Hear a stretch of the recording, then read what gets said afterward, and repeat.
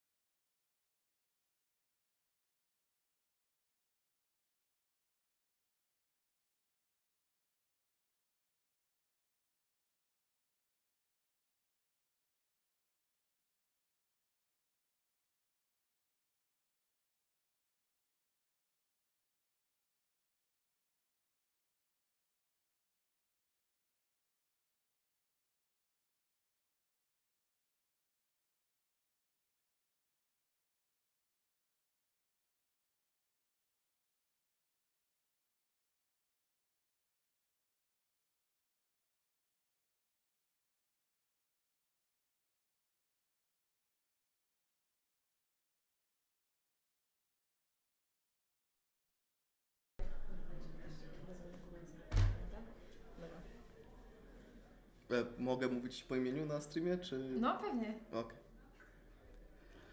Czekaj.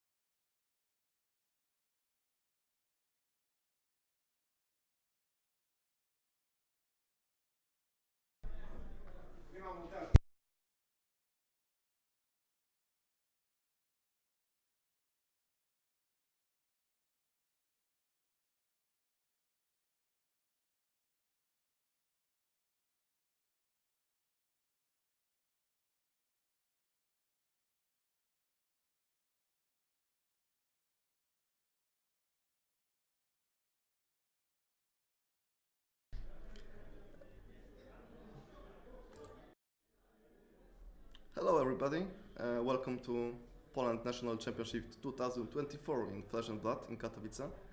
From this side Paweł and Ania. And we are already after first round pairings, so we will have Rozynek Paweł, the last year Poland champion behind us, and we'll soon be streaming his game. He will be playing Kano and his opponent will be playing Riptide, so we're definitely gonna be having an interesting round one. So Yeah, that will be, I think, not non-orthodoxal pairing. classic black meta, like whatever. If something weird can happen, it's gonna happen here for sure. Okay, so we hope you're excited, like we are, and see you soon.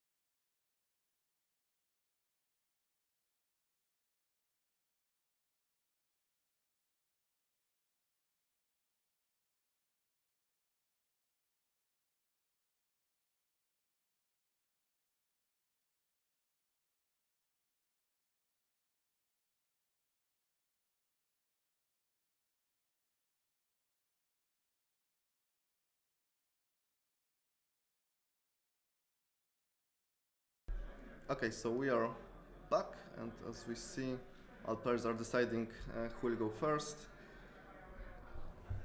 Some classic rerolls. That guys, you should always roll odd or even. Then you just need only one rolling. So what are you expecting from that match? Like Riptide usually want to fatigue his enemies, but Kano is like not easy fatiguable, right? No, it's very hard to gonna be fatigue Kano. I mean, especially a good one, right? Because we have a Polish national championship from last year, so we definitely have an experienced and really well prepared Kano player here. Also, Kano is now leaning towards more aggressive builds. So right now, their game plan is much different from what it used to be, because they used to pitch stack a lot, and right now they're very often opting to go with the more aggressive version. So they very often want to not necessarily go for the full combo, just want to kill the opponent in like 3-4 turns. Yeah, most. because before we could like just block with 2 cards and attack for 5 arcane and wait for your combo. Now with Kindles, we can do like combo with whole red hand and just absolutely. And the meta actually just made players just go faster.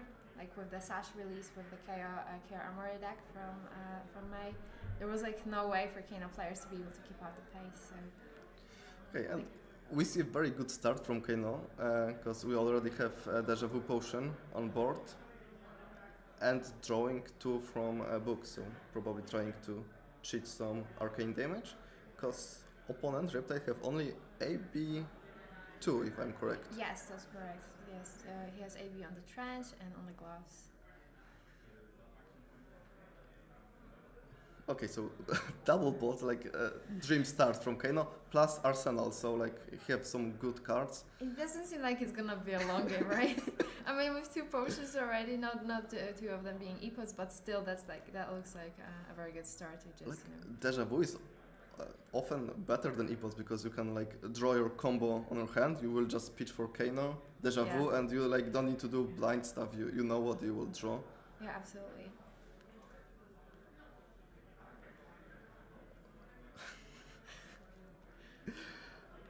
Okay, so we are back on Riptide turn. He showed a Battering Bolt, trying probably to snipe some potion from Kano hand, because if it will hit, he will be able to discard some cards from opponent player hand. And yeah, trying to should go for 6 if I'm correct. Yep. So that was like card that was played a lot in Lexi meta when Lexi was trying to fight Dromai. So like not the side that we're seeing often. Okay, and interesting. Kano's blocking with the blazing other fire, so like he's finishing a card that is like doing as much damage as he did this turn. That seems like a weird block at first. Maybe he has like another copy in his hand or his graveyard. Or his arsenal. Or like you have 3 copies in the deck. Like if you don't want to pitch stack, you are able to just like go away with the just one of the cards. Okay, 2 damage from Edgar Spindle were prevented. So we have opt 3 and probably searching, setuping the next turn because Kano doesn't have cards in hand right now because he blocked with 2. Okay, so 2 cards top, 1 card bottom. So interesting if he's trying to snipe his combo early or just trying to see all the blues, so he will be able to. I mean, with the potions, he might have like a little bit more time because he will be able to combo off with them sooner. So maybe he just wants to, just block some more and just dig in a little bit deeper. Maybe he will actually have enough time to be able to pitch stack. I mean, Riptide isn't like that well known for presenting like a whole lot of damage, so I believe he has a bit more time than like let's for example have Azalea, right? Yeah. That ranger would not give him as much time to. Yeah, because Azalea is messing with Arsenal and with your pitch stack, so you need to have natural combo and do it fast. And problem of the Riptide in this matchup is that all your traps are dead. Yeah, they're not gonna happen here. Like You can just pitch them, I guess. So if they're yellow, you can use them for AB prevention. But other than that, he's gonna just wanna try to go as much as possible with the damage from the arrows, because other than that, he's not gonna have much to do. yeah, but that means he's just worse as Alia in this matchup. Okay, so we see Bloodrot connected. Token was presented. So Pavel will need to pitch 3 or take 2. But he have blue heavy hand.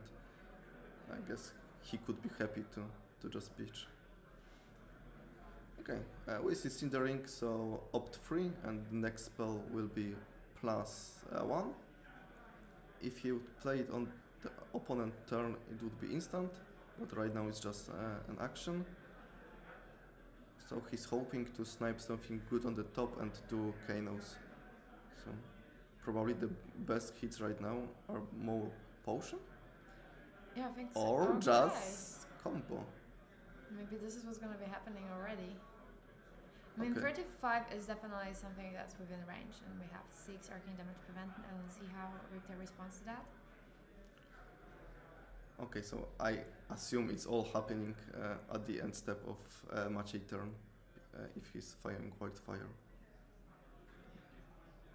Yeah, seems like it. I mean, Pros did not block the damage, so the Infected Shell connected. And right now, the thing is that Maciej doesn't really have many cards in hand, so he's not gonna be able to block all of the arcane damage. Oh, that was unlucky. So it was just 2 red cards. He also have Trench Arsenal, so that's like always one more resource that you can gain. Yeah.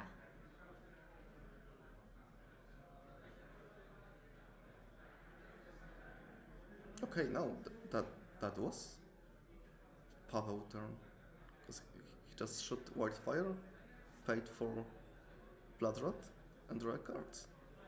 Okay. Okay, so we see very unorthodox play on Kano, trying to combo on your turn.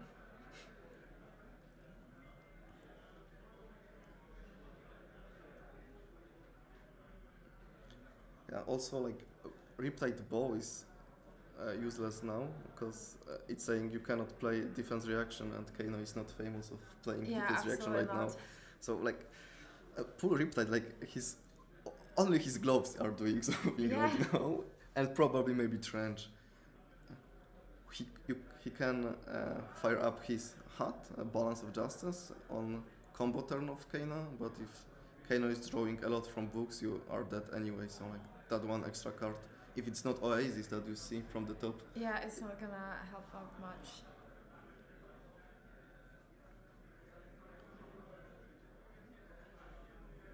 Okay, so Pros is not having any respect for his combo cards. He's like blocking with them and firing them on his own turn. I think that means he's going to try to pitch stack, I guess, because if he wouldn't be, he would care about this a bit more. If you want to pitch stack, you want to pitch stack like Wildfire with Wildfire, plus Blazing at the end, and 2 Blazing already in the trash. Maybe he has one in Arsenal, and he just... Riptide could play CNC, so like keeping yeah, something that is vulnerable. Risky. Yeah. But he's the champion, not us. so yeah, absolutely. I'm sure there is some logic there. The thing is also that if he was going to deal a lot of arcane damage like at once, not like, you know, separate instances, Riptide is not gonna be able to block a lot of that, because he only has AB2, so every single time that there is a lot of arcane damage like played in one spell, some of that is gonna leak. Yeah, like there is some logic in that for sure, but the question is how many big spells Kano pack. You have Spindles, you have Spell Tides, and that's all in usual Kano list. Maybe there is some spice in Pavel deck. Also, like looking at his equipment, on Kano equipment, we have Spell Cloak, that's from Uprising. It's just giving you 1 resource in the turn of opponent. Usually, if you know the matchup is long and you want to pitch stack, you are using Tunic. So like that's also saying Pavel either doesn't have Tunic in his inventory. I doubt that, or he thought it will be quick matchup. It doesn't look as quick as we thought it will be. Yeah, like it's looking mid-rangey to be honest. Like doing one spell, two blocks. Replay is doing the same, like blocking arcane with two. It nearly looks like just classic Flesh and Blood, right? Like you block some, you do some damage, the opponent is doing the same, but we both know it's not really true. I mean, we're having Kane over here, so this is not going to be a classic game. We just need to wait for that one explosive turn that will probably change everything, and Kano will either die by himself, not finding the combo, or just make a bazillion damage to opponent.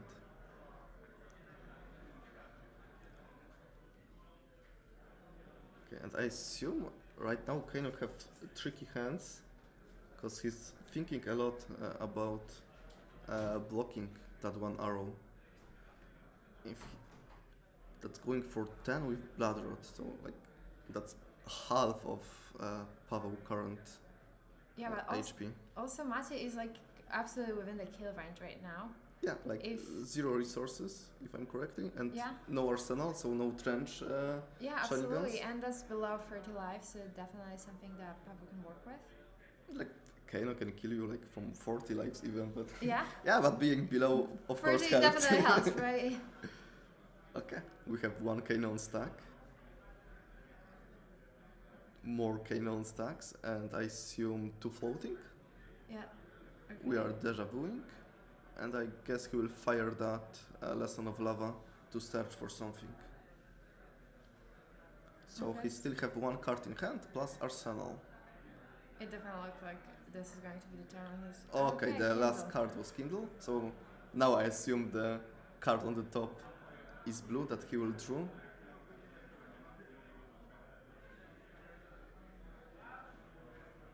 So, assuming blue in hand, Kano resolve, and that should be lesson on top. Yep.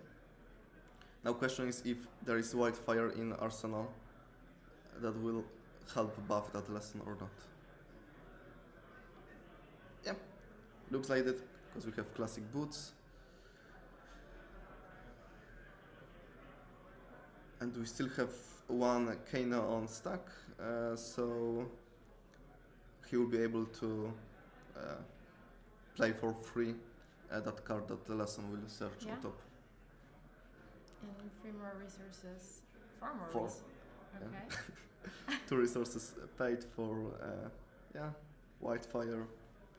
No, that's Ether's Fiddle. It looks like he's digging. No, that's Whitefire for sure.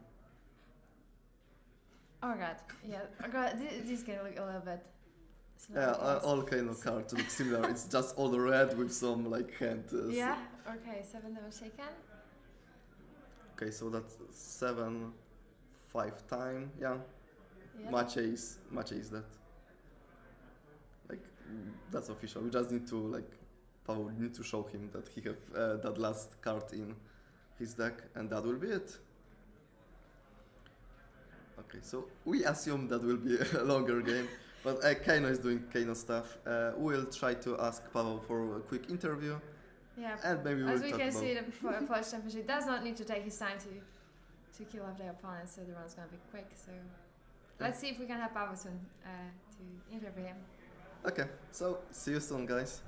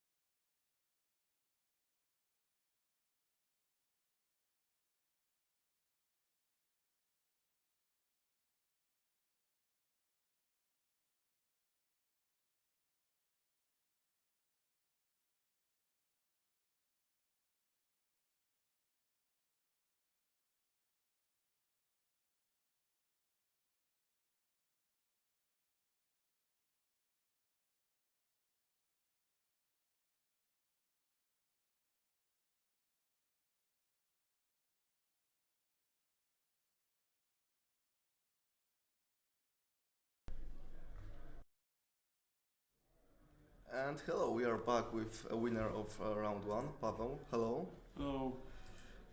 So, you pick Kano today. Yeah. Can you tell us why? Just because you won last year with Kano and that's your safe pick, or there is some That's other part logic? of the reason. I just like this deck, and I think it's quite good right now. I was contemplating playing Dash.io, but eventually went with my safest pick, I would say. And Kindle definitely improved the deck, so I think it's a good choice right now. And plenty of people, I believe, at least don't, how do you say it, don't prepare for it enough, or they don't believe that Spell Void will make a difference, Okay. so they don't put it in. So it gives me an edge in those matches. So yeah, I think combination of all those things make me land on Kano. Okay, you told about Kindle. Do you think Kindle like improve like skill intensive in playing Kano, or is just more luck right now, and you need to pray to Kano gods that you will see a good top from Kindle? I think it just make your range where you kill from higher, and you can high roll a little bit more. It's not like a foolproof thing, because it may be on the top of your deck and then it's painful, but once in your hand it's like another puzzles to solve, and playing Kano is solving puzzles, so it's just fun to play another card that is quite not obvious how to play it. So yeah, Kindle is fun. So we're on the pro Kindle person. Cool. Yeah, I like those cards that make deck building and your choices not like obvious. But in a way, this card just make you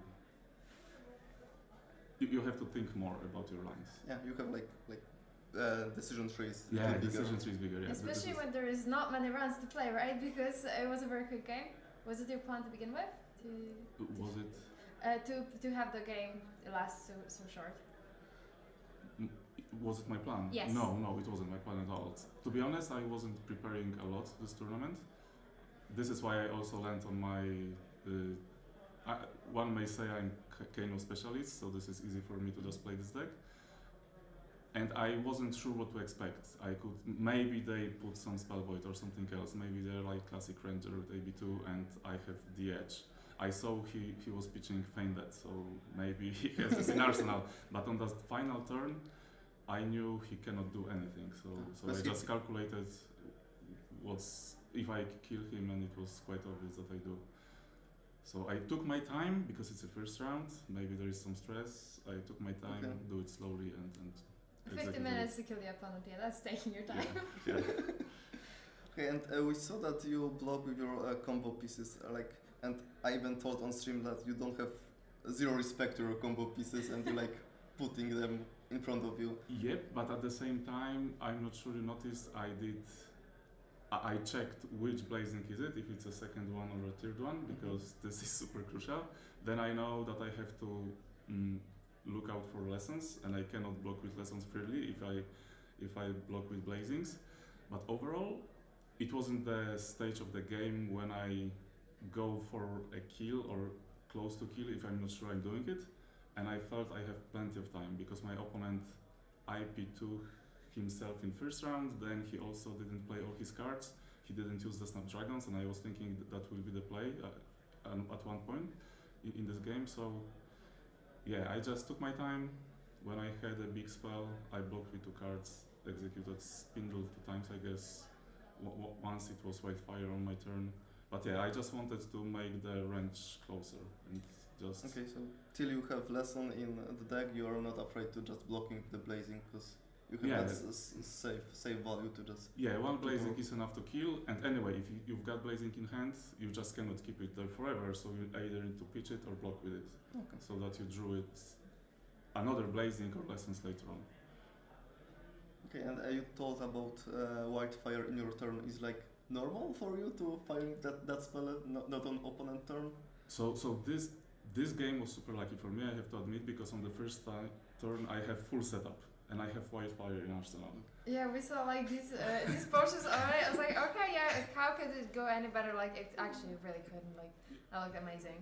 Yeah, this was super lucky, and because of that, when I saw a damage spell on top, I don't care which damage spell it was. I was just firing it on my turn to again make the range shorter.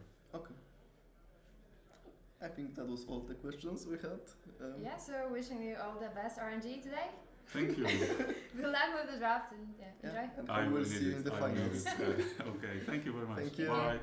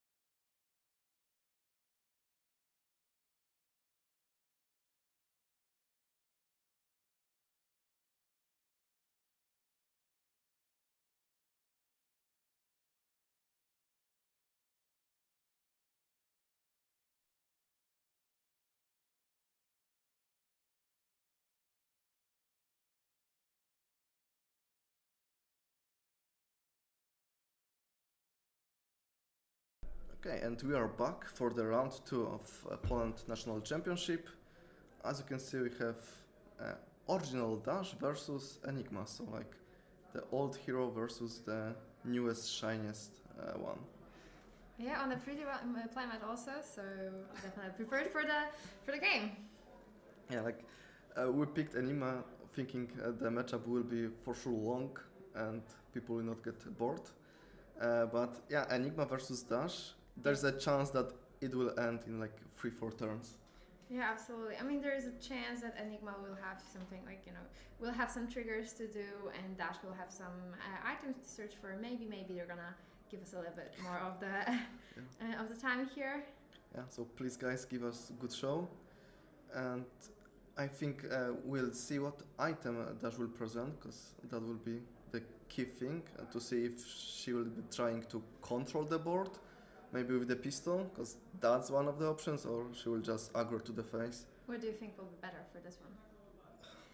I think if the opponent is presenting the ward, you need to aggro for the face. You need to like put breakpoint after breakpoint after breakpoint, so you either take whole hand or you will just clear the board by damage.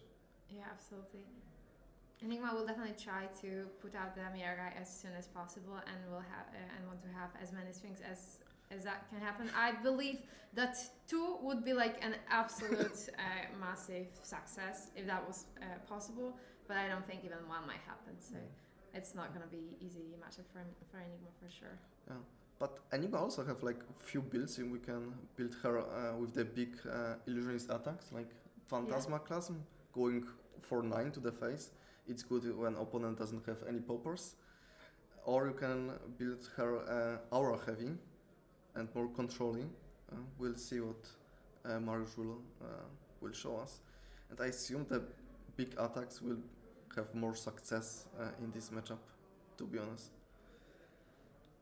Well, I would love to tell you what is in this deck, because I actually helped building this one.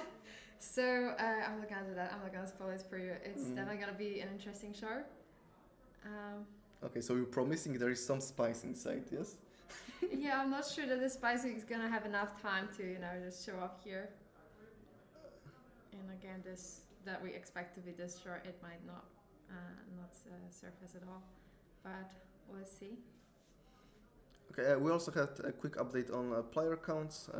Few players didn't show up, so like 99 is like the final number that players of who's playing behind us. So we were hoping to have over 100 players, and players did fail us today with this, so we only have 99. Yeah, maybe next year. Yeah, hopefully. Okay, so Feast of Friendship, and let's start. Okay, so we see the dash on Hanabi Blaster and a Pounder, so it will be big aggro to the face. Yeah, I think this is going to be way more successful than Pistol could be here. Yeah. I think when I was talking with Łukasz that his dash build is very similar to the one that won New Zealand championship and was in top 4 in Australia. So like it's a solid build that put results already. And let's see if he will be able to replicate that successes. Yeah, so on the other hand, the Enigma build is like a little mix of everything, like, a few decks that did have success, so it is a mix of 3 decks and a little bit of spice in there. Okay, let's see. Okay, we see that there is one cloaked equipment for Enigma. So it will probably be the glove that giving you +1 counter on Aura. That's the classic. Let's see. Okay, let's see. But I think opponent would assume that's. Yeah, that's definitely what he should think of. Okay, we see very good turn 0 because we see. Already in play. So we can say a free item that he will need to lose tempo for playing it. Yeah, definitely the best possible start for Dash to be able to set up this quickly, because he's gonna need all the resources, all the tempo to be able to run away with the game. Yeah, and doing a VMAX turn. Yeah, and pass priority, Enigma didn't play any aura on instant or like was afraid that the other aura will be popped by Łukasz attack. So let's see. So for now, Enigma only one counter on Tunic, and that's all the action that we're having. Okay, So already attacking the arsenal. That's interesting. a classic CNC classic card in Flesh and Blood. Yeah, but it should be pretty easy for Dash to block. You either have only 3 blocks or non-blocks if you draw items. Decision with this one, like if you can block it or not, should be fairly easy. And you always have a classic crown that can sing your arsenal if you wanna, but I assume if it's not important arsenal, you can just let it pass and use your whole hand to put some pressure. Unless it was Max Vela already. That would be amazing stuff for Dash. Yeah, is that Max Velo? He probably need to defend to small turn and wait 1 turn more Yeah. to fire up. Well, the setup this good, it should be fairly easy to go with the Vela turn. So Okay. if that's okay. And that's twin drive, so double boost, so enabler for Max For Velo. Max Vela, yeah, but Arsenal is better to keep Max Vela than the enabler. So Yep. Okay, and we see Mariusz IP2 himself, or IP1, because he put Arsenal, but didn't spend his whole hand. okay, we're starting off with the zipper hit. So already boost happening. And we have 1 floating from Tekla core. And yeah, let's check if Enigma hands can even block, because you can just surprise her with like non-blocking hand. I see a sink there, so definitely can do some blocking. Is it blue or red sync though? Because I saw Enigma playing blue ones. And this is a red one? Oh no, it's Oh, a blue one. it's a blue Okay, one, yeah. and it's a transcend. Okay. Okay, so we'll just do a little shuffling, and shuffle is not important, we didn't pitch stack anything. No. So we just want to have that chi in hand, and probably pitch to Enigma or keep it for later, for your turn to have 1 free swing of your aura. Oh, okay, we have levels of enlightenment in hand also. It'd certainly be easier for you to read the cards if players weren't shuffling as aggressively. I mean, they seem to be shuffling more aggressively than playing, but yeah. And yeah, that's levels for sure, and I think Miragai also, but okay, I think we need to ask player for the next round. Like, Yeah. shuffle, like it. of course, but not in your turn. Yeah, it seems like more shuffling is happening from the hand itself than the kitty shuffle trigger. So Okay, so we have double sinks, and second one is is red, I think. Yeah. So fully covered. Thinking about sinking. Did we sink Chi? That's the question now. Chi is still in the hand, and he drew this round on me, if I'm correct. Yeah, it is the one. Okay, so now just basic 2D match. We don't have any auras on board. Like, pretty reasonable decision to just sink that to the face and checking what opponent will do. Because how turn on Enigma turn can look like with the levels this round and Chi. You can play this round and levels with both modes. I think that's the ceiling. Yeah, I don't think that much more will. Okay, so we had the harpoon here. Yeah, and So- that was third boost, so he So you will can- steal 1 card. Probably. Yeah, that's not gonna be cheap because that's not Yeah, possible. so to what would you to- take, levels or this round? I think that there is some risk with this round on me because with leaving this round on me in hand because if Łukasz would be trying to go for a very long chain link in the next turn, then this round on me can actually kind of blew these plans. But this was a correct choice. He did choose this round on me. It was a safe one because it's not gonna Like mess cripple his his, plans. Yeah. And he still have arsenal, so probably still shooting for that very like wide. White chain link. Yeah. So this round can like block 5, for example, and that's Yeah, not so we're not gonna be ideal for him. seeing, attacked with the Spectral in Maru's turn for 2. Yeah. And the levels of enlightenment will go to Arsenal. Yeah. So. Oh, and we are already sinking the Arsenal. So Arsenal was just only like to have one extra card, or maybe he drew full red one and need some blues to And there's also to a have chance resource. that there were items and he couldn't play all of them. Oh, yeah, that's also a possibility. But how many items you would like to have? Like, I assume more Tekla cores? Probably. And that Well, we could expect that it was not the Max Fellow graveyard. That would not be removed by the Crown of Providence. Okay, starting with a little bit of boosting. Back in the days, Dash used to sometimes get stuck on the boosting because people used to play any non-Hanologist decks cards, but that's not happening for a long time now, so there's gonna be no missing the boost. You either have all generics and do some pistol plans, or you Yeah. have only mech cards and you can like blindly boost. And don't even think and not even needed to show your opponent what cards, just banish and let's go. Okay, there's another thing in Maru's hand, and I think it's a weakest link. Yeah, Yeah, it we is. have weakest, we have sync, I assume blue, and some hours. Okay, and of course boost is Yeah, it going for was- 5 because pounder trigger.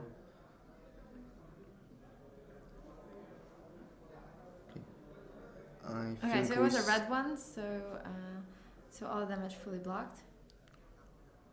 Plus, I think he drew Miraging Metamorph Yeah, it looks like from it. Sync, so Oh, that's a nice one because he'll be, even if he loses like nearly all of his hand, he can play it off of the Tunic next turn. assuming opponent does not have any poppers. I mean, he can still play it, just not do the damage. But yeah, I mean, Dash doesn't run as many poppers. I mean, can still do something. Oh, Yeah. let's see how this goes. Okay, attack for 4. And blocking with So again? Phantasmaclasm, so yeah, I think Mariusz wants just to attack using resource from Tunic and will just use his whole hand. Oh, damn! And Max Fellow, that's not ideal, I'd say. Yeah, and he still have card in Arsenal, so that wasn't his full potential. He could do something more. That's scary. Or it's like card in hand, so. And that going for 10. Dropping to 25, like. He can also block with the Traverse and search for the Chi, as he already has one in the deck. But I'm not sure that's the best idea right now. Because what Not he much can of the do. use from the Chi right now, Yeah, right? you can only pitch for Enigma, do one attack with Go Again, and then using that Tunic resource attack from hand. Or you can block with card in hand and with hat, fetch for Chi, play Enigma, and that levels from Arsenal, also using Yeah. a counter. So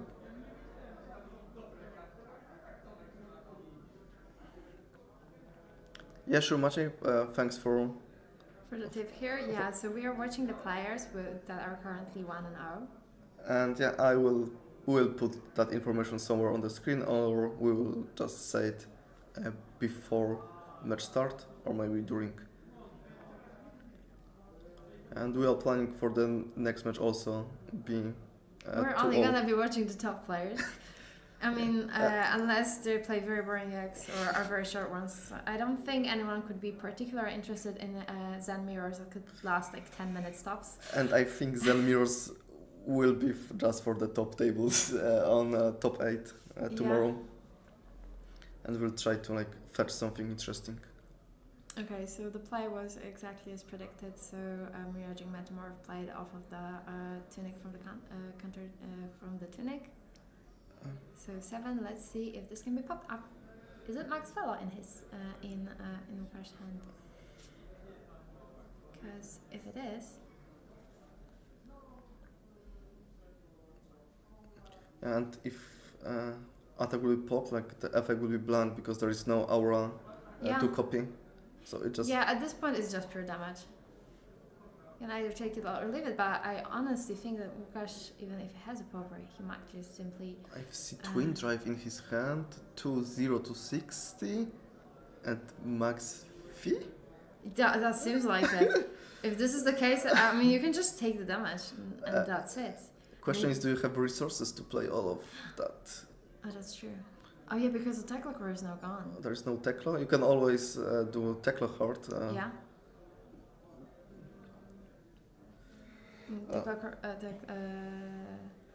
Tekla Thunder Heart can help with the hand. Unbreaking, yeah.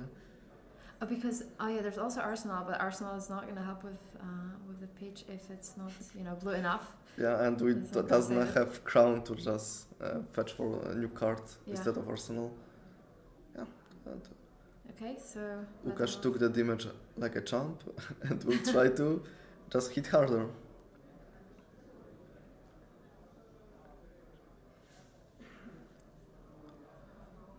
And let's see if he can burn that max V turn from this hand or not. Yeah, let's see if he's going to have enough resources. Okay, that's yellow. Yellow and peach. So no resources left at this point. Yeah, and that was double boost.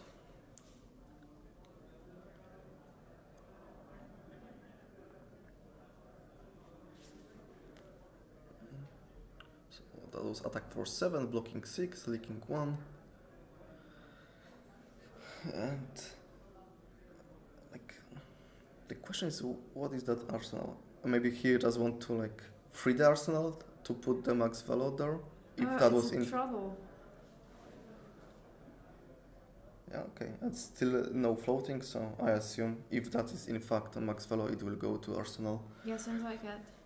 To wait That's for a tough luck, honestly, because that would be a really good turn with the max value, but seems like the resources were the problem. But also he might just be going for the wider turn. He still has enough time. Enigma is presenting no relevant threats. There is no mirror guy at this point, so no board.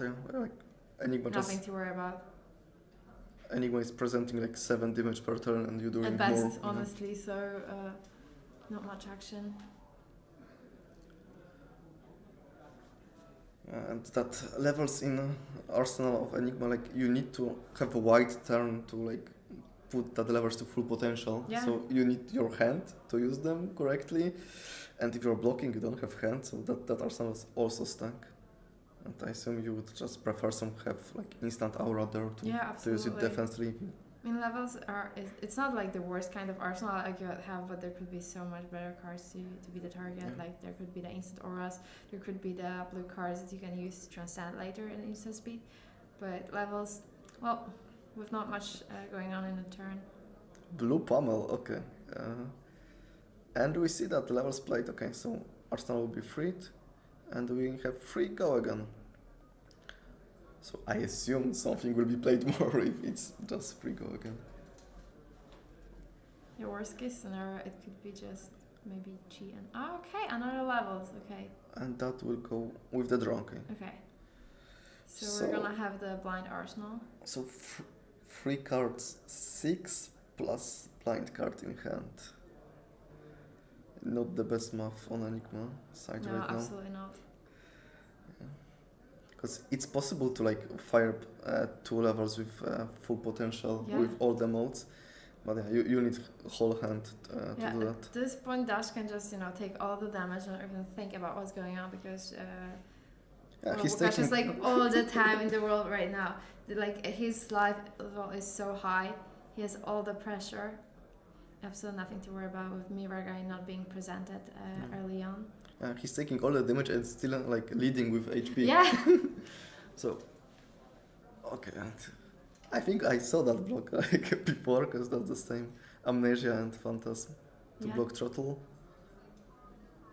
There's also... Okay, which closing the chain link, fire up the hand, so next attack +2, and fire up the armor piece. So it's attack for 8 right now, if I'm correctly, because throttle is 6 or 5. So blue sync. Okay, and we're seeing hold the line being added here. But yeah, without a booth, because Yeah. opponent didn't draw anything. So just trying to stop the bleeding as much as possible, but not doing a very good job with this.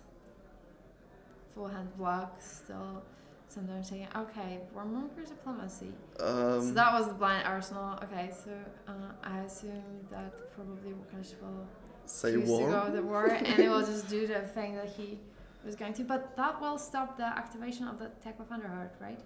Yes, because you can only activate your weapon. And Attack attack. actions. So in case he has like full red hand, that can actually, slow him down a little bit.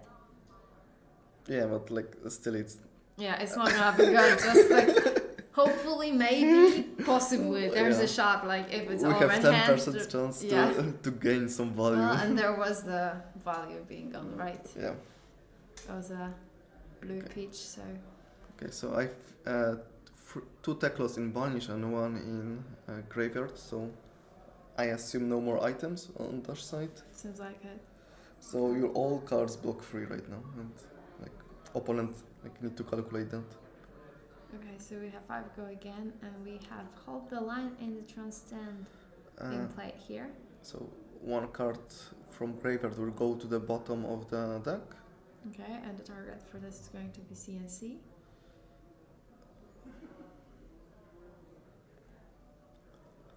Okay, so we have Chi, we will have, okay, Miraging Metamorph in hand, so again possibility to fire it up with Tunic next turn.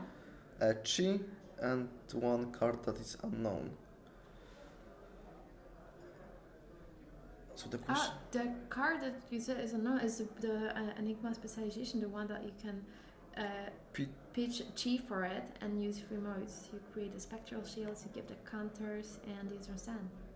So that might look like some action, but for the action to actually happen, you first need to be able to survive the bleeding that's gonna be happening here, and this is not gonna be pretty.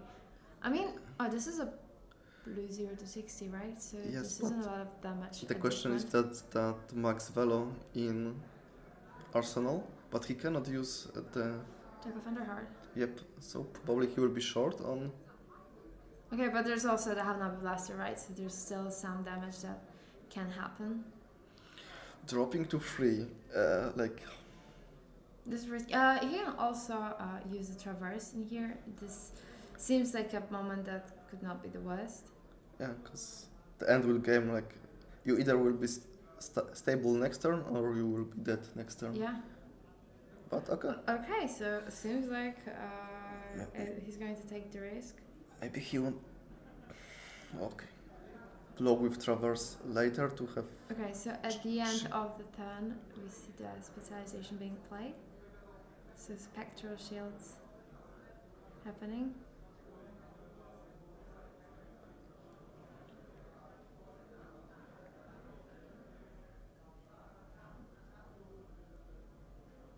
So we have a lot of chi.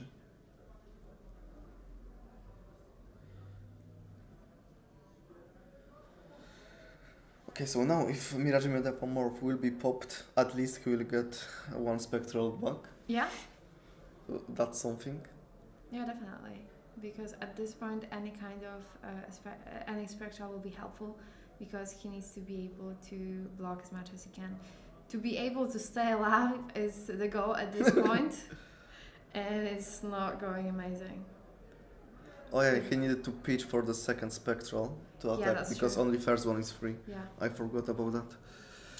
Because usually there's only 1 spectral. and That's it's just true. free Okay, there. it was 11 damage presented, but Dash can just take it without, any Okay, so Mario have like problems. in theory 3 lives, 2 spectrals, so that's 5, and they have 4 blocks on his equipment, plus that secret tech in hands. Yeah. Okay, so in theory, you have equipment that you want to be on 1 HP to fire up, so maybe that's the secret plan of Mariusz. But if that is the if you want me to, I can spell that for you, but no, let's wait. Okay. Okay, after the game is over, in case the gloves are not revealed, we're gonna just ask him to reveal it, if possible, to the opponent. I think that's even in the rules that you need to like show it, so opponent will know that you played with the legal decks. Yeah, well, the opponent has to know, but God, we have to know for the rest of the players.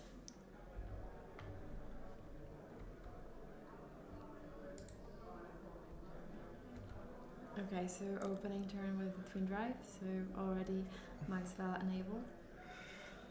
Yeah, and what else? We have T-bone in hand and 0 to 60. Oh, that T-bone would be good. It would not be doing like anything specific this turn because like the traverse is gonna be used anyway. Yeah, and probably he wants to block with that. Is this Mirror Guy in hand? Yeah, it's Miraga in hand. Okay, this is interesting. I mean, it would be extremely hard to stabilize and to try to pull it off, but... Okay, so if he will block with Traverse Oh. now, he can be punished later. Like you can only block with your boots that have 0 Yes, defense. you can. So this is generally the tag that you are doing with Enigma to that when you're playing against Dash. You always want to take the footsteps because when they playing the, like the white T-bone turn, what you want to be sure is that you can possibly avoid the good equipment being destroyed. So yeah, footsteps definitely gonna be used here. Okay, so here the damage fully blocked, so we can see that the Mariusz is trying to protect the Spectral Shield as much as he can. I mean, he's not gonna be able to keep both of them for sure. Yeah, but even if he will keep just one, you can attack for free next turn. Yeah, and just trying to bleed some damage. Okay, to go again. Okay, we see this round on me in Mariusz hand. Yes, Chi, Miogai, and one card that I did not recognize right now. Yeah, no, easiest to read. Vaxing Spectral, I think.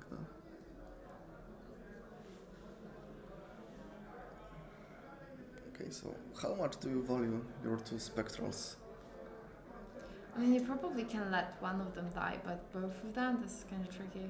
Because you have you apply no pressure. Okay. Or it seems like he can just let them die. Okay, so I assume he letting them die because he will try that Miragai yeah, to absolutely. play.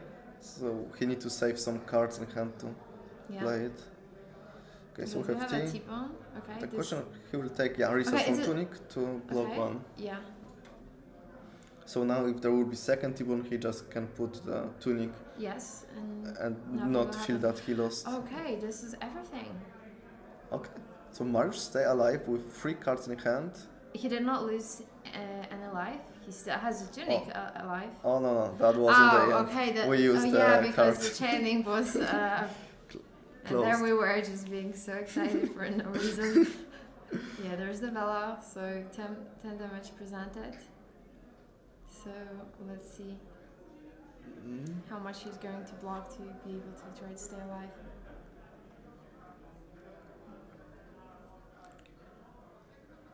Okay, so putting everything that we can for free and still have 8 leaking. That's 6 too much.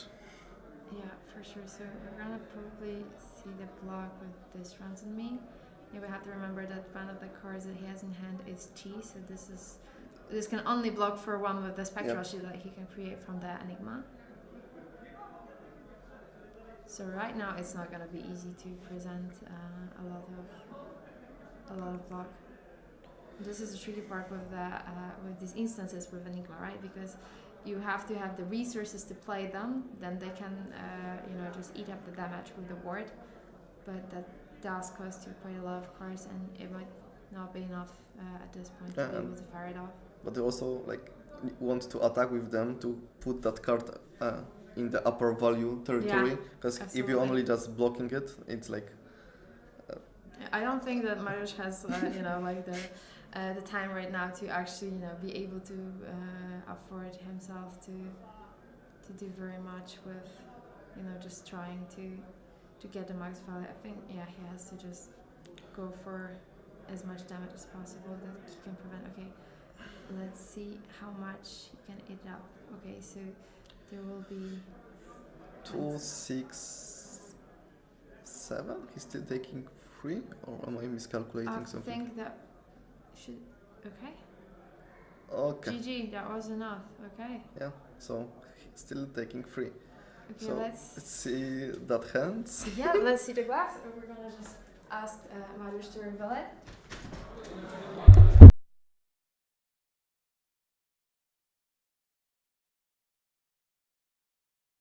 Okay. So now you need to tell me what card I am looking at, because I have no idea what's that. I'm not sure if this is the one that because these look kind of similar, but I think this is the one that does not put a counter, but it can just pump up one. It can pump the attack by 1. Okay, so searching for it. I assume it's from part of Miswa, yeah? Waves of Aquamarine, okay. Yes, so this one does not. No, wait, is it? Yeah, it is. Yeah, okay. Yeah, because the tricky part is that for certain matchups you want to add this +1 counter on the aura because you want to be able to generate as much value as possible. But for some matchups you want to be able to, because you saw the blue panel being pitched, right? Yeah. And he also had like weakest thing in command. So what you want to do sometimes is just you attack with the big card with the evasion, right? With the disruption. And what you would expect from the opponent is that they will be able to just, block it nicely with 6 or something. Mm-hmm. And you want to be able to not necessarily, just have a chance to get that counter on the aura. But sometimes what you want to do is to make sure that the disruption will hit. So you have it from the panels, you have it also from these gloves here. Okay, so just trying to surprise your opponent, yeah, to be honest, because absolutely. everybody will assume that just go again for the aura or +1 ward for the Mira guy. Yeah. And surprise, surprise, here's 1 damage, this is the hit, and it might actually just, end up badly for your turn. So okay. Let's see if we can get Łukasz to for quick the interview. Yeah. So, See you soon.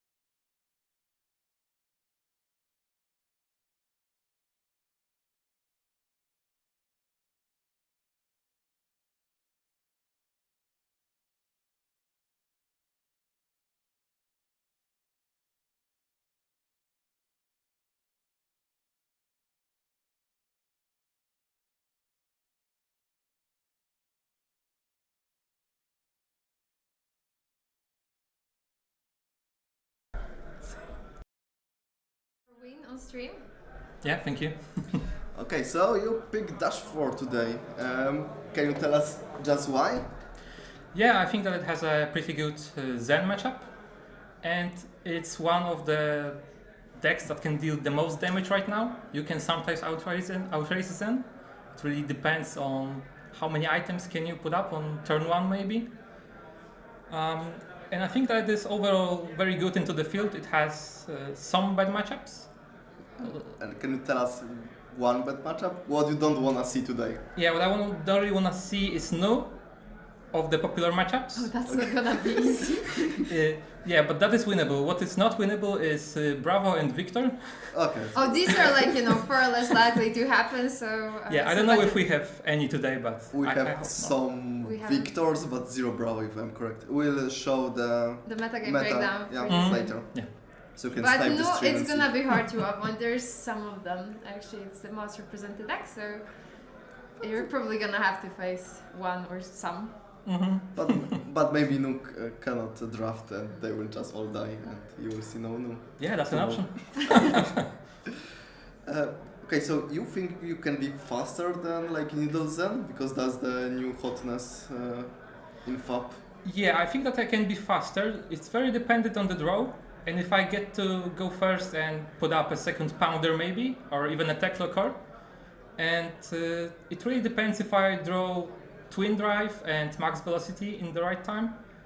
And yeah, the Stonewall Gauntlet also gives me a lot of value. And I played that into that matchup. So I just hope to draw good and win that one. Well, with drawing good, you had pretty good value like this game because you had nice setup in turn 0. Then this Max Vala went very nicely. Mm-hmm. So if you go like this against Zen, you think you can beat the opponent? A bit faster. Yeah, I think that could I be need the a case. second pounder in the Okay. field. Yeah. Okay, What so- about the T-bones? Do you think you're gonna need them to beat Zen? Yeah, I'm gonna need them, but you can also win without them. But Okay. it's a solid plan to destroy that equipment or on turn 1. And Okay, so you're playing Just the faster. Rainbow? yeah, I'm playing Rainbow and also Magnetic Shockwaves. Okay, so full Zen haste. Yeah. Okay. Okay. And you thought we saw the Teclo Heart and Pounder. Do you have any more items or just that classic spread? I have one induction chamber in the sideboard for those unlikely matchups like Victor, Bravo, and the likely one of Nu. So yeah. Okay, so for now we would see the pistol plan then, yes? Not really. I would just play one the pistol item and then Hope it's enough, yeah? yeah, hope it's enough. Okay, thank you. Yeah, thank you. Thank you very much. So good luck on the next round. And And hope we'll see you on the top 8 later. Yeah. Thank you guys. Thank you. thank you.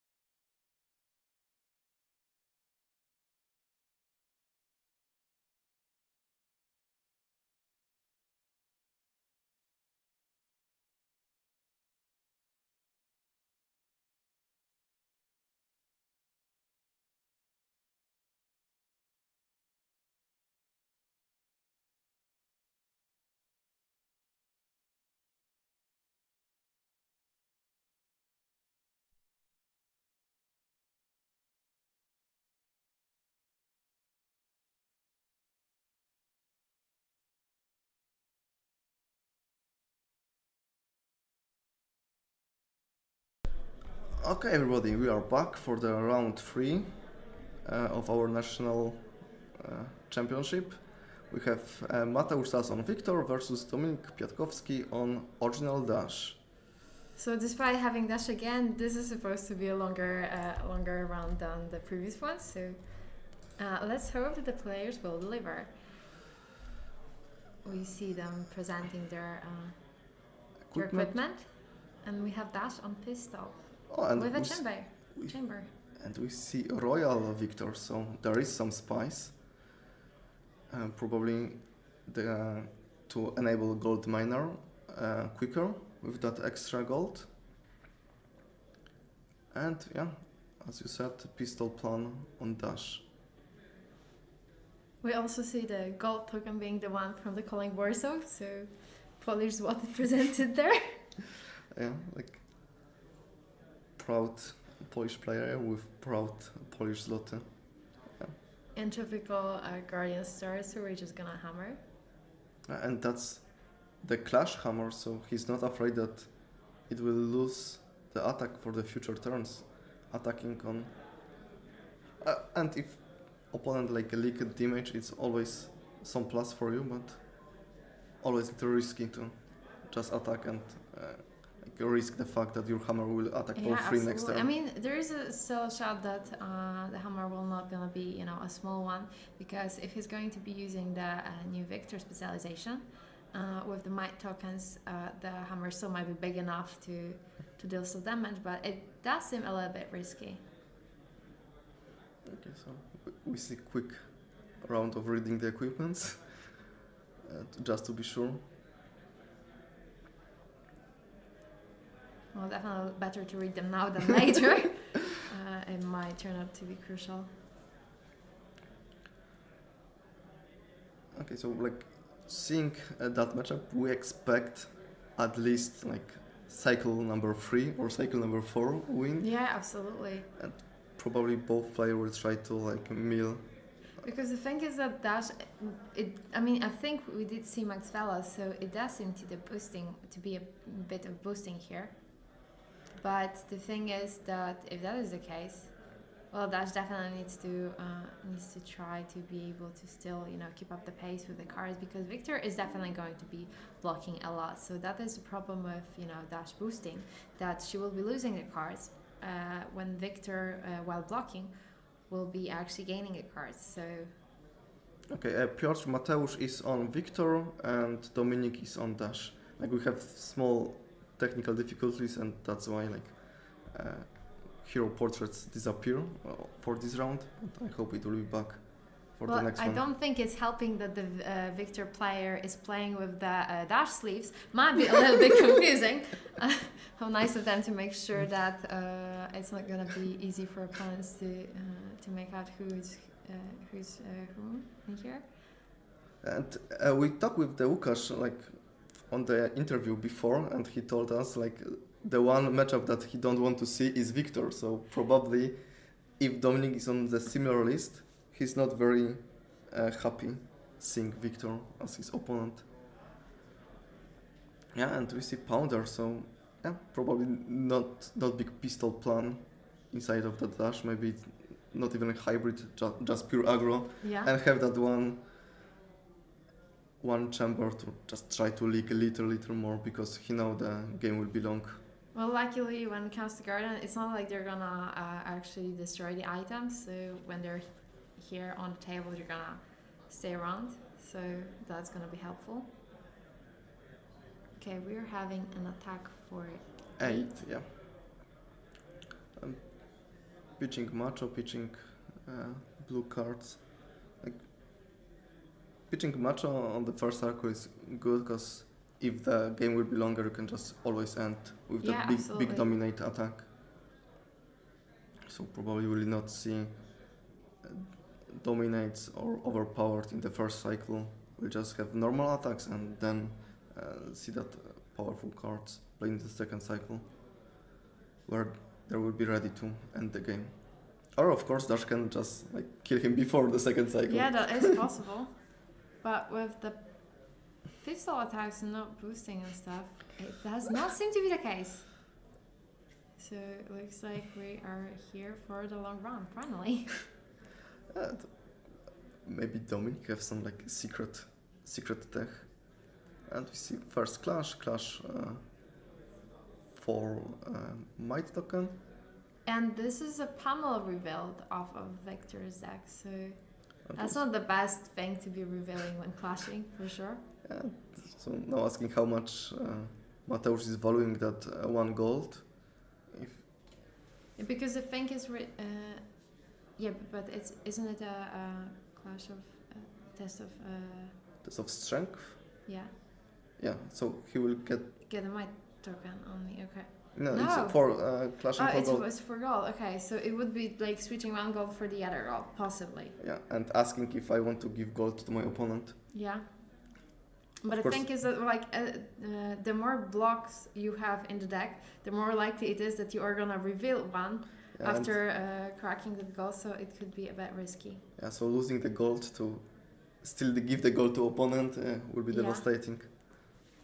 Okay, so we see the next item on Dash side, but it's all generating resources, potential damage, but like he will need to start losing the cards from the deck. Yeah, absolutely. So blue choke slam attacking. So we can just block 1 card and don't have that crush effect. Yeah. Or maybe there is some secret pummel in arsenal already. Well, the tunic is loaded, so that could be the case.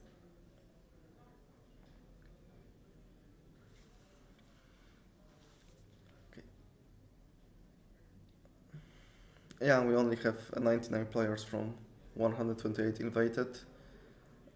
We have some no show-offs, unfortunately also, Piotr. Some people said they will be here today and like accepted everything. And they did not show up Yeah, today, so contact we them. had some repairings in round 1 Yeah, to like minimize numbers of of buys.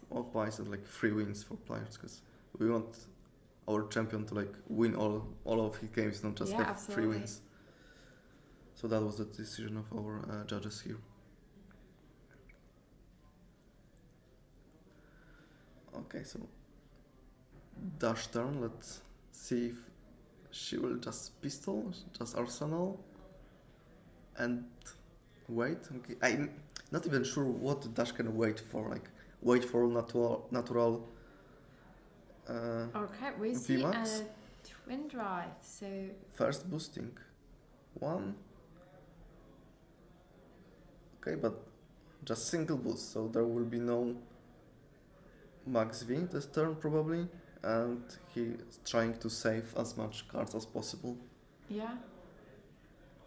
but also just want to start using the resource that Tekla Core is producing to not Yeah, waste that absolutely. item, so he needs to start attacking.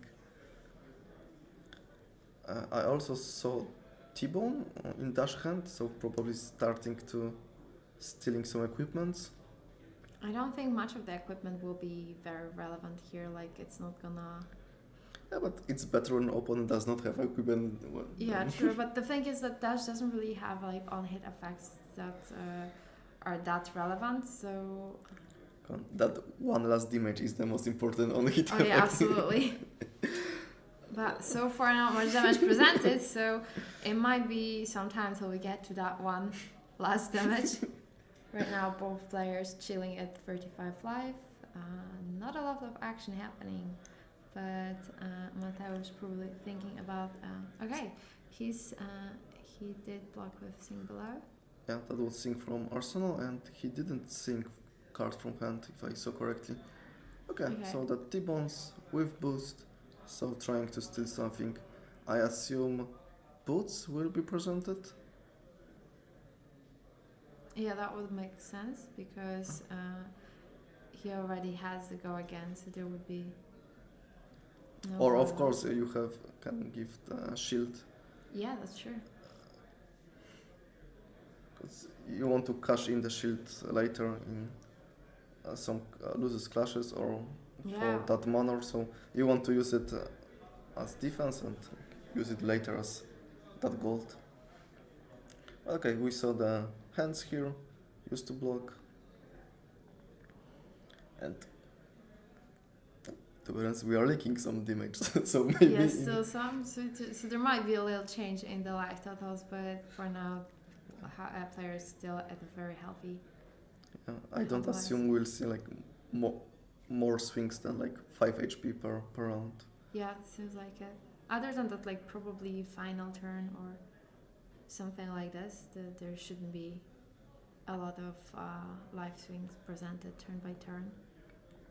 On Spitfire, I see you also have like smaller nationals. And what country are you from? Like, because 96 61 players out of the 96 qualified. Well, that is devastating, honestly. like 60%. Like we assume like percentage wise, we are also like 1/4 of people didn't show up. Yeah. Just to like take the promo that it's worth something. So I mean, you can just take the promo, play 3 rounds of CC, and then you just have the draft, like, yeah, no biggie. Take your 6 booster and leave. Like some people, I'm sure have like that's their plan. Like have good time. Doesn't maybe prepare much, but want to have fun. And these weekends are definitely absolutely fun. Like you're meeting all the players like from across the country, meeting for that 1 weekend full of games. And we can see Dash attacking only with a pistol, and Mateusz taking damage. So probably some big Guardian attack incoming, and Probably. okay, we see Okay. Cold and Manor pitch, so that will be for the second cycle. Yeah. Also to have that vital 4 might tokens. And we have a checksum for 8 here. And 1 card in hand. That will probably be that Pummel that we saw before. But there are no counters in the Yeah, tunic. so that will be that's just much- Arsenal. Yeah. So like for the rest of the game, Dominic will need to play around the Pummel or just like take it to the face, like Yeah, no block and absolutely. take it.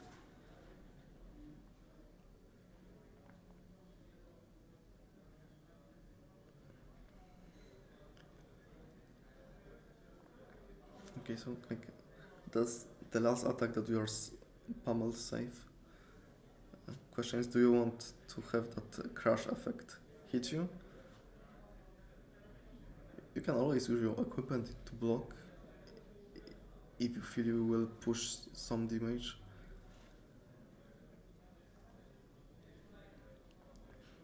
Also, that will be the last turn of Tekla core active.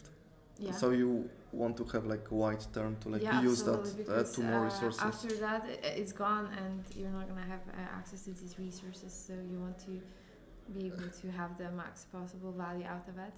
Yeah, and in that slower games like that one, like every like point of damage, every point of value, if you like lose it, it can cost you like the game. Like it's yeah, not absolutely. Like it's a very swingy. It's gonna be very grindy game. So definitely you have to consider like every single point of damage that you can deal, every single resource that you can use, because it might in the game cost you the game. Also, we have Mateusz Sas, who is very well known for playing Guardian. So if someone is here ready to play the long game, to go, all crazy about the pitch stack and, just getting all that value out of it, he's going to be the one. I mean, he kicked out Starvo, so he sent him, to the Living Legends. He is well prepared to be playing Guardian, so definitely not easy for the Dash player to play against Victor. Okay, so we see Max V going to the block, so I assume Dominic know that there will be no like window to Yeah. play it this game. And also like it's not a good meta for Victor, to be honest. Like you can like hope that you will see only Zens and maybe that's the Yeah. matchup you want to see, but like News are not what you want to fight, and Kano is not what you want you to see. No, definitely not the easiest. Prism also is like not good a matchup for you. Like KO got better than before the release of Part the Misfile, because Manor is helping quite a lot. But that still doesn't mean that these games are gonna be easy. yeah, but KO also got Sash, so like Yeah. both Kiros got something. Yeah, absolutely.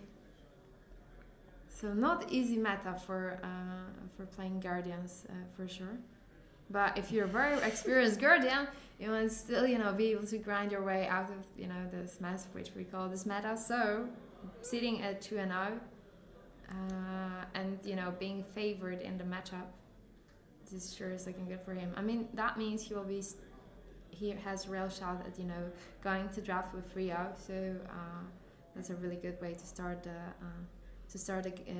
day. We have 2 more drafts today, so this will be 9 rounds in total in one day. This is these tournaments are really demanding when it comes to how long are you gonna be playing. So if you are going to be able to start well with the your CC rounds, you feel kind of safer going to the draft because anything can happen in the draft. And honestly, the second draft that will be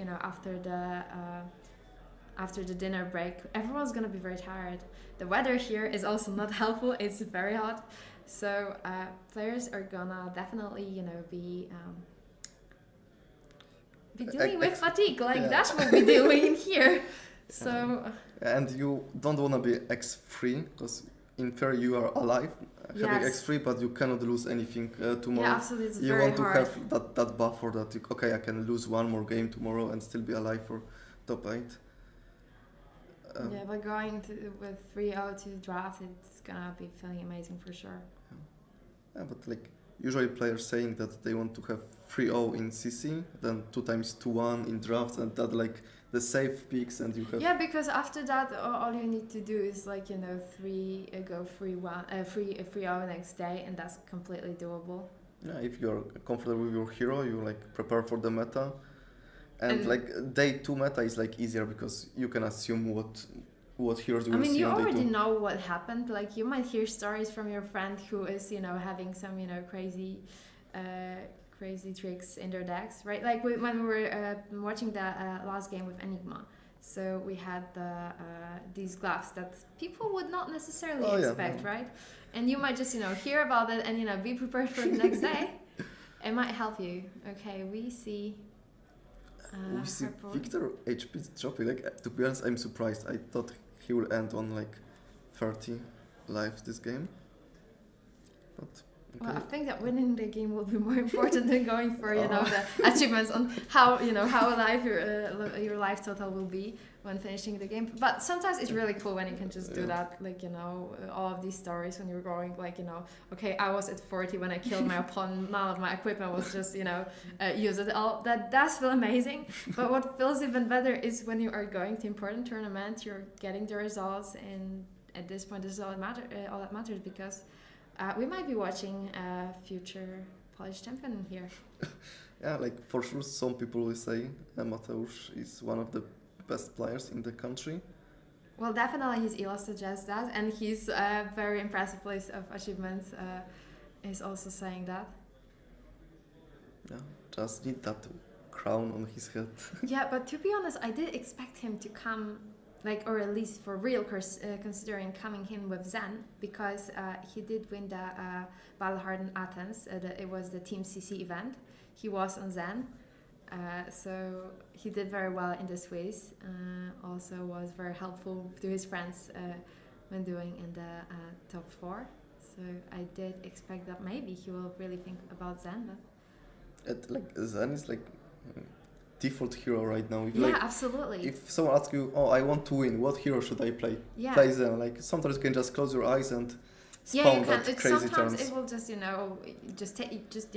deck's gonna take your hand, just lead you through it, right? It's there's nothing you can do to really not make it work.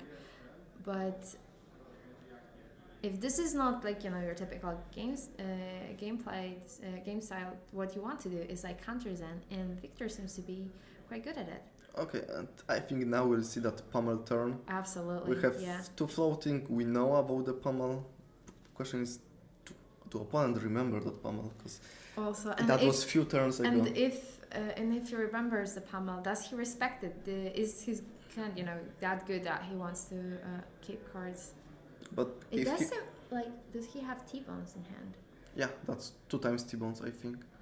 But if he will block with everything, the crash effect will still occur, and he will still have no go against here. So there's only 1 attack on dash side, But if he will just block with everything, Victor will not fire his pummel. He will keep it for the So next big attack. the problem with the pummel, if you know about it, is that it will happen. Or if it's not going to happen, you will have to respect it till the end of the game.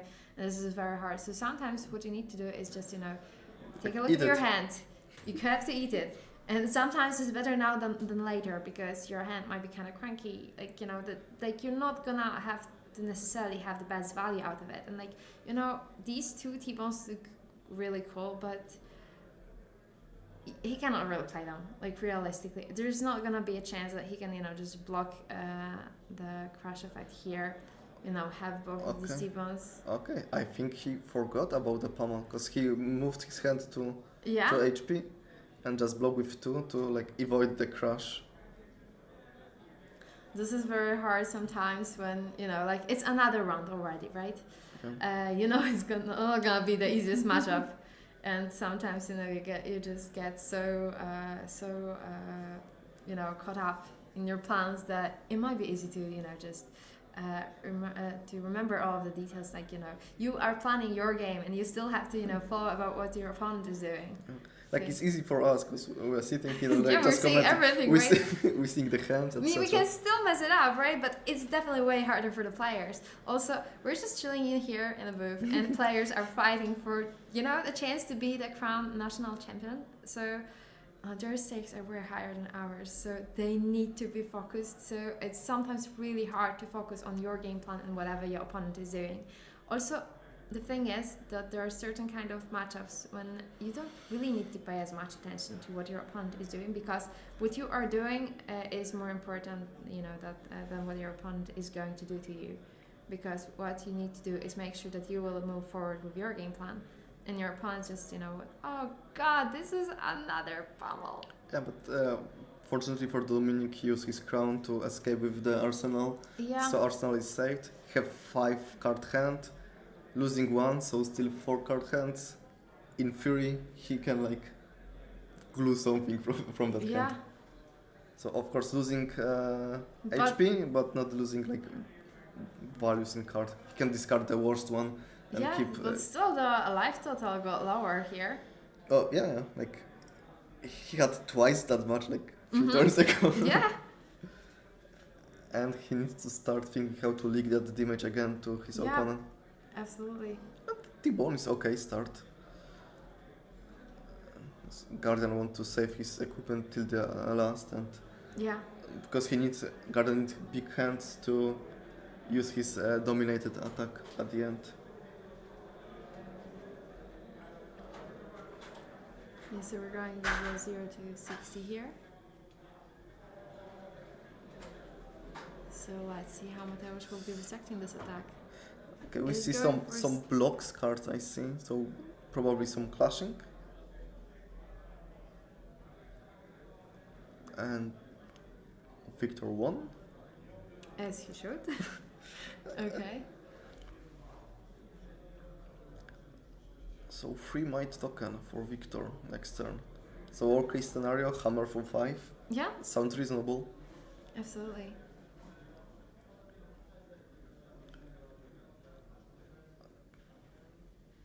But not a lot of gold generated on Victor's side. However, if your life total is higher than your aggro opponents, I'd say it's still pretty good. And he still pitched minors for the second Yeah. cycle, so the gold will come. Do you think we'll get to that, honestly, to that second cycle? Because I was pretty sure about it before, but Yeah. I'm starting to lose my confidence about this because it feels like this got a little bit more aggressive. Yeah, when we were starting this round, I expect third cycle, fourth cycle here. Yeah, But yeah, we're sure. thinking if we're going to get to the second one. I mean, it is pretty likely, but I mean, the players' life totals were twice as much a few moments ago, and this is dropping pretty much. I mean, we had 2 rounds with a red panel, right? Yeah, So it definitely that's adds helping up. with Yeah. HP. Absolutely, because not only 2 red panels, it's 8 damage that's been leaked. It's also 2 cards that were lost. Yeah, but now Mateusz lose all his hand. No, Yeah. okay, he have 1 card in hand. Sorry, still. So still gonna be hammer for 5. Probably. to use. And with the pistol at the end. And that damage probably will be just leaked to the face. Unless there is no blue cards in Mateusz's hand. Oh, that would be pretty big loss of value without my token gone. Okay, taking 2. And let's see if the hammer for 5 is real or not. Okay, yeah, activating chamber, so we had another attack with the pistol. Yeah, that's actually a pretty decent plan because if you're going wide enough, the victor player is losing the cards. The pistol might be very helpful to just push through some damage.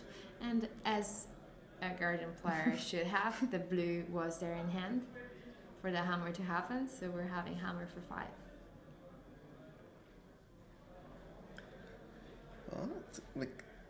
I'm surprised how easy that dash can leak damage to Victor. Like, it's hard to see right now how many cards are left in dash deck. Maybe he's leaking, but he's losing cards like crazy. Yeah, absolutely. And that will end him. Okay, the clash was won here. The hammer was not broken. Yeah, hammer staying big. Yeah, but the thing is also that every time that Dash will lose a clash here, well, that might be the case because when the Dash will be losing the clash, Dash will also be losing cards from the deck. If you're going for full fatigue plan, then yeah, sure, you want to take that cards.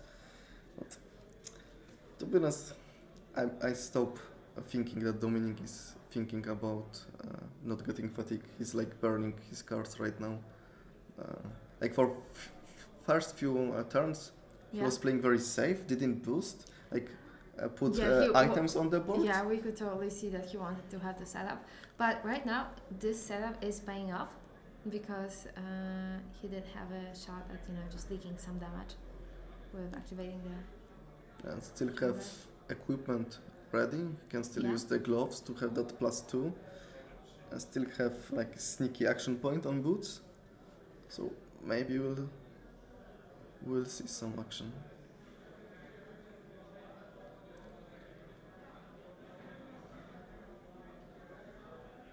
Yes. 12 HP is like dangerously close to like Macho Grande plus Pummel. Like Absolutely, but I mean there were 2 pummels already, so and we are not in the second cycle for sure yet. So the thing is that if we are to see the next pummel, it would just have to be kind of lucky. I'd say to just have it here already. It might be just later in the deck. Well, I see. Maybe that's gonna be how it happens. Yeah, but how many pummels you playing on Victor? Like the red ones for sure. I think only the red ones and no blues for you. Don't you think you want to have one sneaky blue pummel? I mean, obviously there are people who are trying to be sneaky with this, but I think that what you want to be going for here is like the full value. I'm not sure if this would be something I would consider, but if Mateusz is going to win this game, this is definitely the question we're going to ask him. I mean, we cannot promise you guys that he's going to answer it because it's not like open deck list tournament, right? He might not want to reveal all of his trades, but maybe, maybe. We can always ask. We can always ask. And if he wins the whole thing, you're gonna find out soon enough. Okay, we will still, I think, see 2 times pistol to the face, so that's 4 damage more presented. So we'll reload. I assume pistol with that last resource. And fire up more. So Mateusz have last card in his hand. Yeah, so, if there's one last card in hand, it kind of always feels like that damage will always go through because the pistol is smaller than the hammer, so he should be taking the damage, yes, and giving back the damage of the hammer. Dominic also in the meantime boost with the Teklo Heart, so he loses still 2 more cards from his deck just to reload his chamber. Yeah. So like I don't know, like I think he's thinking that he need to close it very soon. Like Yes, he yeah, it cannot feels look like at his deck. yeah, absolutely. It feels like 2 more rounds, like 2 more turns is as as far as this game is going to go. Okay, taking all the damage, burning the card of the hammer.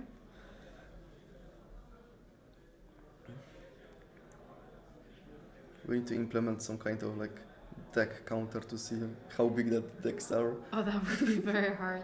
I mean, even the players are definitely not gonna have easy time to follow that. Okay, so that's not attack for little, but very close. Yeah, yeah. This is definitely like demanding some blocks here. And now imagine blue pummel on Dominic's side. Well, that would be very, very spicy for sure. But if that would be the red panel right now, what we would expect probably is that maybe Mateusz would be left with one last card in his hand and he would just, go for attack with hammer. But okay, it was not a blue panel. That would be like, a little bit too much probably. I mean, the thing is right now that Dash really is only running like the mechanologist cards because this way they always have Gorgon. They just don't need to even look about, what was boosted. It's way easier like this to make sure that whatever you're attacking with is going to have Gorgon. Yes, true, but still blue pummel would be Oh, hilarious. that would be, yeah. I mean, Dash players are playing like some pummels and stuff, but if you are to expect something like this would be something you would be seeing in the fatigue Dash. Yeah. This used to be way more popular back in the day. Like I think it was like calling Warsaw. We still had some fatigue Dash, but they were way more popular before. A lot of fatigue decks in the Battle Heart and on Warsaw after calling also was in the top 8. But right now meta is like too fast for that. Yeah, kind of meta is deck. definitely fast. I mean, getting a long round like for you guys is very hard because like if everything is very aggro, how are we to get to get to the long game? It's not gonna be easy because even if you have one hero that's gonna be playing rather slow, the other one is probably gonna be forcing the quick game. So very hard to to find something that's gonna last longer. And we want to show you like 2-0 people, not like 0-2. Yeah, absolutely. We definitely want what's best, and Mateusz Sas is definitely one of the best players in Poland, and I honestly say probably one of the best in the world. So. Okay, so do you assume we'll see him wearing the crown tomorrow? That's your guess? I think it's very likely. I'm not sure how exactly well he's going to be playing going into draft, because this is definitely crucial. Players have definitely very weird, like not weird, sorry, different strategies when it comes to going into draft, because there are people who will just be locked into going to. Yeah, they know already there will be draft Zen 2 times and. Yeah, absolutely. The thing is that it's not the worst strategy at this point. If you're thinking of drafting Zen, right? The thing is that if you are ending up with the pod that has 3 Zens, Zen can still win. Yeah, you can build them completely differently and you can still do it. You don't need to be 3-0. 2-1 is still okay. Yeah. And you can do 2-1 with like Medicore Zen deck if you're a good player. Yeah, absolutely. So yeah, we were definitely gonna be asking the player who wins how are they feeling about the drafting, because there are also people like we had our Polish national champion in round 1. And when we were talking with him, he was saying that he doesn't like the idea of just being locked in about what you're going to draft. He just wants to go in, knowing that he's gonna be opened and see what will happen, how the cards will go. It is definitely reasonable strategy. However, drafts in Flash and Black can be very tricky. Sometimes you are hoping, okay, I'm just gonna read the signals. And the signals are just so completely wrong. Yeah, like some people like sending mixed signals and. Yeah, absolutely. And you can get lost. Like you see, okay, Nu is open. I will start draft Nu, and then like turns five people are on had Nu. the same idea, right? Because the cars were going, and then the cars stopped going. But it was already too late. Oh, double clash. That can be crucial. And trans on the pistol, definitely. But okay. It lost because there is Fate on top of Victor. and he will burn the gold Yeah. too. To try to to make it work, because come on, if you're losing the trance, it's not only the value that Okay, you macho. you could be losing from that this is the value that you're not gaining, but giving that value to your opponent, that might be a little bit too much. And Oh no, it is a test. yeah, so it's like draw, so no one gets nothing. I mean, sure, this is a better outcome than just after losing the trance clashes. And but if he would not gold, oh no, if he will not use the gold, he will show the macho on the second one, so it will be still be draw. yeah, So knowing that full information, he would probably save the gold, but yeah, you don't know what on the top in the first cycle, and we are still in the first cycle. But all equipment on Victor's side is gone. we still have the tunics. There's Blaybeck one. Should the need arise, but we both know how we feel about the tunic. We definitely want to keep it as long as possible, especially since it might be a little bit grindy right now still. The thing is that right now the pistol will be very powerful, because Yeah, like if you can just attack with two it. pistol shots is like nearly lethal. Yeah. Like at this point with this life total, it's very very hard. And the thing is that pistol is for free. You're not losing cards for it, but it does remind the cards. But we can also see that the dash library got kind of small. Yeah, I see like the Banish and graveyard is a lot higher than the Yeah, absolutely. Like the banish bar is definitely the highest one. and But he took the whole hit, so damn, that's a lot. so no buffing for the next attacks from Chokestone. Is this Golden Sun? Did I say Golden Sun? Come on, Mateusz, show us your hand. We definitely want to see if that was Golden Sun. Come on, show us the value. And he does have the gold of the Shield, yeah. the shield. So And we don't know what is in the arsenal, so that's also yeah. a little secret. Oh, losing these clashes so much. It feels very bad. But this game really got intense right now. Okay, we are firing up the. Okay, we are thinking about firing up the shield. Because I think the players are asked if they can move. Yeah. And Mateusz said that he need to think about shielding. I mean, this is definitely the turn that is going to be, all about who's going to win this round. So definitely need to take his time. The players still do have enough time to, think it through. Yeah, we still have like And healthy clock right now. if they're like 2-0, one of them is going to be 3-0. 3-0 is an amazing way to go into the drafts. Then if you do well in drafts, it's very easy to be locked into the top 8. And right now, it could be actually, like thinking about how do I lock the top 8, how like this one damage, this one block, it really can be something that will be, deciding about are you going to be the national champion or not really. So Like in the definitely tournaments. worth to take.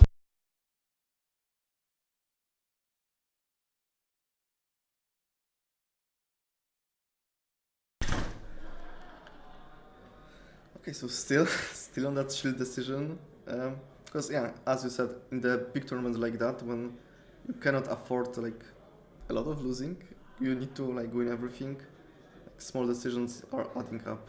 Yeah, and if you have the time, it's very important, like to just take this time, because Okay, so no shields, shield was used. Just blocking and checking the next image. Again, 0 to 60 for free. And we still don't know if there's that golden sun in hand. And what is in the there's arsenal. definitely protecting well the information, not only from the opponent, but also from the casters, to make sure we're not gonna spoil too much fun for you guys.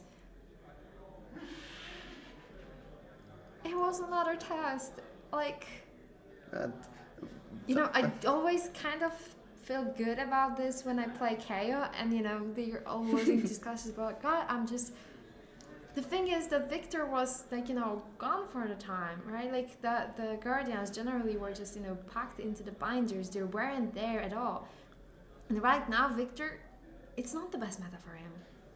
kind of sometimes just want, the underdog heroes to, to go there. Dash is, definitely a good hero, well represented in the meta today. We're gonna present you the metagame breakdown after this round, so you're gonna see what is happening in here today. Okay, so the thing was in the arsenal, so saving that life, changing one card probably to find some. I'm not sure why did he reveal the card. Oh no. Whatever that was. Was it the Goldenson or not? This is demanding us. Okay, it was a command and it was a test. 6 plus shield just to stay alive. Dropping to 1 if I'm counting correctly. Because that's 7. Okay, so he's rearranging the blocks. Oh. Yeah, I was like, that was close, but oh wow. Okay, so now both players at not so healthy 1 HP right now. It's gonna be very hard. Okay, checking how many cards will left in that dash deck. Like looks like maximum 4 or 5. Just one more hand.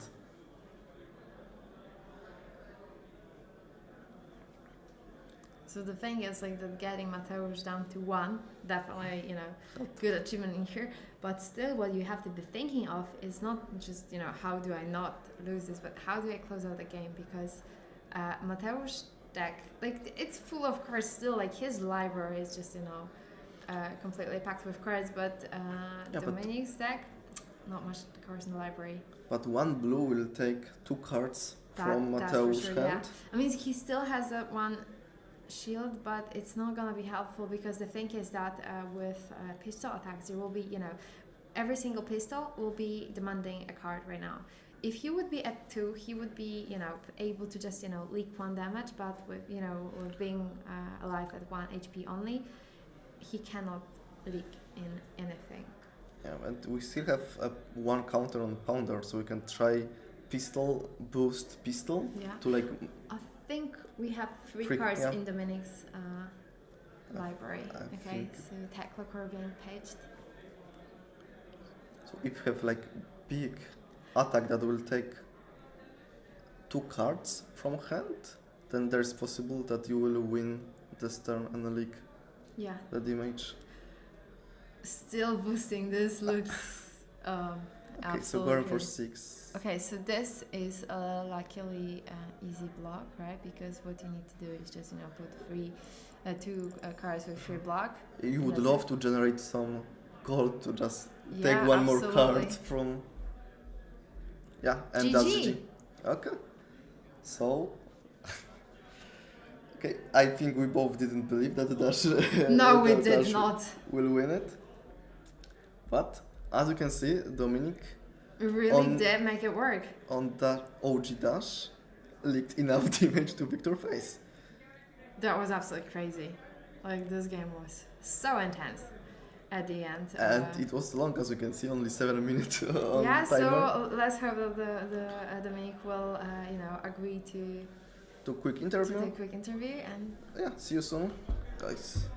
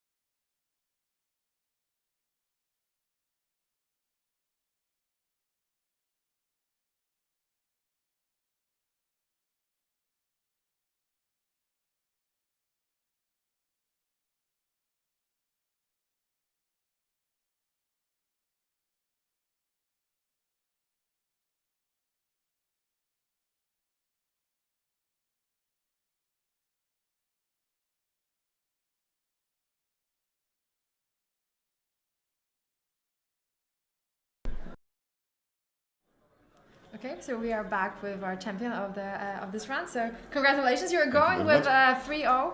3-0 to drafts. How are you feeling about this? About draft or the 3-0? The 3-0 and the draft right after. The 3-0, very good, absolutely. The dash is performing extraordinary, like two brutes and right now the guardian, so actually not that bad. And the drafts we will see, everything will depend on. Do you feel well prepared for the draft? So. Okay. Let's say we have some, fun with pack one, pick one, so on and so forth, and why some rationale behind. Although we did not practice a lot in live, so. Do you have a hero that you would like to draft? Like, let's say that the packs line up like perfectly the way you would like it. Well, I guess that the Zen is Zen. Right? Yeah, absolutely. So. I'm drafting Zen all the time, so definitely hoping that the packs will line up just the way you want it. All the red, perfect Would cards. be great. Would be great. And some generics like red, bleach, and so on and so forth. Yeah. So hoping this is gonna happen for you. So congratulations, and just keeping my fingers crossed for all the red, all the Zens. You're gonna make it. So good luck. Thank you very much. Thank you. Thanks.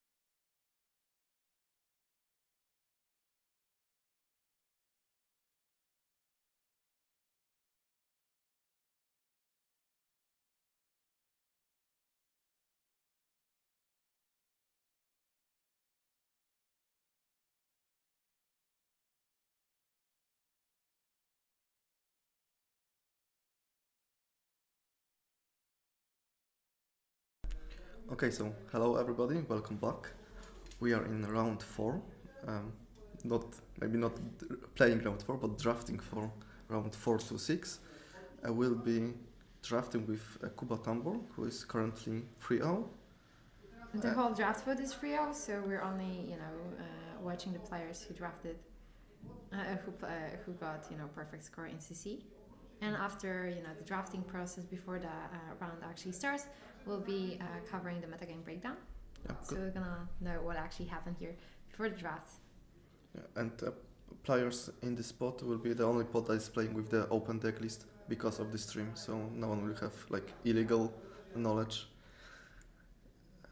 Okay, so first pack is open. No legendary card in Kuba packs. Yeah. Well, let's see if he has some value in the rest of the pack. Okay, let's see. So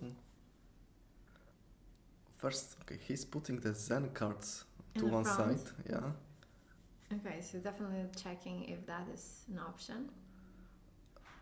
Okay, so I don't see immediately bomb. We don't see any majestic card that we no want to draft. majestics, no also generics that are like a bomb like a Blanche or Bastion. Yeah. You see Bastion. Okay, perfect. Pack one. yeah, pick absolutely. So the red 6-7s are definitely good. Pack one, pick one. There's good cheat card to be honest because that's +1 HP, so it's always active. But it's. I mean, you can trigger it like in any deck, right? So Yep. with this one, it's quite good. But the thing is, I don't think you should probably want to have it, as your pack one, pick one. Okay. However, this is what he's going for. Okay. Does seem like he wants to stay open. Yeah, there's no bond, staying open. Cover the chi with his token, so Yeah. opponents don't know that what you drafted. And checking pack 2. Again, putting Zen cards to the side, so we can. We can assume- sense, his feelings about this. Okay, we can see that the mask was passed. So if someone is drafting Zen, on his right side, they were definitely taking like better cards. Okay, so and I think we can try counting the commons, checking if Zen cards are missing, but I don't think so. That we see. Yeah, no, it two seems commons. like only the rares or foils, majestic stuff like that is gone. So no signal was sent here. Okay, and if Kuba will take the Zen card, then he will start sending signals. Yeah. And it looks like this is what he's going for. Okay, so we have Chi and good red Zen attacks. Yeah. For go again for one, this is always a good way to. Yeah, and To as we start were with your talking Zen in pile. the rounds before, like Zen is, to be honest, like safest pick in the draft. Should be always be able to have like playable pile of cards. Yeah, of Zen. Oh, and there's a goodie for Zen, like this red emissary. I Yeah. absolutely like drafting it in Zen. Very often, you can be left sometimes if you have like a lot of generating crouching tigers. Sometimes you have a little bit of them, like a little too many. Yeah, and And want you to have put this is the way for you to utilize them. And honestly, from the emissaries, this was the best because this is giving you the +2. So this is like 2 times the value of the crouching tiger that you would generally have. So that's quite a lot of value But here. you need to think it's still like early picks, Yeah. and he maybe want to send the signals, stronger That is signals. possible, yes. Like there is no Zen cards. Don't take my Zens in the future packs. Absolutely. If that he will is the take case, if he will take generic, it will be and mixed signal. this is what he's going for. He's sending the signal. Yeah, so we it's can assume it's like 3-0 pot, so we're assuming there's good players there that Yeah. will try to read the signals. So there is a chance that if you are locked, that soon already, that you want to be sending them. Very clear signal, very clear message about what you're going to be doing. Okay, it seems like the choice here will be relatively easy because a red go again card that's generating crouching tiger. This is always what you're going to be needing. Oh, but maybe he's thinking for second for a blue, so starting getting some resources. I mean, because this is still very early on, so at this point we are not sure how many Zens will be in this pod. I think that around end of pack 1 or sometime in pack 2, it should be relatively easy to how many Zens are in the pod. Okay. He will take Blanche. So trying to take some hate pieces maybe for Also, Enigma. Yeah, because the Usually. thing is like you really want to have a lot of red with go again in Zen. However, you know, taking the hate for it, that means this is not something you're gonna be hit with. So, you know, you have to think about what you want in your deck, but also what you don't want, you know, your opponent to be playing against. And you can still use that cards. Yeah, absolutely. I think we're getting the packs with still Zen cards inside, so there is a chance like Kuba is like slightly focusing on Zen, but it's also kind of open for his seat. Yeah, right now. yeah, definitely. So at this point, we could probably think that it's not for Zens like in a pot. 3 probably like at most, and that means that if that is the case, then we should be expecting like 3 to 4 news and 1 to Enigma. We can also follow that and see what is happening here. Okay, I think we are seeing a lot of. I don't know what we are seeing to be honest. Like I thought that we said a lot of new cards, but it's like A lot of everything. Yeah. Honestly, this is a very weird mix. maybe everybody's trying to stay open, and then That if is you, possible. and If then you try to stay open, then you know the signals are too mixed for you. Yeah, absolutely. But you're then forcing very early, then you're like taking the edge because people are taking open, Yeah. giving you good cards, and you're from first pick building good deck. Yeah, that's true. Okay, still any Zen cards. But blue, so all the red Zens are Yeah, gone. that's why it's very hard with the, you know, if you are trying to build the red Zen, so the red Zen you can only build when you have like 3 Zens at tops in the pot. So if you are to draft the red Zen, what you should probably be focusing on to make sure that you have enough of them is like take all the red, like go against and stuff as soon as you can, because they're gonna be gone pretty early on. So assuming you will go with that, you can try to have like 4 up to 5 like, you know, red go again cards per pack, and that could make it for like fairly decent Very pack. premium Chi card because that's Yeah. +1. So it will always, like maybe not always, but it very often be live in Zen deck. Yeah, and we already know that he picked the first his pack 1 pick 1 was the transient Sent, card, so yeah. that means he's trying to go for, you know, actually activating Zen. Sometimes you can draft Zen without activating him at all, and like, you know, no cheese in the deck, it can still, you know, like be a perfectly reasonable deck. You can, you know, have a lot of reds, good equipment, and you know, you don't And need then- to activate Zen. And then you don't have non-blocks in your Yeah. deck, so you can even try like mid-rangey little. Yeah, absolutely. And then, you know, when you're playing against a opponent that has, you know, any cheese, like, you know, 1, 2, 3, it can make a difference at the late game. Okay, I think in the pack before we only saw, like we mostly saw Enigma cards, so probably Enigma is the most open right now. Yeah, I mean, I would assume that, like, reasonably there would be 1 Enigma or 2 at most. Like, I don't think 8 people pod can at all, like, you know, support 3 Enigmas.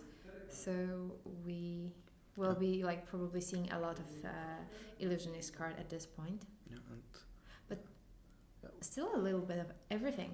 This we- feels kind of odd. I mean, maybe Okay. there is a chance that players are simply drafting, like, you know, some of the best cards in the deck and just, you know, trying to stay open and just, you know, lean towards what will be, you know, coming, you know, later in the pack. Seems kind of risky, but, you know, these are the players that are 3-0 in CC, so definitely good players. But the thing is that CC and drafts, these are completely different formats. Certain people are feeling very comfortable in CC and drafts not their thing, and, you know, and the other way around, right? So we might be having like amazing draft players sitting, you know, at lower tables, and we might just see them emerge, you know, Yeah, later on. like that's the dangers of like split formats. Like here, Yeah, you need to be absolutely. good at everything if you want to be Poland national champion. Absolutely. So let's see if we are watching one right now. But how are you feeling about, you know, the Zen pilot right now? Like the start was very strong, Yeah. but like the second half it was very watery. I would say like Yeah. he's missing like big red attacks. And also no equipment, right? Yeah, no, it could. Because he passed that mask. He took the red untamed, so that there was a Like, it's not like it was an error or something. It was definitely, you know, a good card drafted, but at this point, this pack doesn't seem amazing. Like, really, there are some, like, you know, there is a card, like 2 cards that he can play, right? These illusionist cards, and the amount of red is not that big. And the chakra also, like, being the red card, this is not the card that you really can't ever red as much, because it is not an attack, right? And if you do not transcend, there's gonna be, like, not much value out of that. Like, it might as well be, you know, the red defense reaction that blocks for free. Yeah. Like, value would be more or less the same. So unless he's able to actually, you know, transcend and get the value out of it, it's not gonna be as relevant. But Kuba can hope that he cut off the Zens on his left side, and That's now true. he will start getting good Zen cards, and he will If he will, you know, his pile with, you know, a lot of good Zen cards in this pack, he might still be completely fine. okay, still no legendary card and no cold Okay. foil. But maybe a Majestic, let's see what he has.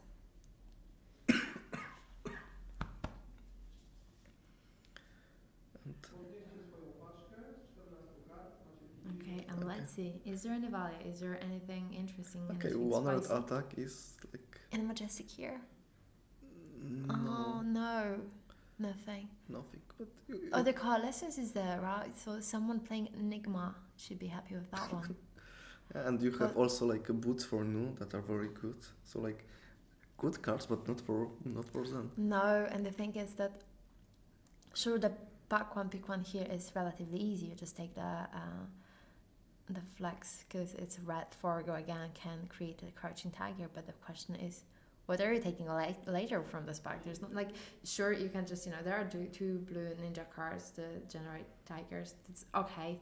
Blue Nibblism can also, you know, just be useful. This is a funny thing, because you can be, you know, just going with the Nibblism and Nimble Strike combo in this format. Very funny if you manage to do that.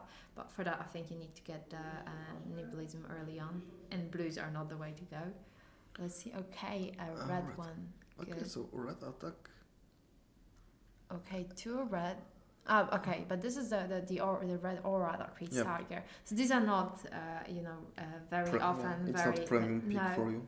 So you just want to, I guess, take red attack. Yeah, absolutely, and this is one of the best, honestly. If you will manage to drop the mask, this would be one of the targets for you to, you know, get your card back into the deck. Yeah, because in this format you always, maybe not always, often, see like second cycle. Yeah. 'Cause I mean, it if you're can playing get Zen crazy. Mirror, and not Okay. necessarily. If you're playing with no, also not necessarily, because the thing is, like, if you're gonna have, like, you know, really heavily red deck, you can just outvalue her very quickly. Unless what she's gonna do to you is offer you a lot of damage that you will lick in turn 0 if she will be, going first.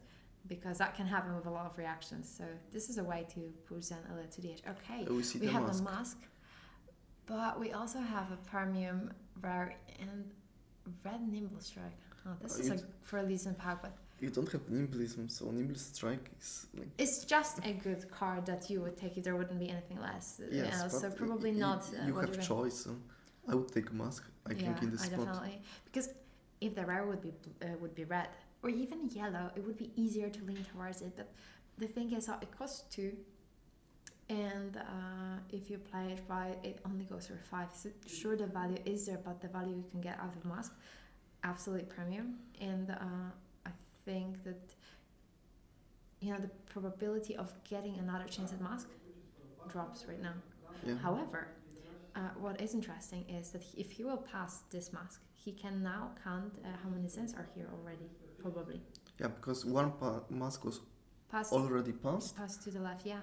And if this one will just, be back, that would mean that there would be 2 cents in the pot, but it does not like 2 cents in the pot. This pack is... Okay, we have one good generic. Yeah, it is a good generic, Uh, but it is not looking right.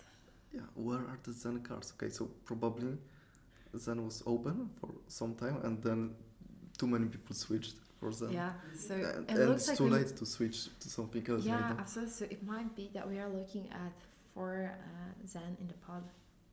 If that is the case, then 3 people probably will be leaning towards red Zen, and one of them can build a really good blue zen. Well, let's see what we are. Kuba in took here, armor, so he's trying to fight for that armor slots right now. Yeah. But this is not looking very well for him right now. It's very hard, like, you know, when you're saying that there's neither good blues in here, because like the blues, sure, you have blues go again, okay, but this is not going to get you the damage. And also the blues that you would be leaning towards right now would be the ones that are being buffed when you played blue cards already. So Yep. none of these are in the pack as of now. I mean, sure, you have to have go with blue go again, because then if you later on draft the blues that are buffed after you play the blue, you're already starting to set up for it. And now another blue. Okay, there are two yellows, but the body is kind of hard to draft. The rare is not looking best, probably. Yeah. He should probably switch to all blues right now, because he's getting a lot of blues, not a lot of reds. But he already have some reds in the deck, so Yeah, it's but hard to this was very few mishmash. reds, and the blues that he got were not generating a lot of value. He's still missing the big blues. Okay, Droplet would be one of the so-called big blues. Now the red ninja card. I mean, what is happening there? How many cards are left in 4? Okay, so I think the next pack will be his first pack. This is not going to be easy. I mean, what would you take here? I would lean to the red sun, because I mean, still, like, you you will end up with the blues anyway, right? Yeah. So you need to at least give yourself a chance to, deal with damage. And if the blues are not the ones, like, sure, Droplet would be something, but Droplet is only 4 if it's buffed. So I don't think this is going to be enough. So very tricky part is because right now we might be reaching the situation when he will be able to have a lot of attacks that will be generating Crouching Tigers, but it might be very hard to utilize them. Yeah, If he you doesn't need to have enough buff. combo cards, it's gonna be too much. And you can only buff one By Crouching weapon, Tiger yeah. a turn. Okay, we have another Droplet here, so maybe that's an idea. But still, it would be nicer if these were the bigger blues, right? The one that costs something, not like... Yeah, but I think Droplo is the unreasonable card. Maybe Chi also. Okay, so Chi. You can always give that +1 to the tiger that is 0, and that's the way for buffing Yeah. him. But still, not ideal. Oh, all blues. This is tough. And nothing for you. Okay, you have one generic. And you know what also is a problem? As of now, he only has... No, wait, does he have any equipment at all? Yeah, he took one now, and he took Okay. some generic hands before. But it's not looking very well. Yep. So what do you think, let's say that he is going to play against, decks on similar power level. What do you think with the deck like this right now, how it looks like? What is the score that he should be counting on, or what he can expect? Because I don't think right now this pile looks like something that you can pull off 3-0. This would be extremely hard. Yes. And let's face it, there are some amazing players in this spot, so it's not like they're gonna give you easy time here. Okay, we see 3 picks were only Assassin's cards, so we can say Assassin was open. And Yeah. answering your question, I think you want to only fight Zens right now, because all Zens should be on the similar power and have similar problems that you have. So you hope to have Zen Mirror, Yeah. want that, and you want other Zens to also have Mirror. You will fight in the second round also Zen Mirror, want that, and you will lose third game. Okay. That's your happy path that you want to achieve. Yeah. But right now, Because you don't have attacks to overcome Enigma No. hours. You don't have breakpoints, so she will just I mean, block. against Enigma, you just die. I mean, come on. And all you of have these all of these big attacks, because 2 or 3, they're both blues. Yeah. And There's no breakpoints. There's know that, like, how many reds does he have here? Because 4, I think. Like, yeah, and you have so many like weak blues that if you will face no and she will start banishing your deck, she will be happy to play your Yeah. blues with go again for free. yes, that's the trick. The trick about playing like blue Zen. If you are really good blue Zen, you can have a shot at really, you know. Oh wait, there's something there. Let's see what he has, because this is not a token. Oh no, it is a token. Damn. Give us legendary at least. It did look like a little bit of hope, but I don't know. Maybe something in the spec will be helping him. Oh, that spec is not looking great either. Okay, you have a red foil. Okay, that. And beginning was so promising. Like he was getting the Zen stuff. But you know, to really get this and stuff, or to Like I'm starting to think there is 5 Zens, 2 Enigma, and 1 Nu. That's how this spot will look like for me. that would be absolutely crazy. I mean, no would run away with everything. Like it's a very hard, you know, if you have like 2 Nus in the pot, they're very often very good. They still can, you know, lose to very good Zens, but There will be You no know, good Zens in this there spot. will be no good Zens Because in here. if Kuba is not getting Zen cards, no one is getting, like everybody is like picking the medical one, and There's also a chance that maybe there is a person, you know, sitting with, you know, with a good seating that, you know, he's surrounded by like, you know, no and oh wait, there's a rare. That's okay. It's kind of like a bomb. God, that's still not looking like it should. yeah. I definitely am not saying I would draft this better, but I would draft this differently from the very beginning for sure. I wonder what is his idea about how to get out of this mess right now.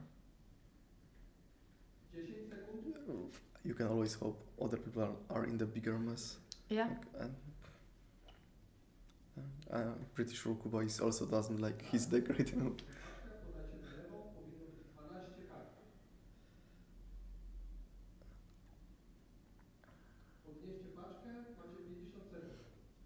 And of course, after the draft, after players will make their deck list, we'll maybe try do quick interview with Kuba if he will have like morale to talk about his deck.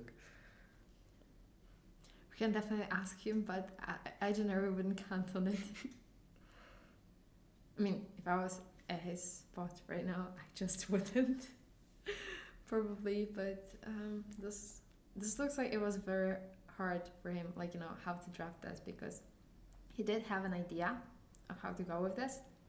Just seemed like it did not go the way he planned. Like he didn't get the packs that were supporting that. Yeah, the thing is, like, if you do not take all the red go against with Zen early on, like every single, like, you know, every time you open a pack, you don't take all of them, it's gonna be very hard to get any of them later on, because they're not gonna probably, you know, circle back. Thing is, he does have some, like, you know, transcend cards, but he doesn't have, like, you know, red combos to search for. Yeah. So that's So Zen the- activation can get you only like some medical blue plus the tiger. Yeah. And So it's not like that there is no value to it, but the value ain't there for sure. Okay, Biting Breeze is it's a red one. It's a free go again for 0. That's always something. Can generate the card in Tiger, and you want to take anything you can, because there are no big blues in here. So you just have to go for this one. Okay, 10 more cards to go. Let's. oh, red. That's red or yellow. It looks like red.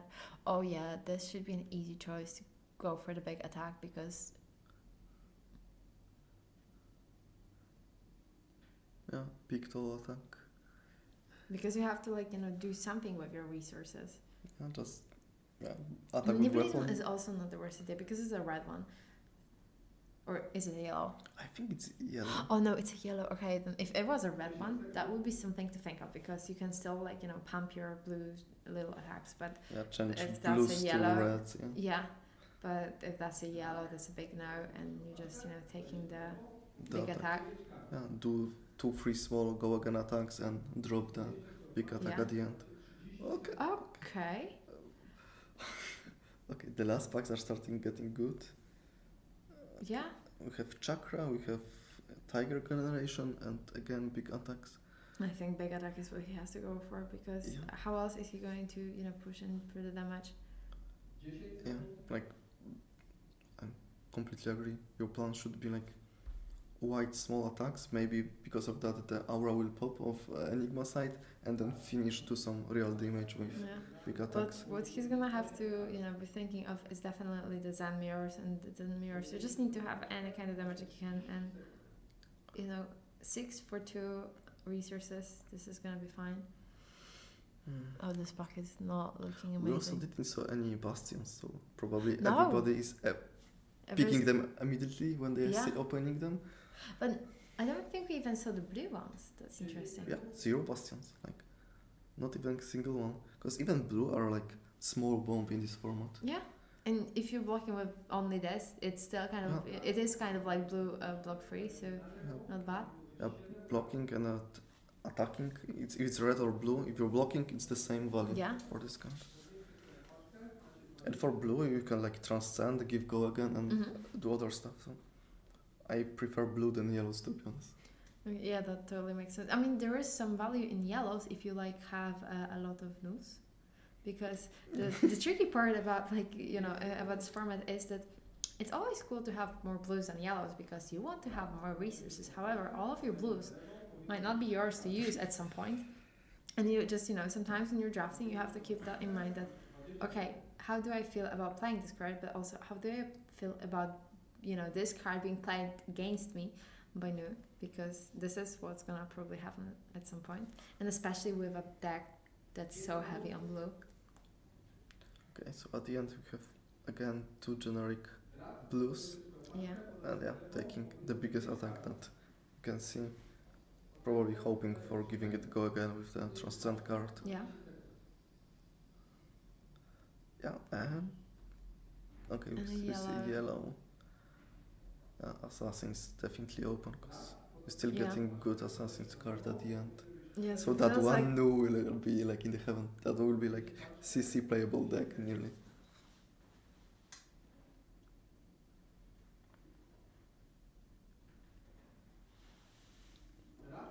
Not much of a choice here. Why can I do that? Like you can try to cut your opponents from cards, but like Oh wow. well, taking generic. I mean, this isn't the worst one because if you have only go against, you can still do just something. You can finish the chaining without. Alright, yellow Nihilism is not a completely useless card at least. And that Nimblism is the card that he was thinking like a few Yeah. picks ago if he should take it. Well, good he didn't because he did anyway. Yeah, got it for Okay. free. Okay, so the draft is finished now. Players will make a deck list. We'll get the photos, if I'm correctly, of the decks in the spot. So we'll be able to discuss how many Nus, how many Enigma we have. And actually, we will be able to discuss what's happening in the decks because these players, in this spot, they will be playing with open deck list.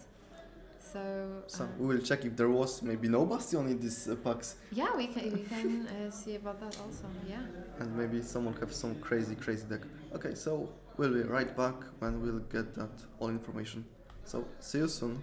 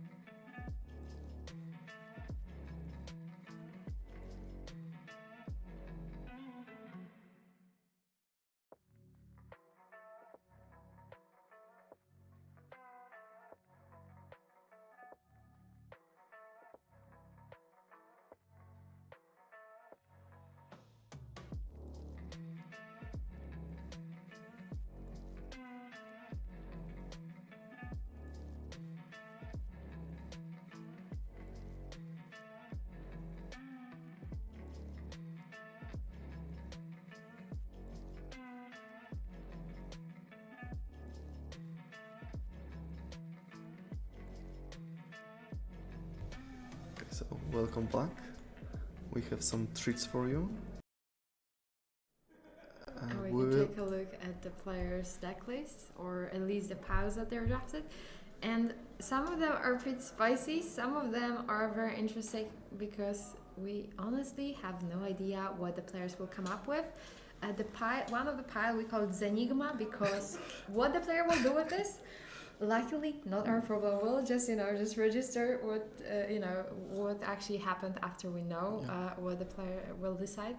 That one player probably just tried to switch mid-draft and it went like poorly, to be honest. Yeah. Okay, so quick statistic, we have 2 new. And this is the one that we are sure of. Like, there are 2 no's, no more, no less, because with this Enigma thing, well, yeah, that we can say that we have between 2 or 3 Enigmas and between 3 and 4 Zens. So I think that it would be nice to start with the no, because like this could be the most interesting pile. Okay, so let's find the new pile. Okay, so none of the news is gonna look bad because like 2 news in a pot, it's a very powerful step. Okay, but so here player like separated by colors, so we're seeing the blue piles. We see nice reactions. We see pick 2 pieces. That is like for me premium card versus Enigma. You can always surprise her and blow a whole board. Always nice to have. And we see a path well traveled as transcend of choice. So wanted to give attacks a go again, and then of course like banish some cards off the top. And pass over. It's usually live. It's not alive only on turn 0. Yeah. So it's just like chi, and that's all. Because I don't think you want to banish anything spectacular from graveyard. Of course, you are new, so maybe you will snipe some very good blues. What is going to also be good, guys, is like if you have Zens and they have the masks, so they will be they will generally want to with their mask get the red combo card from graveyard and put it at the bottom of their deck, and this is a way to just stop them. Also, if you line it up nicely with other instant, you can just prevent the trigger from happening. Yeah, okay, so that's small edge that play can gain. Yeah. But yeah, Flesh and Blood is the game of the small edges, so yeah, for absolutely. Sure. But Assassin is definitely good at this, so little tricks happen there. And okay, so let's move to the yellow pile. Not a big one, as it should be, right? Yeah, but yeah. Double Trouble. Double Trouble is like a very nice card. Like you have 0 for 4, to be honest. Plus, of course, you need some reaction, but so just good value in here. And 1 defensive reaction can be useful, maybe. Yeah. So I mean, at least it's a playable card. So as you can see, oh god, this. Yeah, and now we see. Pile is stacked. Okay, so crazy. Venomous Bites, like red reaction, for me always good and premium. Yeah. 2 times Double Trouble red. So if yellow was okay, red is great. Yeah, we have 2 red bonds of memory also. So okay, and this. I mean, we also have the Siren's Claw, so that's a nice majestic over here. But just a Nick, come on, like I don't know, envy players knowing that, because this is open deck list, right? Pod. So everyone will know that there is a Just a Nick in this player's deck list, and they will need to play against it. Like they know about this. Like there's nothing that can be done about this, so they will always have to keep that in mind. It can be very scary. Yeah, every time you will be attacked by 1, you have 6 HP. You need to think, okay, that's the attack for little. Do I want to block it? Yeah. Or like call a bluff on my opponent? Absolutely. You know what? Let's take a look at the blue pile once again, and let's see how many blues attacks with 1 does he have. Okay, we have bonds. Pick 2 pieces of 3, 4, 5, 6, 7. Okay, so quite a lot of cards. That every other hand should see at least 1. Yeah, so like perfect curve with this, like. And you can keep it in the arsenal just because there is no arsenal disruption in the limited. So yeah, draw it, put it in arsenal and wait. The only thing that's, I wouldn't say it's a disruption, but like something you can do about the arsenal is you have this generic card that when it hits you can take a look at the arsenal or equipment. So like a player can be like well aware that just Nick is just sitting in the arsenal, but but it's in like, general with the open decklist they will already know about this, and this might be devastating for the way the game goes. Like always having to keep that in mind, very hard. and it's like the pummel situation that we talked before. Yeah. You know it will be hard, and you need to define when you want to get hit. Okay, and look at the equipment. We see the arms. That's like premium for Nu. We have the Some lights wards. also. Yeah, and boots also. And this is a rare Chest piece, rare yeah. chest piece. Yeah. Okay, so he has everything. If honestly, I mean, we will go through the rest of the decks right now. But if I were to choose the deck of the pod, Yeah, that's that. that's the one. That's like, the one to I'm look out putting my for. money here. And this was drafted by a very well known player. So Tomasz Żelazko drafted this one, and I'm not surprised. Like this is the 3-0 deck. It would I think with a deck like this and a very good player, it's nearly impossible to not make a 3-0 with this one, and I'm just hoping he's gonna do it. Yeah. I mean, come on with this. Like this is an actual machine. I love seeing this. So Okay, so let's move to the other deck list. Maybe Yeah. we'll see some spice there. So let's see. That's Enigma decks, if we are correct. yeah, this is one of the enigmas. So a lot of okay. A lot of vengeance here we can see. Oh yeah, like But see, that's not what the player will be feeling, towards the rest of the table. because But as we saw, like Enigma is like 2 or 3 on the pot, so it was kinda open. So yeah, we were seeing a lot of enigma cards going around, till nearly the very end of the draft. and a lot of generics. So he will try probably establish auras and just attack with the generics if the aura popped. So Yeah.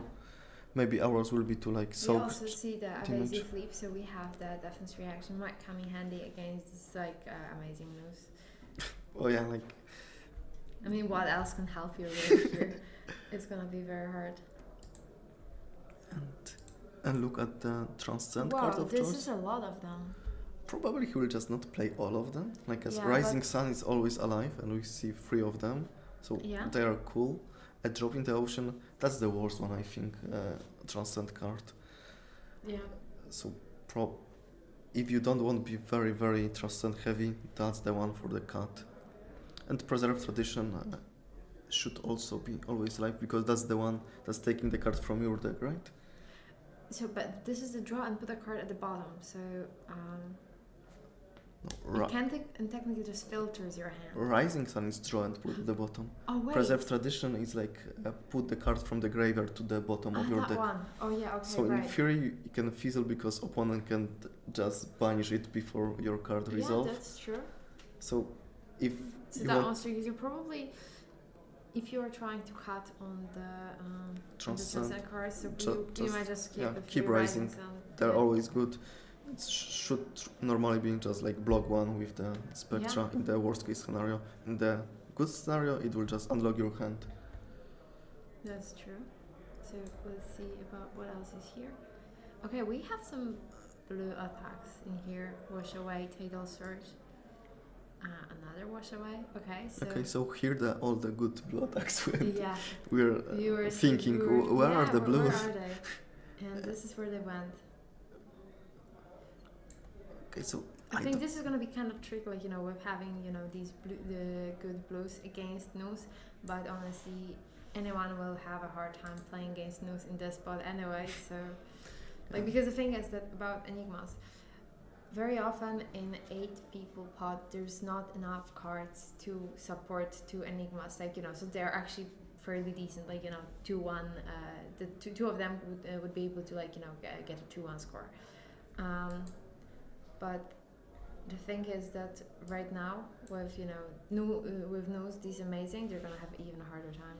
Generally, anyone it will be very hard to protect that one aura that you want to protect and attack, because too many attack reaction in the pot. Absolutely. I mean, it's just an egg, but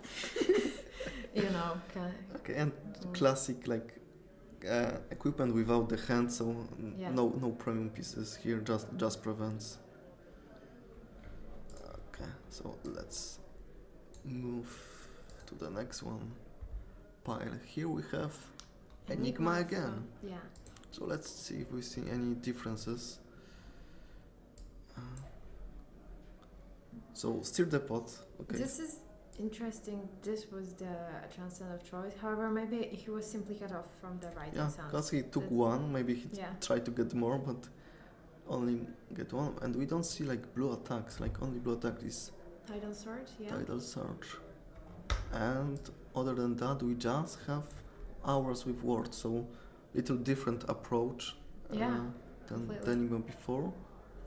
Oh, right, but there's a bastion. There's a red bastion in here. Now we have blue. Blue, and I think I saw a red one. Here. Yeah. Okay. Found it. Okay, so we have some good generic attacks or blocks. Yeah. Equipment. Oh, we have wow. hands. Okay, a lot of equipment. Yeah, heavy on equipment for sure. We have full set and like double heads, for example. Yeah, that's interesting. So, yeah, double heads, double arms. Double arms. Yeah, double arms. Yeah. But the So does counter it one seem will like be it is present. missing a chest? We have just here. Okay, no, Just so he's prevent missing one. legs then. And, So with equipment, still missing something. That doesn't happen very often. and on like a red pile we have only just words. So not as blue heavy as the Enigma before. Yeah. Trying to just ward you and attack with But the two words. waxing spectre is not bad. Yeah, but cool to see like different approach to Yeah. Enigma, or maybe that's was the card that was passed for him and he was just working with it. And it looked pretty solid. Yeah. Definitely that can go with a 2-1 score. And what we have here is that This is one of the Zens. But which one is no, that's our Zenigma. or that's Enigma? You think? No, Okay, no, okay. no, that's No. Give No, me- this is Zen. okay. That's classic Zen. Okay, so the best one will be go for the last. Okay, so Okay, honestly, I would go for counting the red go against. I'm just curious. We have 2 flags claws, 1 companion, so these are 3 red. Because I'm just very curious, how many did a person manage to draw? Okay, 4. What are the seeds? Is with go again. So we Nothing have here 4. has 4 go again. 4 red go against. okay, here we have. Yeah, more. we can like kind of 1, 2. Okay, so let's just count maybe all right. So 4, 5, 6, 7. Let's not count 8, 9. In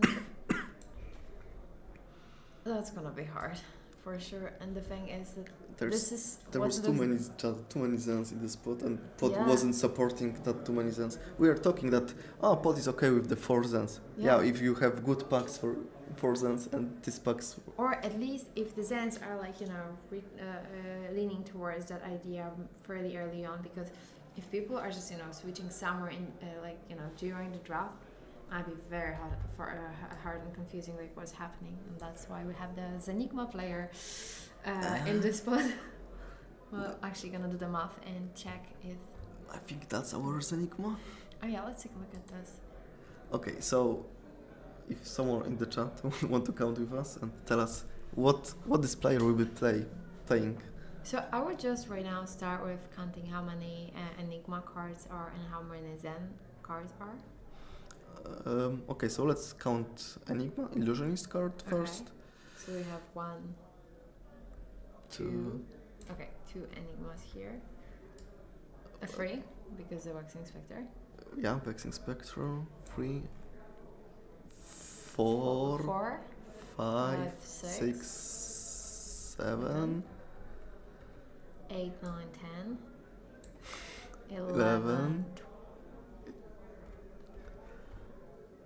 12.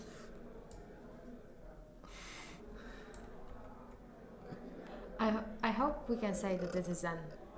Please let's count the Zen cards.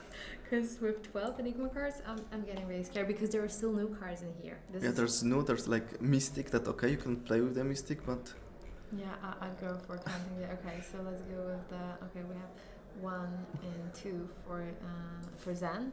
1, 2, 3. Yeah, sorry. Yeah, 3 for Zen. 4, 5, 6. 4, 5, 6. Nothing here. Nothing here. 7. 7, yeah. Here we have one red one. 8. 8. 9. 9. Ouch. Okay, and a lot of generics and mystic cards. Like, if you... We're gonna ask later what the player ended up with. like, very interesting pile. Like, I just assume that person tried to force maybe Zen. Trying to stay open. Nothing like signals. Signals wasn't reach him. Yeah. Try to switch to Zen from open. Yeah. Then no Zen cards because we see Kuba stopped getting Zen cards. So okay, switch to Enigma. And that did not go And well. this is how it ends. This is the only explanation that I can think of. So, assuming that there is no way, like, to play no with this, right? Like, Yeah, not like- enough. Maybe with generics and mystic you can try, but I think still too many bubbles. So there might be still too many bubbles to even try to play no. But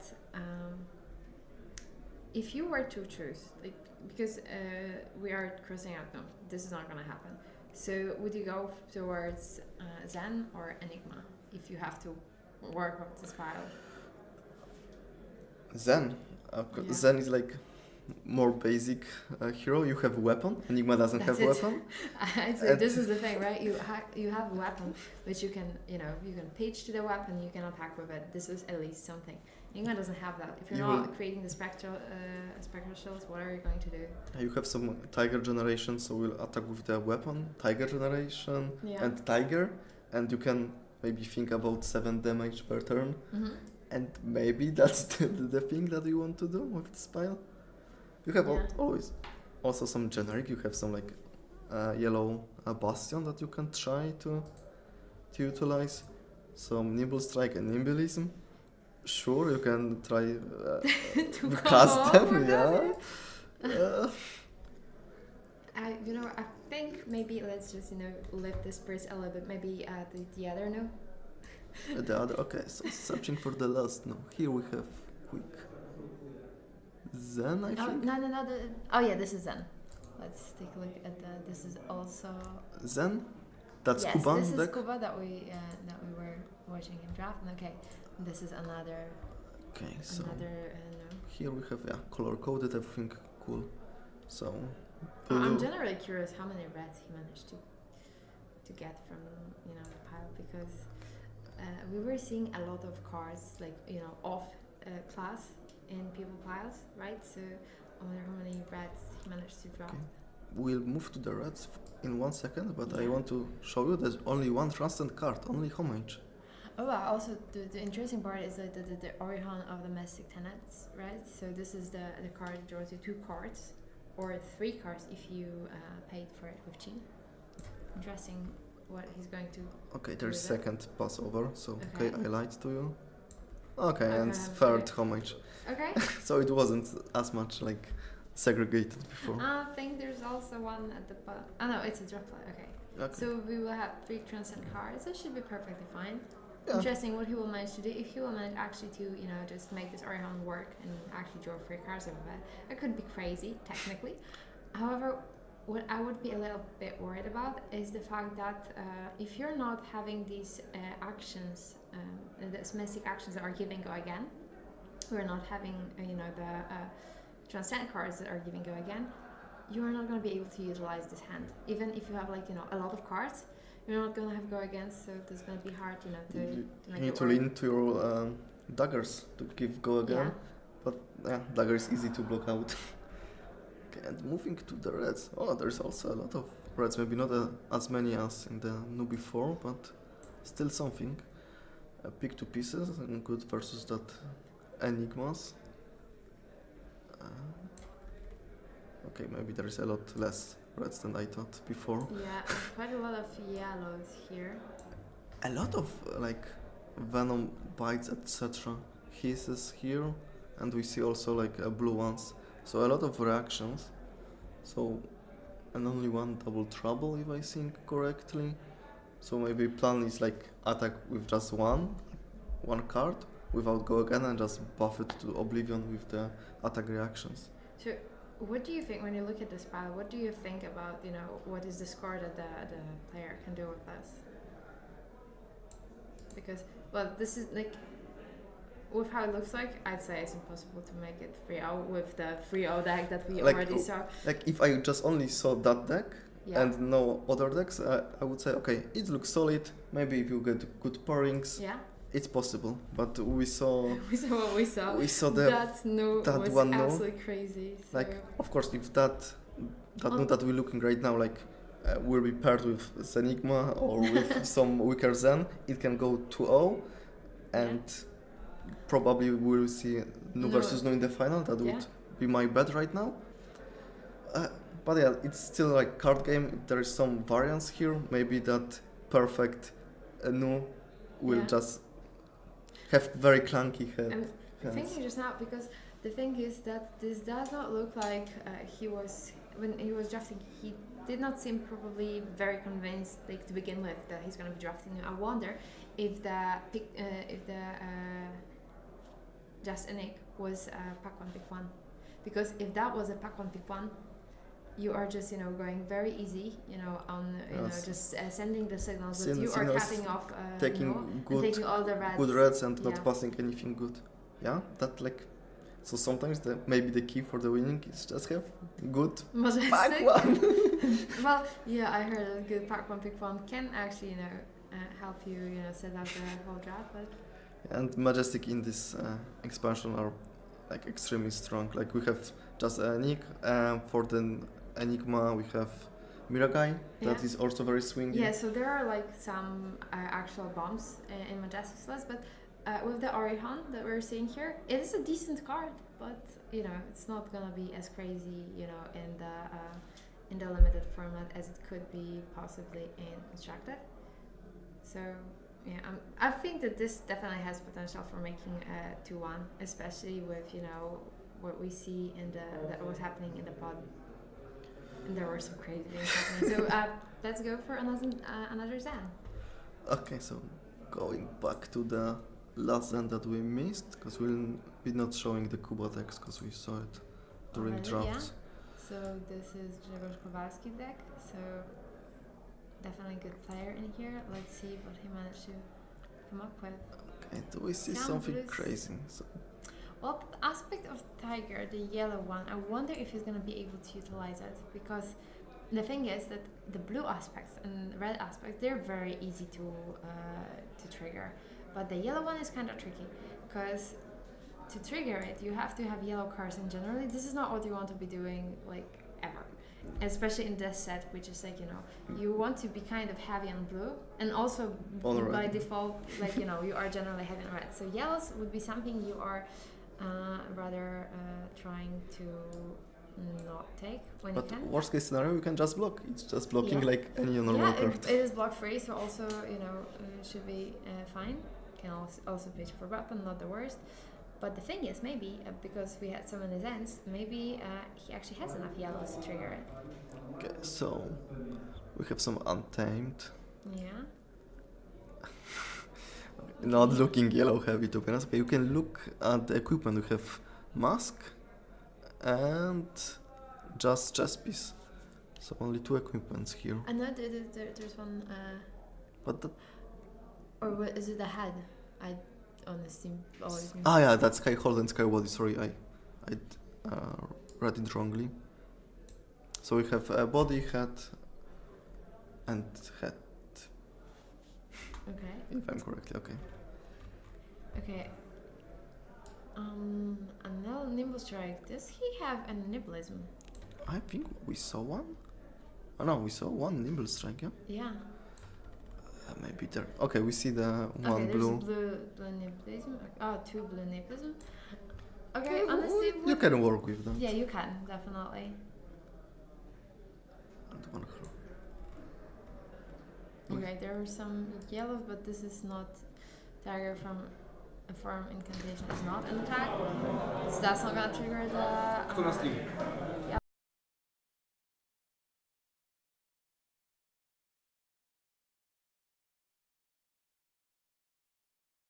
Okay, we got signal that we need to hurry up because they will start playing apparently because we are talking too much. Yeah, so I guess we're gonna have to go with the metagame breakdown when we'll have a moment. It might be just, you know, in between first and second draft. We're gonna have time for it.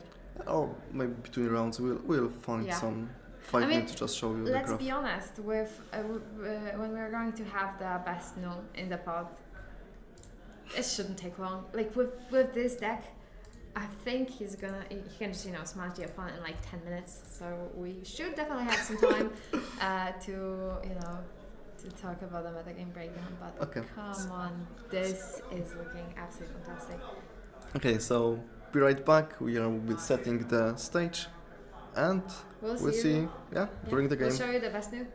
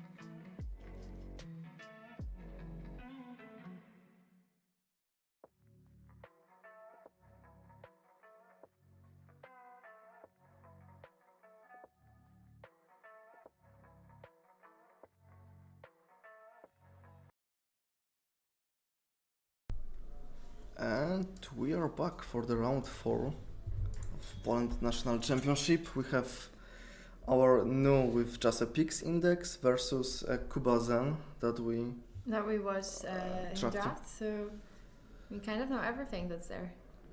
Okay, so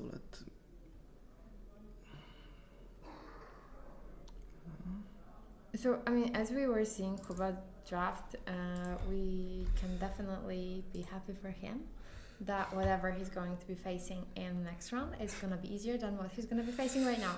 yeah, unfortunately we doesn't have big hopes.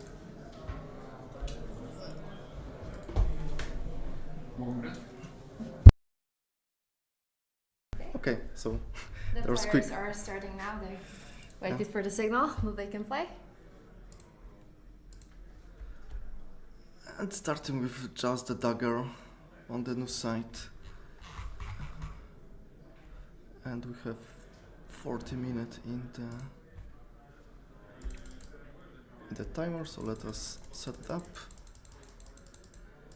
And So- it's definitely a good way to start your turn 0, because if you're opening with dagger, it either demands a card from your opponent, so it might just, the opponent might be down a card, and it's gonna be, and it can be very tricky because you can get decked by new when you are playing Zen. So being down a card already can make a difference, and if you will actually let dagger hit, you'll have to block, with more cards later on. But you can still be punished with the reaction. Okay, so looking at the top cards and searching for the blue, and can put that blue to the defending chain link and make a defense value 0. And we do know that Kuba has a lot of blue cards, so it would be very hard to miss a blue card in here. And we can see, I think it was 3 blue cards in here, so one of them is going to be... Ooh! This is unlucky because this is a finisher card. And we know there's not much more of it in his deck. There's a yellow one, and there's not much more blue stuff. And what is also crucial is that at some point, when Thomas will transcend, It will he might hit him actually back. create the combo himself, because there will be blue attacks that will be generating crouching tigers. There is a card in combo there. There's the card in combo that's a finisher. He really can make it work. Okay, so let's check if tigers can bite back.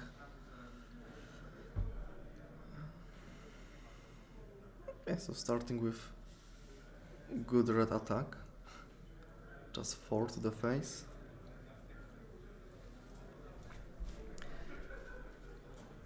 And we see defensive on the new side, so everything is blocked.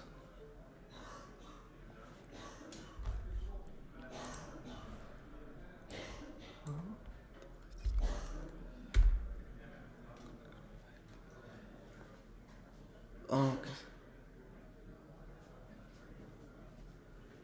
Hi Visha, yeah, we have CC meta breakdown. We'll pause it after this round, I promise, because we are talking that we'll show it for sometimes, but yeah, always something to talk about, and that was stopping us. So first attack on Zen was blocked.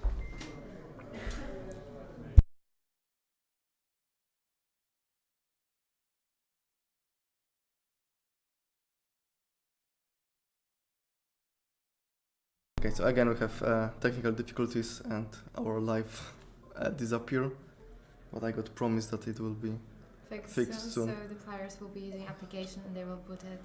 Okay, so I see they put it, but not on the middle. I will ask them to. Let's ask them to move their life counter. Okay, we can see that Zan went a little further, so he attacked with a weapon and finished off with the crouching tiger. Okay, we can see the player moving their life counter.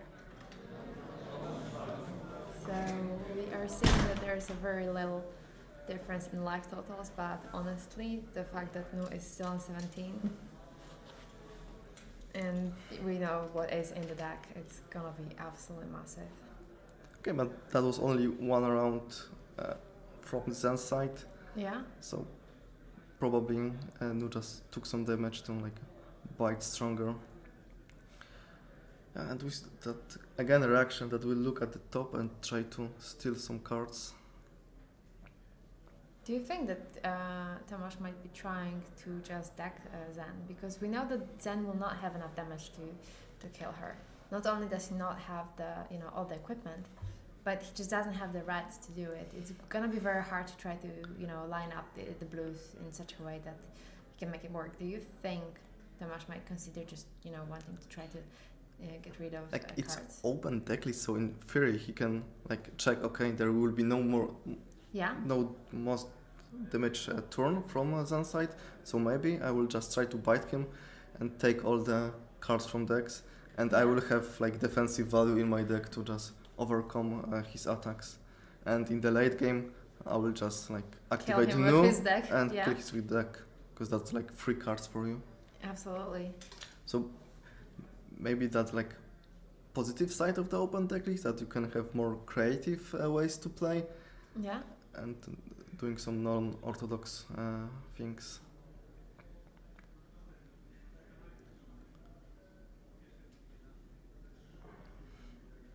Okay, and we see that weapon is not kinda wide turn from Yeah. Zen's side. No, Tomasz was taking all damage before, so probably trying to like. So the bleeding a little bit because even if the cards from Zen are not red ones, he might still go white and it might still be some damage. So he cannot just completely disrespect that, even though we know how crazy his deck is. Okay. And we see that sneaky attack for just for one. Yeah, maybe that's just Link just sitting there in the arsenal, and there are just these shoes that can just give go again. So even though it is just an attack for one, we know it's not neither just attack for one, nor it's just the one attack that will be happening. And have a lot of cards in hand still. Like boots are not damaged, so probably doesn't want to fire them. Go Yeah. again on boots. So if there is just like single attack, you can expect a lot of attack actions in hand. Because if there is no attack action, then probably he will start with daggers, Yeah. like utilize a whole hand.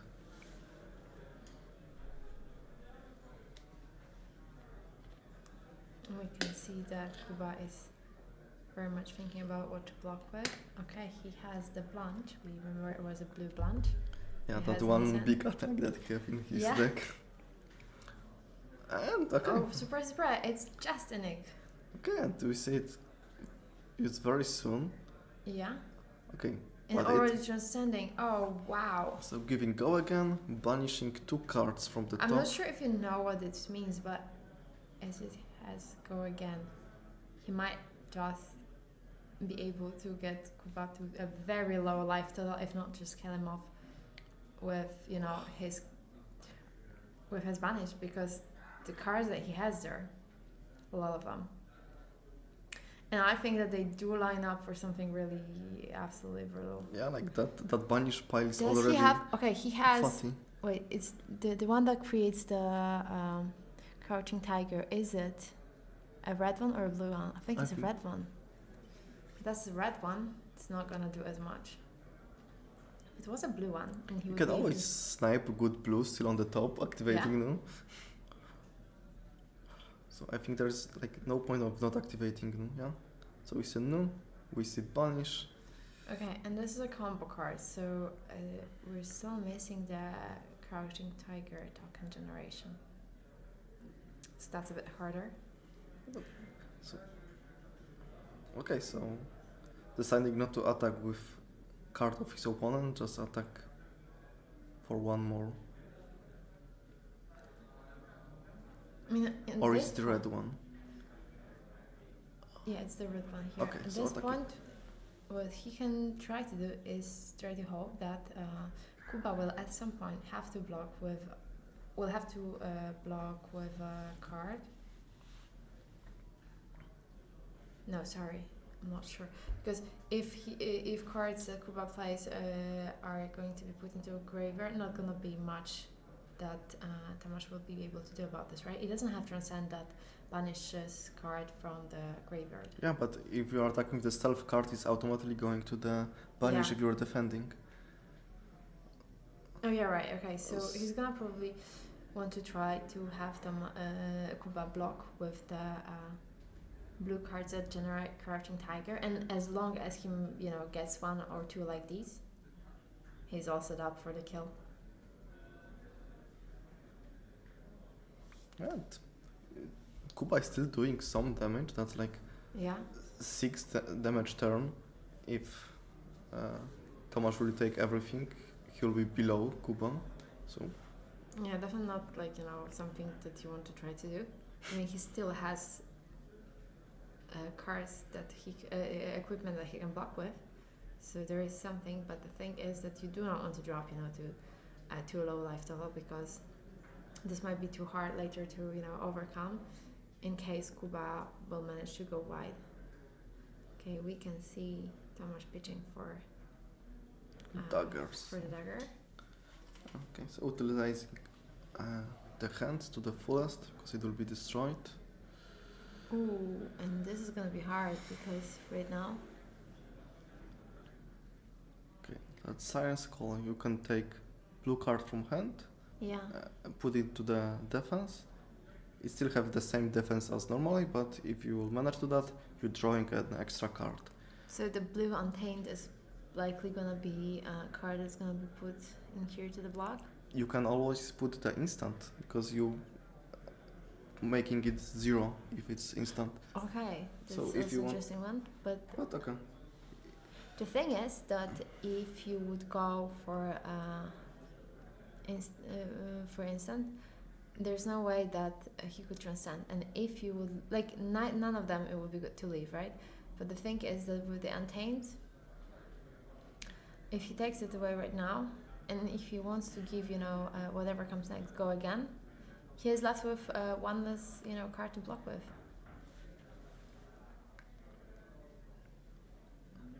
Okay, so again, stealthy attack for free. I think Kuba is taking it. Okay, so dropping to 6 and Okay, banishing and it from is a top. Can banish Lightning from Breeze, and I think it's a red one, so that means that it technically could be generating Crouching Tiger, but it's not a blue. So this is not going to make it work for Tomasz, and his no activations.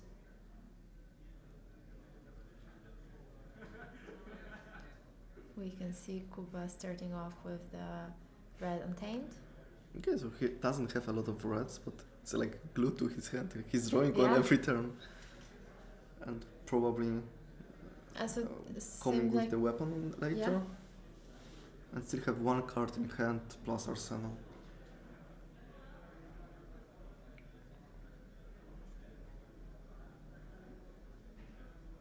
Okay. yeah, it was Okay. a big attack. So So took a lot of cards from Tomasz Yeah. hand. So the response will not be explosive. but can still do something, like depending on what is in the arsenal. And you never want to get hit by the card that will banish the top of your deck because No. you are fueling the future turns. Yeah, of and them. right now, wait, there is a blue. I think this is a blue card that's creating a Crouching Tiger there in the banish for Kuba. And if that is the case, that means that next time that Tomasz will have a chance to activate new. That's it. It's game. Because he can, create a Crouching Tiger. He can play a card with combo. He can, go with the finisher that I never remember the name of, the one that you played after the Crouching Tiger. Yeah. Goes for And For even 5. if it will not kill Kuba, it will take hold the hand. yeah. And you And he's already at 6 life, so not a lot to working with. yeah. But opponent is on 9, so it's only one attack more. And technically, but we know how many red attacks Tomasz can represent like this, and how many cards are in Kuba's deck that Kuba can work with here, and we know it's not much. Not to mention the fact that he's losing a lot of cards because of the banish. Okay, so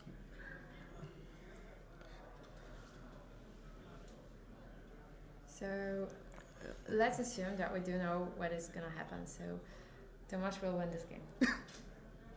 I don't want to be, just saying anything unfair about Kuba's deck, but we saw his draft and we saw Tomasz deck. So the thing is, like on paper, Tomasz will beat Kuba every single time with this deck list. So if that is the case, who do you think Tomasz will be paired against? Do you think what is more likely? Do you think he's going to be playing one of the Enigmas?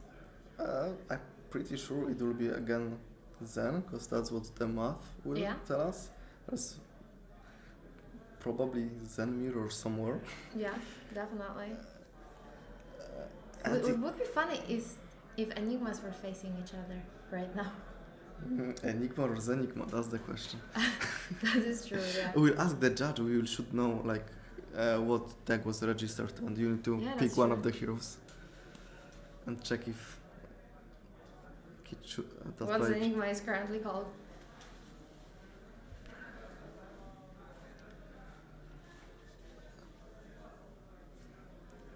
Okay, so that's creating Tiger, if I'm correct. Yeah, this is creating Tiger in his hand.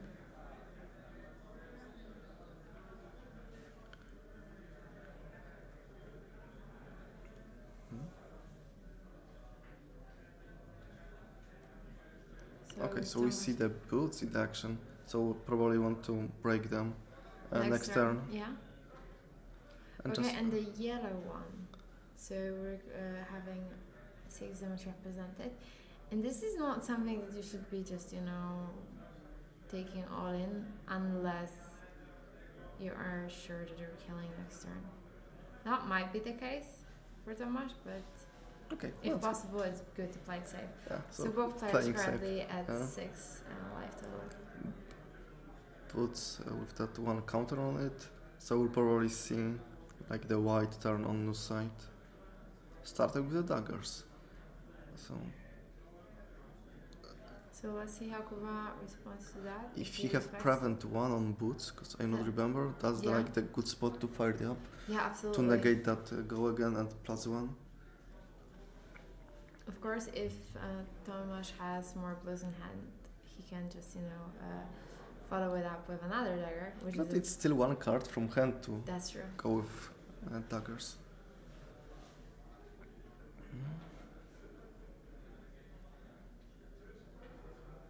So let's see how Kuba will decide to respond to that. And he also have card in arsenal for a long time. Yeah. So what would you like to keep there? Because he have go against the turn before, so if it's card 0 with the go again, he could put it there. So it's probably some finisher or one big attack. Maybe that blanche. What was played the previous turn? It was. The Crouching Tiger was. The Crouching Tiger was played. Because sometimes what you want to do is just put the additional Crouching Tiger that you have, but that's not the case for this one. Okay, so the thing is that Kuba did let the dagger connect, and now the blue style has go again. But only the next one, so that was blocked. Yeah, that was blocked, and now we're going with intact. Double trouble. And that's blue one, if I'm seeing correctly. So in theory, we can assume it's a 3, plus 1, plus 2 from itself. You can put the arms to go 1 more, so it's 4. So in theory, Kuba will be at 1, but then every dagger is 1 card. Yeah, that's true. And unless Kuba has the game on life transcend, which we know he does not. Oh wait, or was it? No, wait, was it not the first one that he drafted? We saw the one Ancestral, but was it played? Maybe that's the one in the arsenal then. Oh, it might be it. That would make some sense. Wait a minute. How many cards does Kuba have in the deck? Okay, that's GG. Okay. Attacking for 8, -1. So yeah, it's 2 over little. Yeah, absolutely.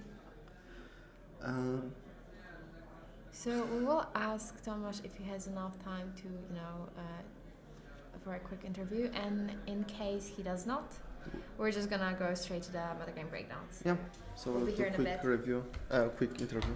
So we're on the mic.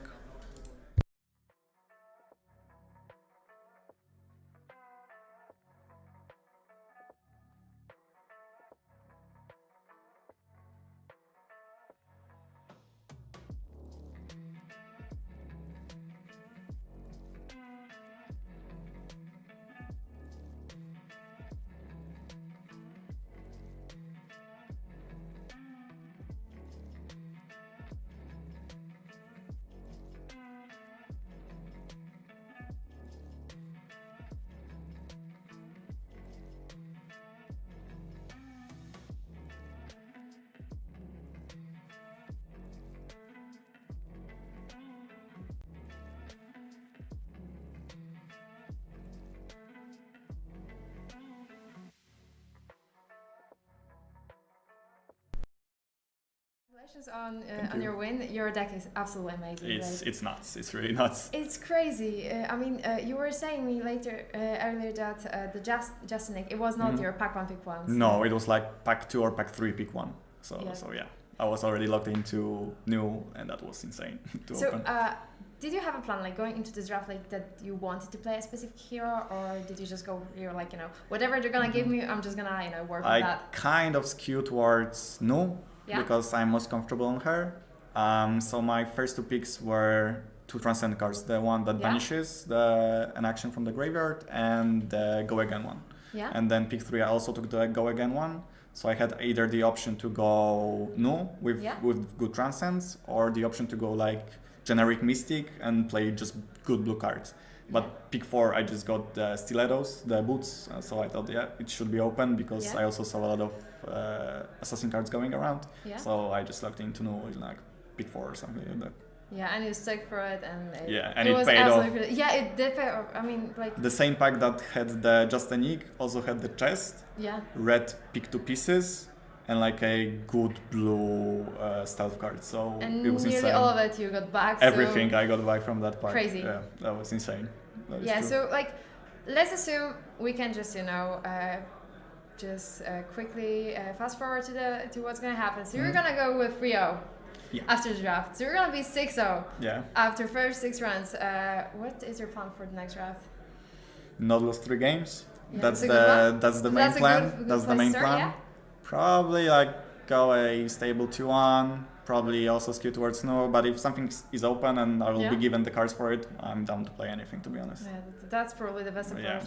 Yeah, okay. So, is there someone that you are, kind of worried to face, in this draft that, it can maybe a little bit tricky to play against? Yeah, because Zan's card should probably be relatively Yeah, it should be easy. fine. I have some pick 2 pieces, so I should be Yeah. fine against Enigma, but against Piotr Krzempek, Yeah. my fellow Krakow player, it should be a tough game because he kind of knows how to play the we're kind game. of expecting this to be the final, The finals, like yeah, Valhalla, right? We'll see. But I mean, hopefully. we did saw the deck list, so just by this, They you're should be saying good. this is the final that you're gonna They play. should be so good. Yeah. I also saw what I passed to him, so he's got mirrored coalescence, like Yeah. the yellow kittens, good reds, good blues. Like his deck is also insane. So we'll see how my disruption lineups with his like words and I stuff. mean, with how amazing it looks, I really hope it works out for you. Thank you very much. So congratulations and Thank good you luck very on the much. next one. Yep. Thank See you you. around.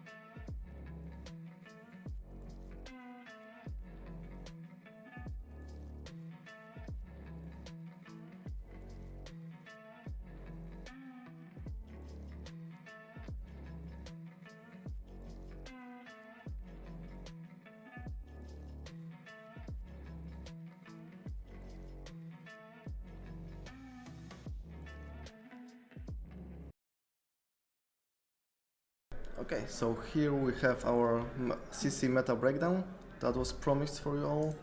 So as you can see, we only had 1 Riptide and 3 Kanos, and we managed to get them on stream. We also have only 3 victors, and we already sniped 1. So I guess we're gonna have to try to get Kasai, Katsu, and Vincent. Not gonna be easy, guys, but we're gonna promise to do our best. I mean, let's remember, they might die in draft, so we cannot promise anything, but we're gonna try. But is there any hero that you're finding surprising with the numbers here? well, I'm a bit surprised that we actually have 3 heroes literally tied for the first place when it comes to how well represented they are. I expected, like, them to be the most represented decks, but I did not expect them to be tied. That it will be just so even with this. I did expect a little bit more Azaleas, compared to because in previous metas you could see that there were many Azaleas, right? And they were like always top 3. With how tight we have, KO, Nu, and Zen, I did expect Azalea to be a bit higher, but I wouldn't say many surprises in here. Yeah. For me, little surprise is like 8 dashes. It wasn't a very popular hero before. That was in the top 5 playing hero. Of course, she did some results this national. Well, now that you mention it, it is a bit surprising that we do have 8 OG dash, but no Dio. Because this is something that they are saying that can outrun Zen. So I did see but it's only good versus and you dying to everything else. It should be like that. I did try. We were testing with Mariusz Hanecki before, so that he was playing Enigma. So we were testing this matchup against KO because Dio won the national championship in Czech Republic. So we were just, curious how this is gonna play out.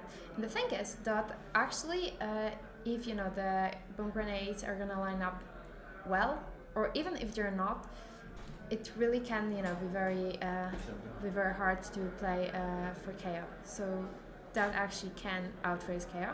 I was genuinely surprised with how did it go, but with with that knowledge that it can be the deck, it can be it can be racing Zen. I did expect any of them to be present here today, but that wasn't the case. So. No Dio specialist in Poland, it seems. Yeah, seems like it. Or maybe if there was any, they might be found again, among Nu, Zens, or Chaos, because these are obviously the decks to beat, as we can see here. So you definitely have your favorite hero, the one that you would think is favored to win the whole thing. So who do you expect? I would love that Nu will win, because that's my current hero. But I still think Zen is the most OP hero right now. Okay. So I'm gonna agree and disagree with you here. I very much would like Nu to win also, but the thing is, I have different reasons. I'm not playing Nu, but I'm playing KO and I'm playing Zen. So the chance for Nu to gain the points and for my heroes not to have them. This is the dream. So I'm glad we are both having the same pathway. Yes, we do want Nu to win, even though our reasons are completely different. So she'll get the points and stuck on 1999 and stuck there for a few years.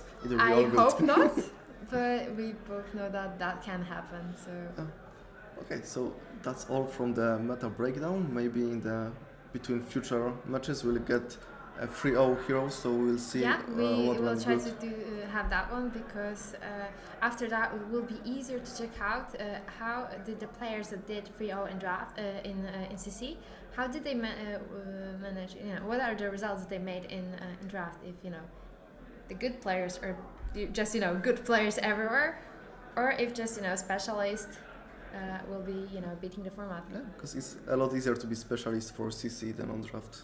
Yeah.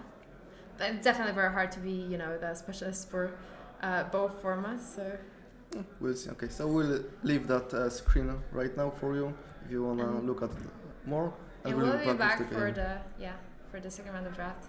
Okay, so see you soon.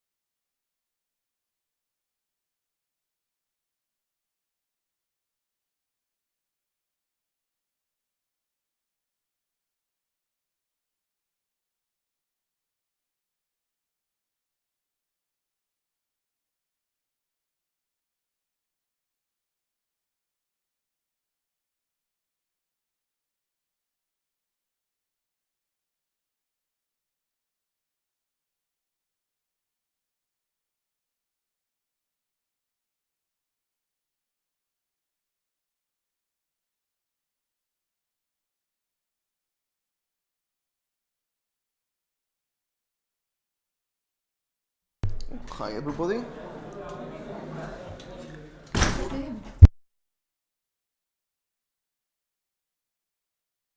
So we'll be starting the next round right now, or not. So, so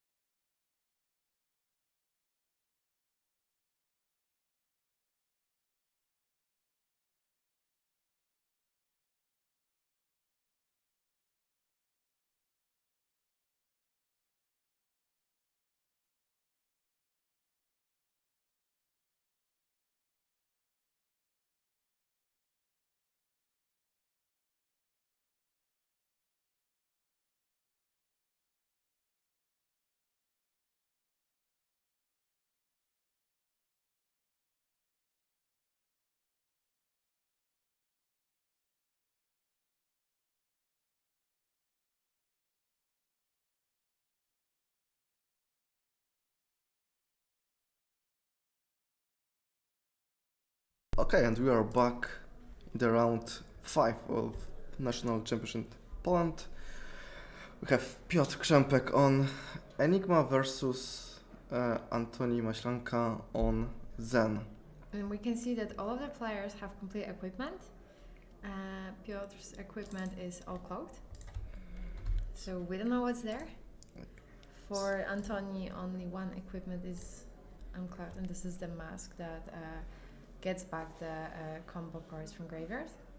So pretty mysterious game when it comes to what we're gonna be seeing in the equipment pile. So yeah, but still open deck list, so Well, yeah. I mean, that's not the case for Piotr though, because he had 2 copies of gloves. Oh yeah, of course. So, like, there is and still I think he also had 2 hats, so there might be actually, you know, some spice in there about what was his choice. Okay, so turn 0, just trying to take some cards from hand in case it will go to the fatigue. So Yeah. always good, like in draft, always valuable to like take that few cards. Here he take only just 1 because we used 1, but the weapon was for free. Yeah. So trying to steal that a little values. And we can see that Piotr at Enigma, it was the Enigma that had the more auras part. Let's see how quickly he's going to set them up for, you know, possibly a lot of attacks, turn after turn. Okay, so little shuffling, probably doing spectrals, and slowly stabilizing the board, Yeah. creating the present.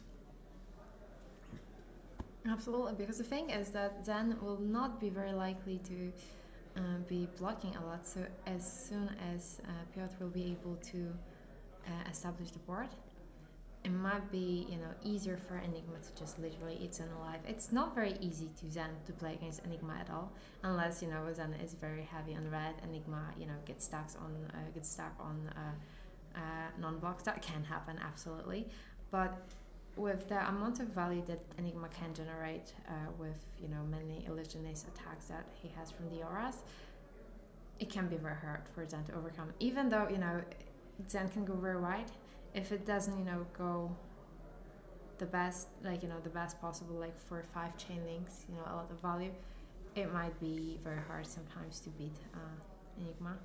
Yeah, but then often if you like once destroy the Enigma board, it's very hard for her to like rebuild Yeah. it because she needed to spend whole hand to like defend the board. Board is still like destroyed and Yeah. you're left with nothing. That's true. So the way that it can go bad for Zen after that happens is probably when they get stacked on, like, you know, combo cards. Because if you have too many cards of combo and, you know, no way to create crouching tigers, this is the way you can lose the tempo. So unless that happens, you should be pretty much okay. Okay, so we see first spectral gone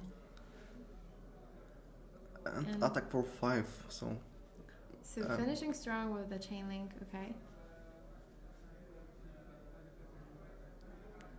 taking card from the graveyard and offering attack with the breakpoint. So 2 cards to protect that 1 aura. It's a very interesting thing because the card that that he banished the card from graveyard with, it is a May ability, so it might be very interesting.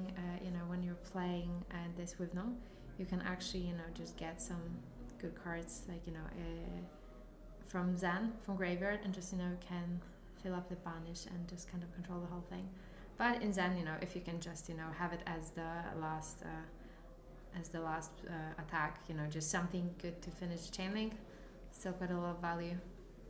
And it's always good to banish stuff from graveyard because we have that transcend card that is taking card back from grave to the deck. So if you think something good, it's like always like free value to banish it. Absolutely. And we're having an attack for 7 because the red Nibblism was played. So that's a strong start for sure. Yeah, it will be on hit, create Crouching Tiger. Yeah, and hard to protect that aura. Now you need to put 2 cards, put some equipment with prevent 1. And let's go again. So there will be next attacks that will try to snipe that aura.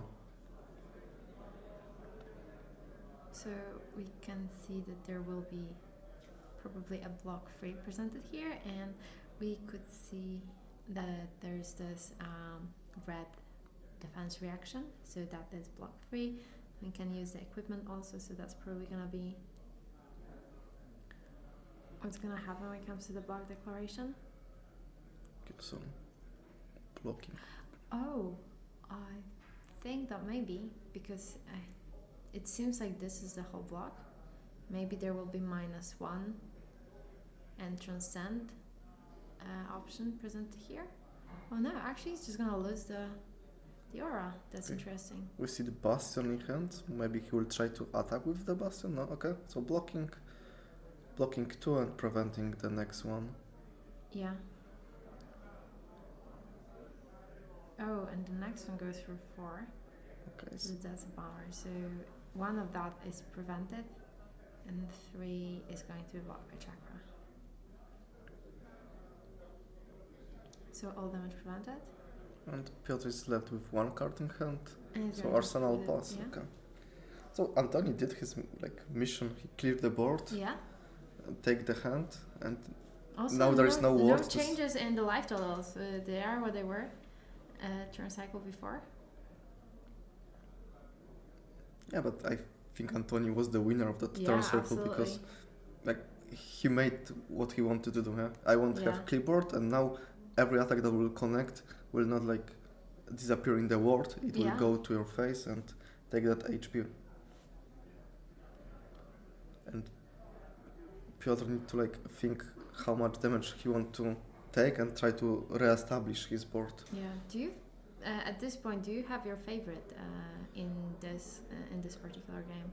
Because generally it is hard for Zen to beat Enigma, but as we found out that Zenigma is actually Enigma right now, we know that in the pod we have 2 Nus, 3 Zens, and 3 Enigmas. So that means that none of the Enigmas are extremely strong. They never had a chance, right? With this spread in the pool. Neither was it easy for Zens though. So what do you think? Who do you think is favorite? Because generally Enigma has it fairly okay against Zen.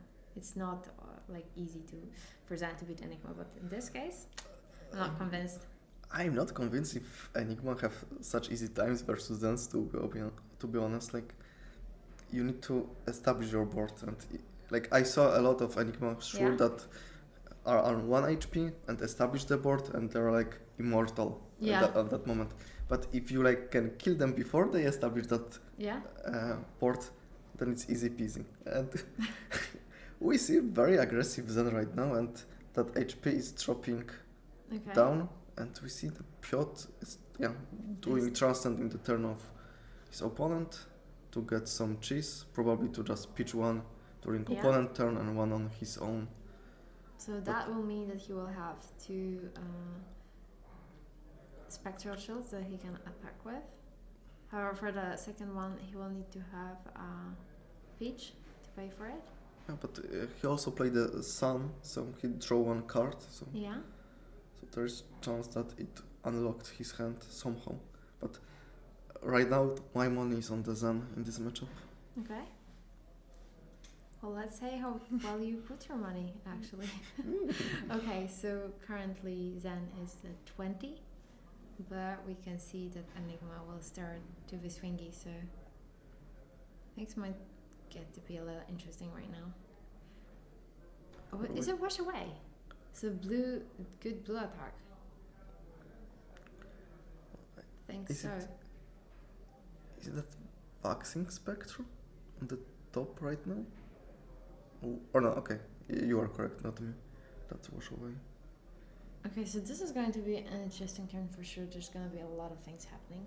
Okay, we have the Second Spectrum. Second Spectra, that's correct. But we need to, we need to pay for the attack to float. Yeah. And we don't know the arsenal, maybe No, we something do not. spooky from there.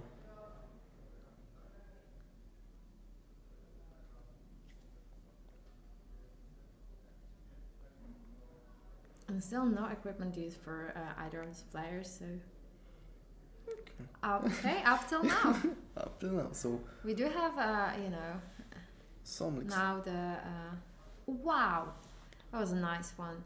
So, Piotr not only managed to, just push through some damage with the gloves, but he had the coalescence that, is now attacking for a lot of damage. He can be creating a lot of spectral shields. Just looking fantastic. Yeah, it will be for sure easier for him to defend. And the Right thing now. is, right now, that Antoni only has 2 cards in hand and 1 in arsenal. Okay, so this is an attack for 6, and that's it. Nothing else happening here. So I think if Piotr has 2 cards of block 3, he can just dump them, right in front of this attack and just, swing with the whole really huge board. And is there any response from Antoni? Yeah, the tricky part would be if he... Well, he did block with the gloves, okay. So he did want to make sure that if Antoni has a +1 effect from the gloves or from Arsenal, from the Just Stand, this is not going to happen.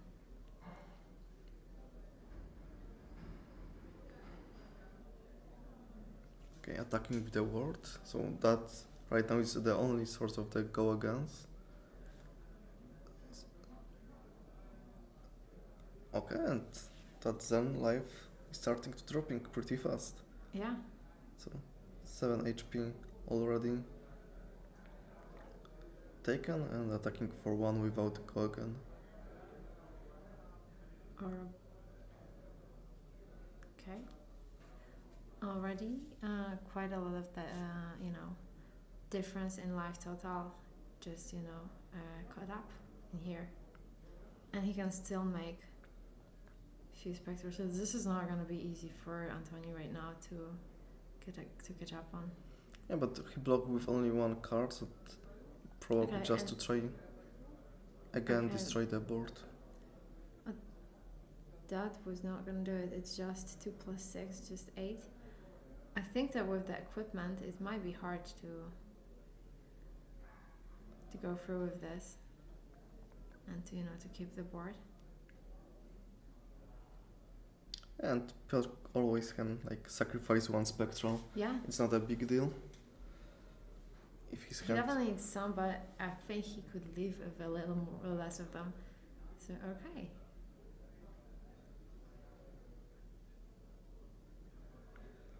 So that's block 4.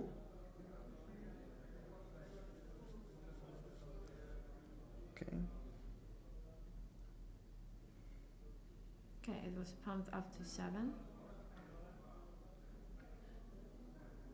We have block 4 and 3 spectrals. Okay, so So the board There's- was kind of cleared, but maybe the spectrals aren't there, but there's still a lot of damage represented. board look clean, but it's not clean. Yeah.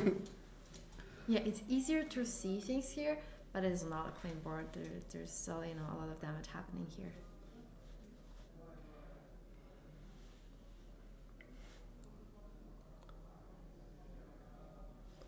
Okay, so will there be some follow-up for that attack or just... Okay, Antonin starting to dumping a lot of his cards.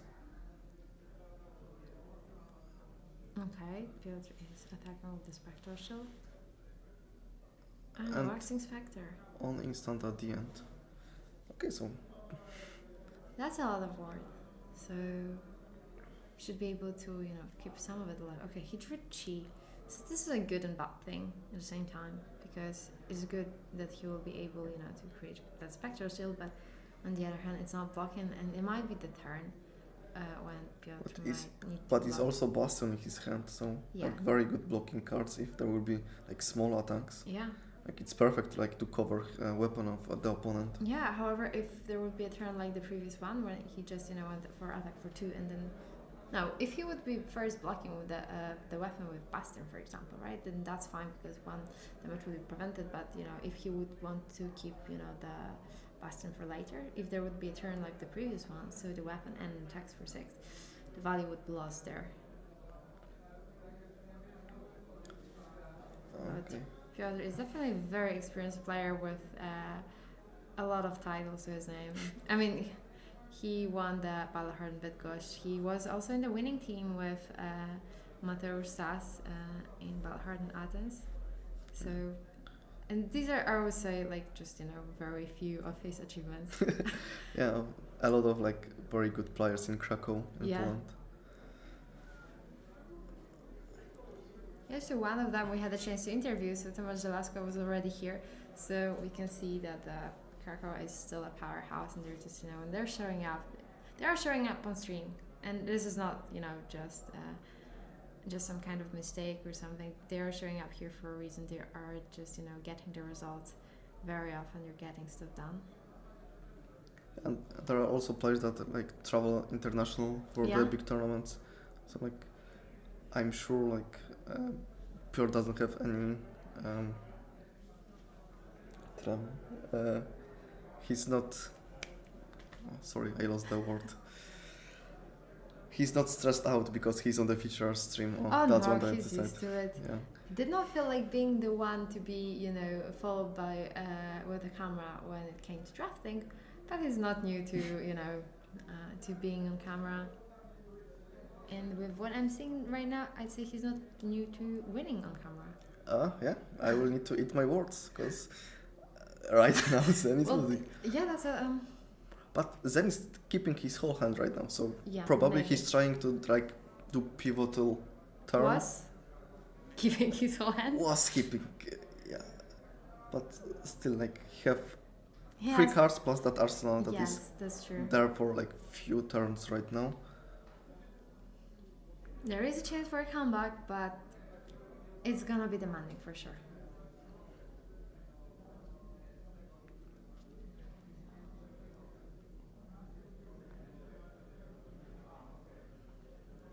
So let's go then. Show us that white turn. Okay, so good old reliable weapon. And 2 cheese in Piotr's hand. That's gonna be tough because this is something that can happen to Enigma players. There can be, like, you know, a lot of HP difference, but you know, you just draw these Gs and sometimes there's nothing you can do about this. Okay, so board is slowly getting cleaner, but we need more attacks and we have 1 card in hand plus arsenal. Okay. And attack for free. This is, you know, a clean Okay. block. Yeah, And and that's we it. have 2 chi in hand. So Um, 1 will be pitch for, for Enigma activation. yeah, and the rest 1 will be used for the attacks. Yeah. And that look like little turn. Absolutely.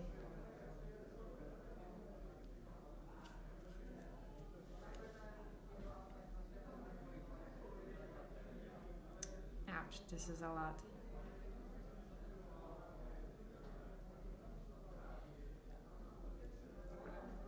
If this turn is not lethal, then the following one certainly is gonna be. Yeah, because that aura will stay on the board and you don't have hands. There's more and more auras. And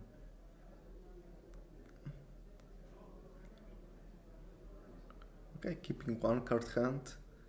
Meaning there's only gonna be an attack with the weapon. So what Piotr will need to do is simply just draw a card.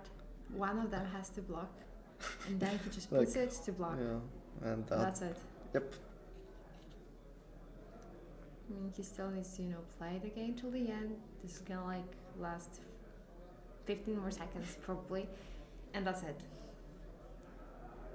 Unless Antonio will think a little bit more, then I presume up to a minute. And last attack for little. Okay, so cute last attack from Arsenal. 50 seconds. Okay.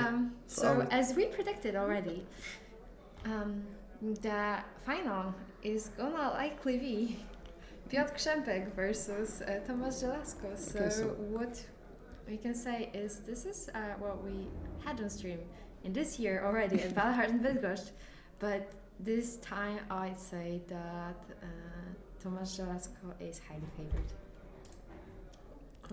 With the pool that that was here, with how many enigmas are in the pod, with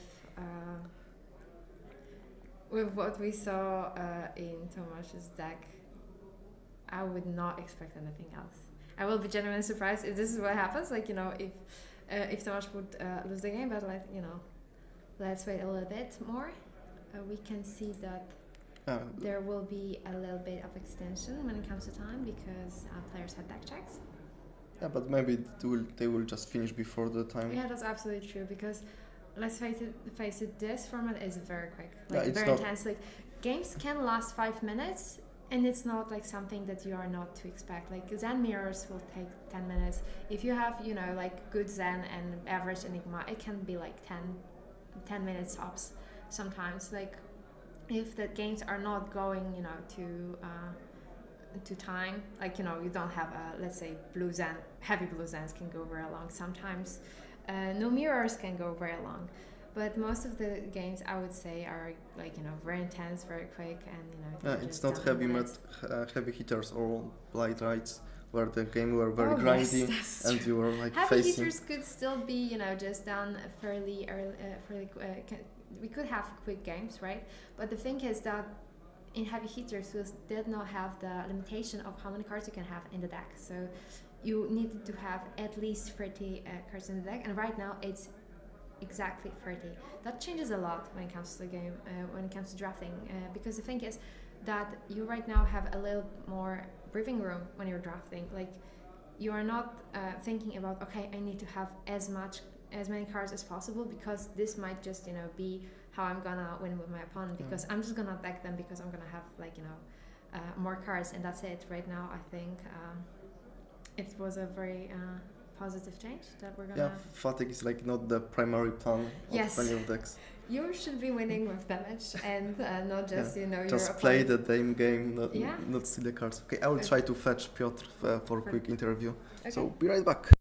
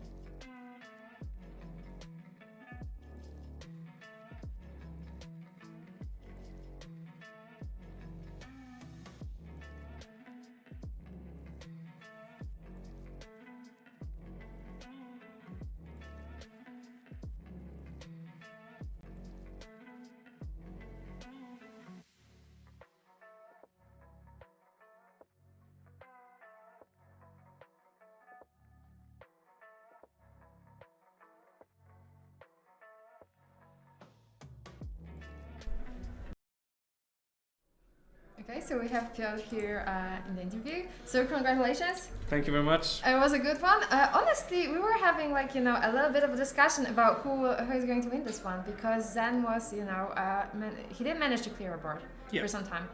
It did look kind of tricky. I mean, I knew you were gonna win. So it's a problem. I know that Piotr will get there. I mean, when you managed to establish the board, like it was so wide, it was unbeatable. You were not gonna lose this game at all. So when did you decide that you will be, just going towards Enigma? Was it like, your early pick? Like, were you locked going into the draft to just, I know go that, Enigma? Yeah, I know that playing drafts with people that I don't know is very tricky. So I wanted to stay open. I don't want to lock myself in one class, because then two other people locks themselves and it gets really messy. So I try to stay open as long as possible. In this draft, my first two picks were two Bastions, so good card to just start your deck with, and Evasive Leap is always block-free defense reaction. Then I received Vexing Spectre, the one that gets +1 counter when you pitched blue. I passed it over because I still didn't want to commit myself to one class, and then I received the card that creates Spectral Shield and puts 3 +1 counters on it. Yeah. And I knew that if I get this card, if no other players picked any of those two cards, I was fairly sure that I could go to Enigma, because if somebody catches the Vexing Spectre that went to my left, I'm still on the right side of that person, so I still should be fine. Okay, so did you realize that there were many Enigmas in the pod? I knew that there should be one another Enigma. I thought that there is one another Enigma and maybe one other new or two others new, so 1.5 of those two classes. But I knew that there are a lot of Zens in the pod. Okay. that we could all see and feel, but what actually happened at the end, we didn't manage to solve the riddle not so long ago. It's that the Zenigma, how we call it, because there was a player that had a lot of Zen cards and a lot of Enigma cards. He did end up being Enigma. Yeah. Not how we predicted. So it turned out that it was 3 Enigmas in the pod. Yeah, but I'm really surprised. I don't think it's like the Mystic class, No, I think that he got 4 bubbles, correct bubbles in his deck or something like that. If I heard, so that's. I didn't want to end up in that position. That's why I wanted to stay open at the start of the draft. Yeah, that makes sense. Yeah, so what we're expecting is that you will be facing Tomasz Żelazko right now. How are you feeling about this? Because he has absolutely crazy news. I know. I think that there is an option that I can win this, because if I can establish the board quickly and he doesn't have enough pick-2 pieces to counter my wards, that could be winnable. I have Coalescence, the one that takes counters from other cards, so if it stays in the board for enough time for me, I think I can try to win this game. Okay. So, do you have a plan to just have to play against that Just a Nick, because it is there? I know. I have one red Evasive Leap, one yellow Evasive Leap, and one Moon Chakra. So it's. So I guess these are the plans. Yeah. If this will come at the right moment, maybe it will save my wards. So there's. Because it's gonna be tricky for sure, right? It's gonna be tricky. In this game, it was a bit tricky because after I drew my first 6 cards, they were all blue. So I put the ward with 1 counter with no go again in the board. I drew 4 red cards. I was like, okay, fine. So I can do anything. If something like that would happen with the game with Tomasz, I would be doomed. But I know that Antoni that I played against, he has a lot worse deck because he's one of the Zens, and I could still manage to win this game. And the Coalescence won both of my games because I was waiting for them in both the games, and this is just very, very good card in draft. Yeah, absolutely. So I'm wishing you good luck. It's not gonna be easy. I mean, still the win is gonna be in the Krakow team. So okay, the Battle-hardened Bydgoszcz finalists. So it's gonna be there. Yeah, that's right. We'll be playing this on stream. The final of the pod? Okay, nice. So we will see me very again. Friendly game, Yeah. Yeah, I know Tomek for like 10 years right now, so we are very good friends. We're expecting a very quick game from you as usual. Yeah. So you do play the quick game. We're gonna have a longer interview then. Yeah, sure. I hope it will be me. Maybe we can come together here. I don't know. Yeah, sure. Okay, so good luck on your next time. Thank you very much. Thanks.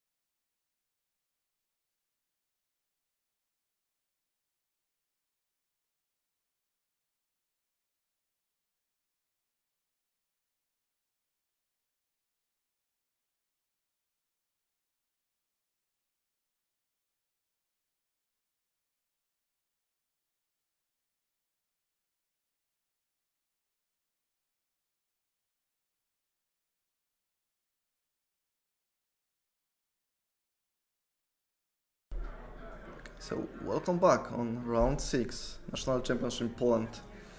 We have Piotr Krzempek versus Tomasz Żelazko, both players that we saw in this draft before. So, Nu versus Enigma. And honestly, when we looked at the deck lists, like when we got them after draft, this is what we more or less predicted will happen. So we expected Tomasz to be in the final, same as Piotr. And based on our predictions, Tomasz is going to win this one. And let's see if he will manage to, not say keep his word or something like this, but he will live up to expectations. I mean, with the deck that he has, he certainly should, but it's not like he has an easy opponent to play against. They're both friends, both absolutely amazing players.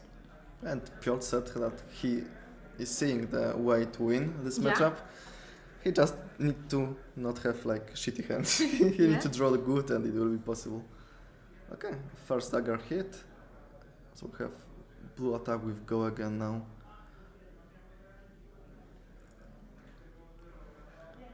So trying to save the cards for that dagger.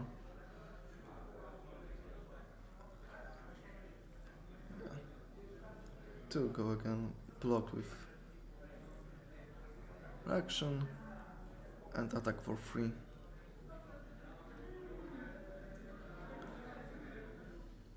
Blocks with chakra, but pumped, okay. Okay, looking at top 4, searching for some nice blue to put on.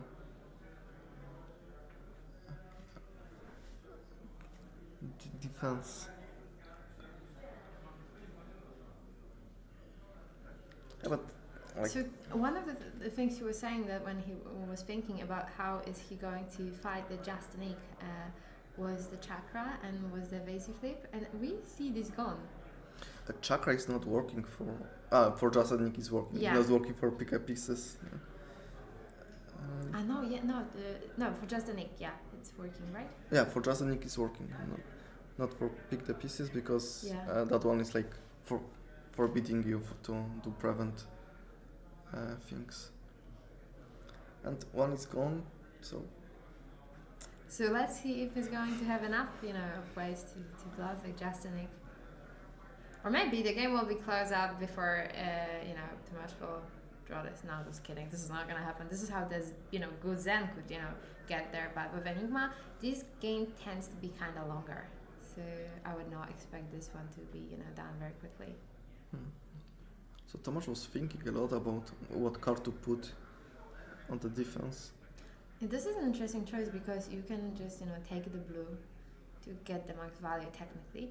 However, there's also a possibility that you will just take a different card and you will just, remove this from your opponent's deck. And the thing is that they know what is in each other's deck list. So that means that, for example, if he will remove this card at this point, it's gonna be gone and he knows how many copies left will be there in the deck. Yeah, but he also saw the top card, so he know if he need to take the resource card, the value card. Yeah, sometimes just leaving all the blues, it's not gonna be good for opponents. So better to do just that.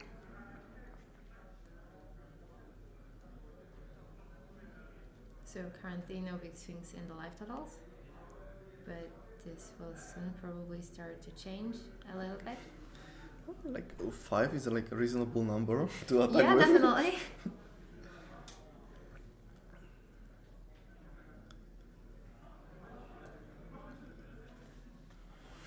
So let's see how quickly Tomasz will decide that it's worth to block it. Okay, so And this is not now. Okay, taking call 5, so assuming he will take everything that Piotr is throwing at him this turn and try to just clear the board. Sounds very easy. Yeah, absolutely. This is going to, if this Spectra is not blocked, then this is going to be for her hand. No arsenal for Tomasz. And it's without go again, there are still 2 cards in hand.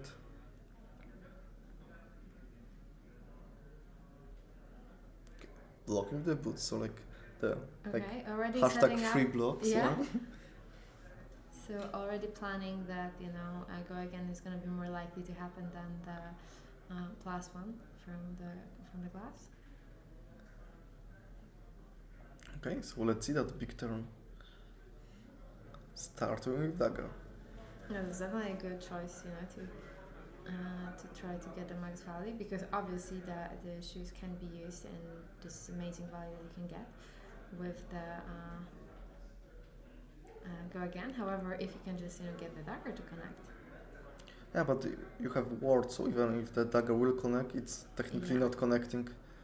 So the on-hit effect Yeah, is but not this happening. but if you want to make sure that you will be able to connect, first you will need to clear the spectrals, and then you will have a chance to activate the shoes and still get the go again. You have double trouble here, so I assume that's the card that you want to give go again, to have 2 reactions. Okay, silence call. So looking at the hand and stealing the blue. So let's check if Piotr is willing to just show his hand already, or if there's something he wants to do with his hand before.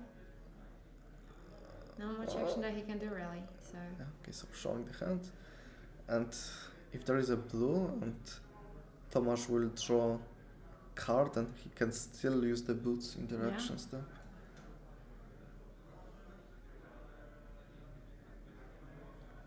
yeah, so he'll first be seeing the card that he will draw, and then he can just decide what he wants to do with the shoes. Absolutely amazing sequencing here.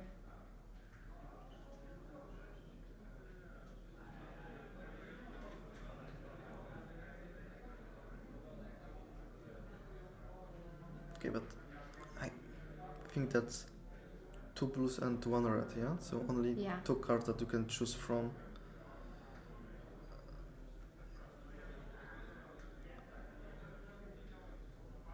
Okay, and let's check if the boots will be activated. If we're going for the full volume. No, we're just doing Arsenal pass.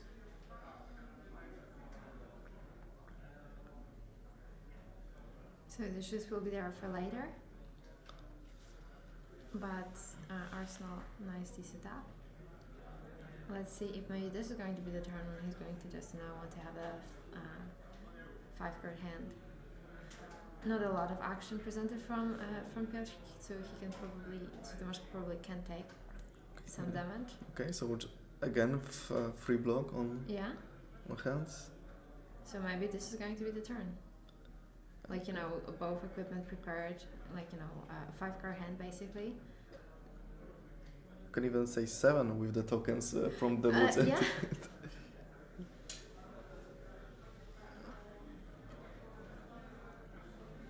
Yeah, but because life total is looking very different. It's 19 to 11 right now, so Nu is taking the damage, and usually when you're taking the damage you want to pivot and take the tempo. And it didn't happen the last turn. Yeah. Because the thing is that to be able to actually make things work, you will still need to clear the board of the auras to be able to push through the damage.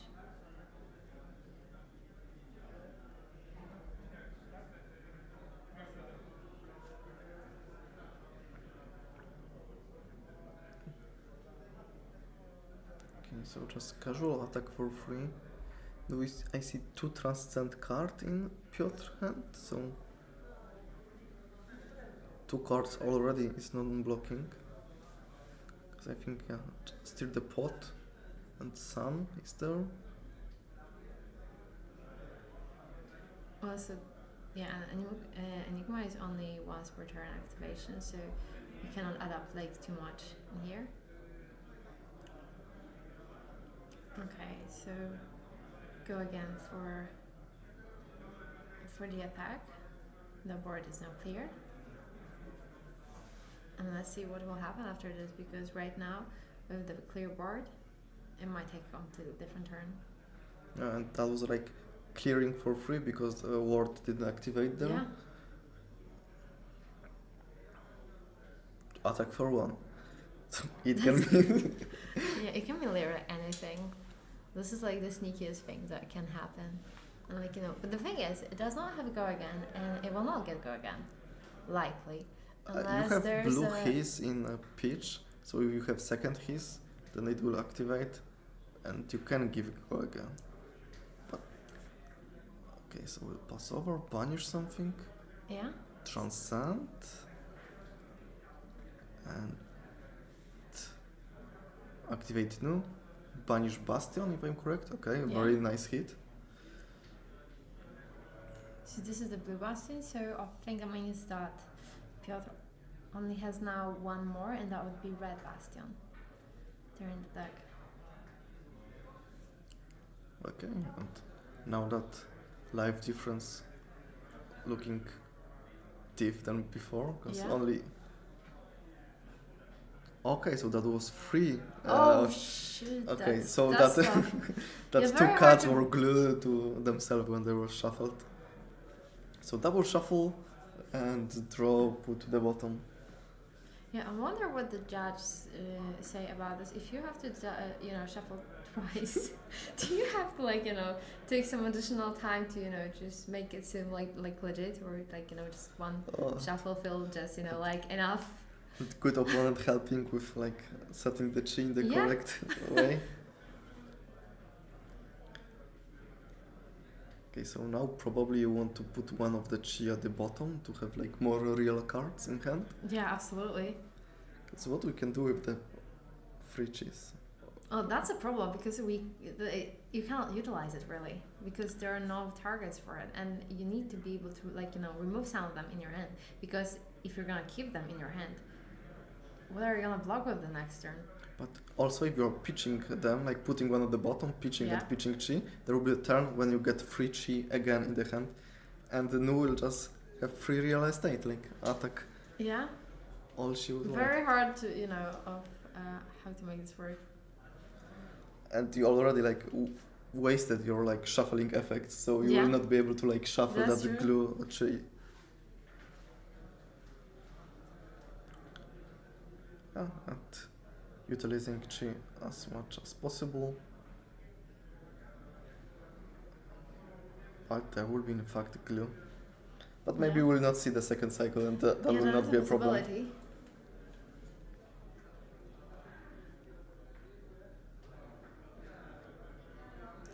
So right now he's drawing free card. No. Oh yeah, because he did put one of the chi at the bottom and then two of them from the pitch, so they're all gonna be glued there.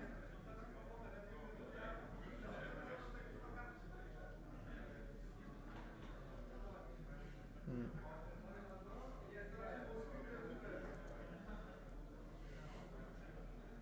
So Okay. let's see how Piotr will be respecting the dagger right now. We can see that he still has two cloaked Armor pieces, armor but pieces. Yeah. you have We also can take a look at what it was. Was it the prevents? Because we do have deck lists. So. Oh, have photos of deck list. Give me Yeah. a sec. Okay. So first dagger connect to the spectral.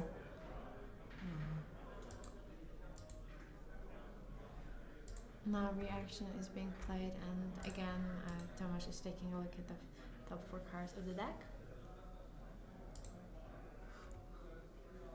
Okay, so chess piece is prevent 1 and boots are aqualabs probably. No? Yeah.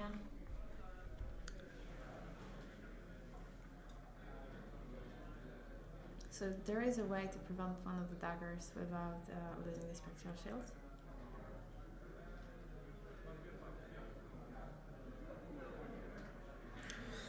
Not looking good for the Enigma player. No. Board is he established the board and board is cleared the next turn. Plus Yeah. some damage is leaking. Yeah, absolutely. Yes. But hey, if it's not looking good for Piotr, it is kind of looking good for them, because that means that our prediction was correct. Yeah, and still 2-1 is very good result. Yeah, absolutely. And he is a 2-1 after a 3-0 start. So, being 5-1 when going to the second draft, nothing to feel bad about.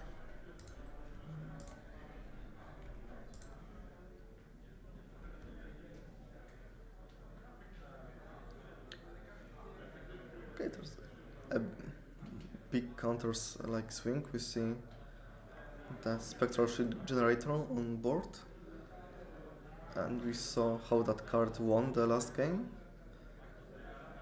So maybe there is some place here where Piotr still can like steal this game. It's certainly not gonna be easy, but if someone's gonna be able to do it, he would be the one. So let's see if he will manage to actually pull it off. I like to root for the underdog, so like right now I'm rooting for Piotr here, but Nut dropped to 1. Yeah.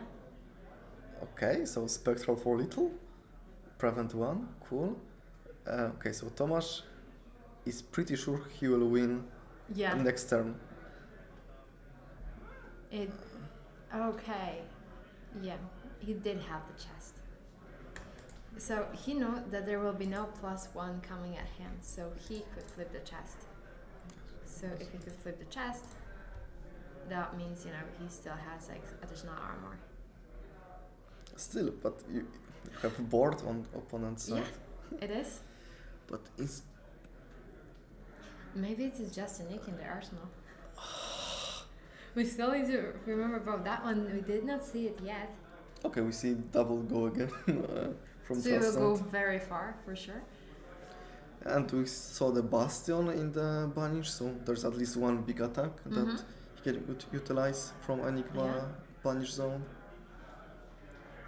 So that needs to be taken into consideration for sure. And hey, if the dagger would, you know, connect, it's not gonna connect, but if it would, technically the thing is that Yeah, technically the Bastion with go again. yeah, 6 go again, like nice value. yeah, not bad, right? So I think we have two blues in Banish right now.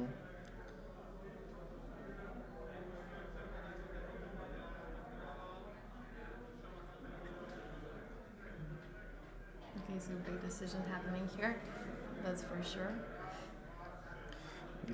Triple checking the graves.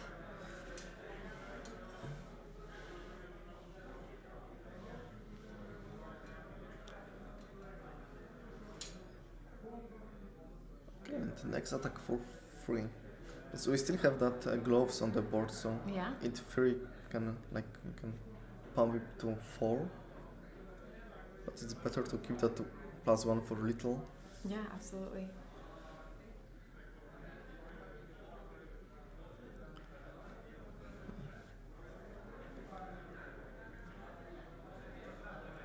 Okay, so I think there was no blocks then.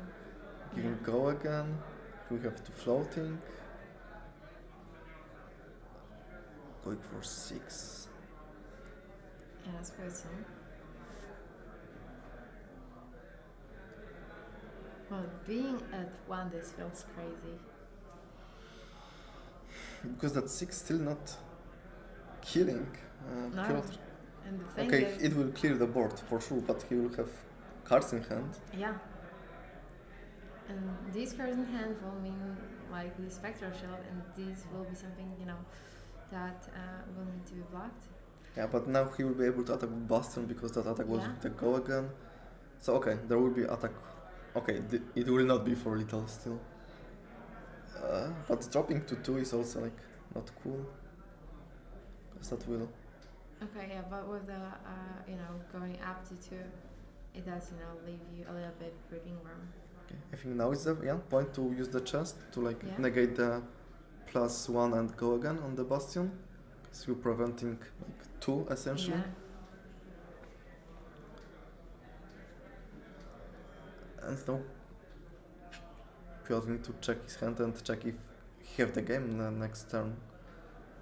Well, it would be hard for him to have the game next turn. I think, Tomasz still has the chess piece to block with. Yeah, true. And he's on 2 right now. Okay, but he's taking the damage, so 2 and 3 are the numbers of your life totals.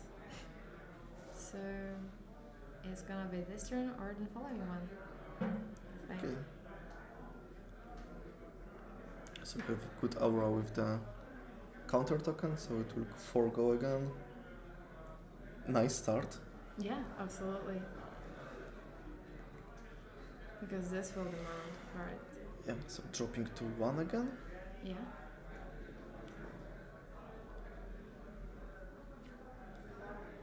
And Okay, so right now, Tomasz is left with 2 cards in his hand, and let's see what he will be able to cook up with this. 2 cards plus that 1 reaction on the gloves, and only like in theory 3 HP that he need to steal from his opponent. Yeah, but there's this war still happening there, so that's not helpful when it comes to how to make this work.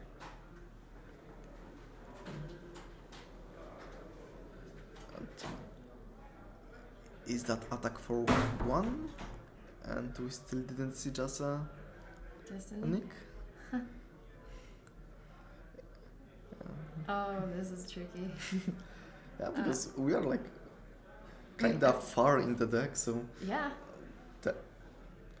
you could assume opponent saw already that That's true. kick a card. And it's not like no one knows about it. Everyone knows about it. Everyone is expecting this, so it might be. Yeah, and it might be the moment. your aura is not attacking for free because it's not Spectral Shield. Yeah. So you cannot like put whole hand before Yeah. this card and attack for free. You need to keep 1 card. And if you start playing around just a nick, you are playing around it forever. Yeah.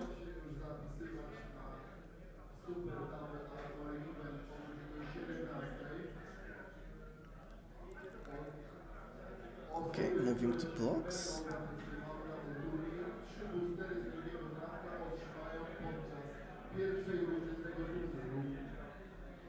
Okay, so board cleared, and I will think we'll see the just attack with Bastion. Yeah, so just regular 7. Yeah, but 7 is a very, very tricky thing because right now it will demand a chess piece and 2 cards. And I see just a nick in the hand of Tomasz right now. Oh, this is tough because just a nick costs 1. No, it's got 0. Because It's 0. 0 for 5.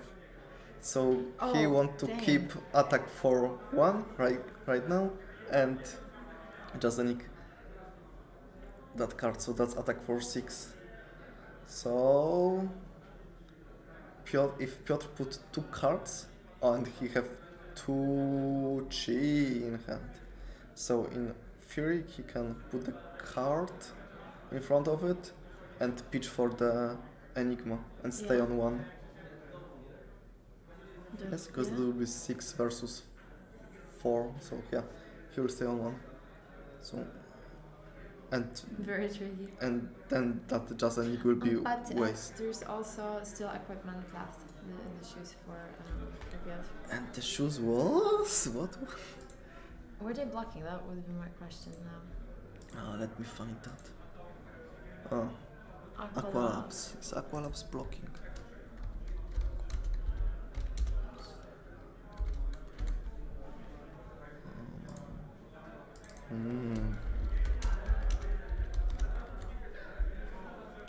Okay.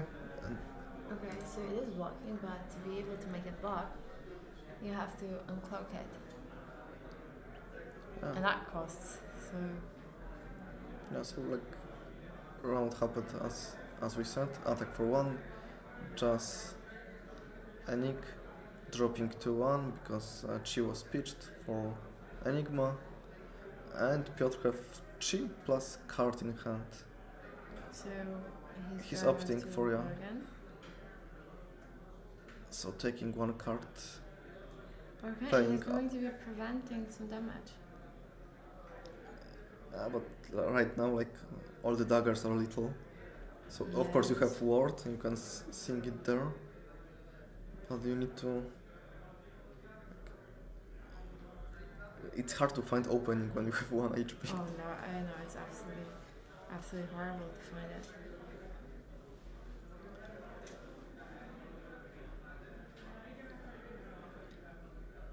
But this game is definitely intense. It was kind of swingy. It really did look like maybe possibly Piotr has a chance. but I did expect that Tomasz will be able to outvalue him with his card. Okay, so it's 2 floating and Yeah. 1 card in hand. And that's just a 1 damage. That's blue one. Looks like it. Okay, so Piotr opted to save his board to just swing twice and took 2 cards from hand of his opponent. Yeah. So And maybe now he will uncloak his. he has a chance to do this. He will waste the go again, but he will have 1 more HP for the Yeah. daggers. Yeah, and Yeah. opting to do that. Okay, in the response, Nu activated. Looking at the top. So Tomasz block with 2 cards and have 1 card in hand.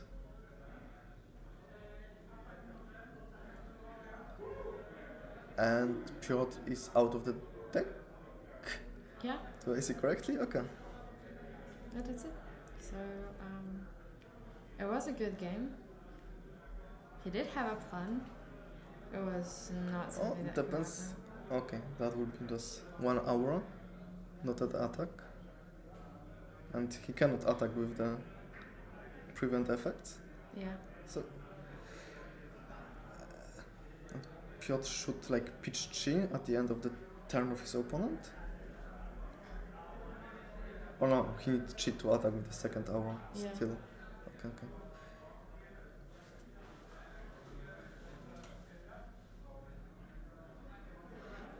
And in Tomasz library, I think there is like only 2 cards left. Yeah, it looks like it. So very close match to Yeah. to the end of the cards. And that effect of random banish from the top of Nu, I think that's the thing that win the game. If Yeah. of course Tomasz will win, but it looks like it right now.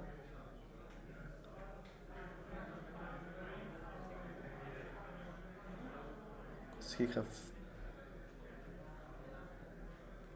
1 card in hand. Yeah. This Huh. is a funny thing. But he can pitch for, if it's dagger, he will just pitch. Oh no, he Okay, had one more. okay. So it will be dagger, I assume. And Piotr can like enigma for the daggers. But you can only do this once per turn, right? Enigma. Yes, but he have some spectrals still left. So Yeah. I think in mathematical way, someone already won because Yeah. it's like known state. They know all the cards in their deck, and they all like Yeah, that's we true. know who will win. They just need to play it till the end and maybe assume opponent will do some mistakes. Yeah, but it's I- like not a big like way to make a mistake right now. We're just No, pitching, and- attacking. And we have like one of the best players in the world for real here sitting at the table, and I don't think there's a way for them to really make a mistake here. All they need to do is just, block it, attack it, just, all the steps. Okay, so pitching in your turn, attacking and attacking. And only He did it! Did. He cut up him with only chi. Holy- Wow. Okay. Okay, so that's it. Piotr Krzempek is the only 6-0 right now, I think. Yeah, he did the because- craziest thing ever. Because I think we had... The way it was swingy, yeah, absolutely fantastic. Yeah, because we have only one more player with 5-0. And if that other player will also win, then we have 2 players in total with 6-0. So I will still Piotr for the second interview. Yeah. And I will ask him like a few more questions. Let's just hear what he has to say about what happened this game, because damn, it was a good one. Okay. Absolutely So, crazy. See be you right in back. bed.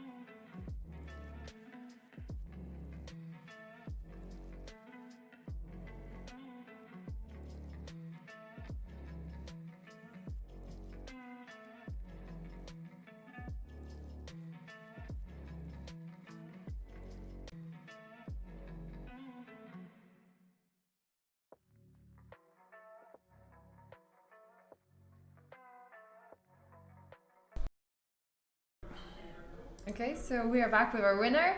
So, how did you do it? I don't know. I don't know.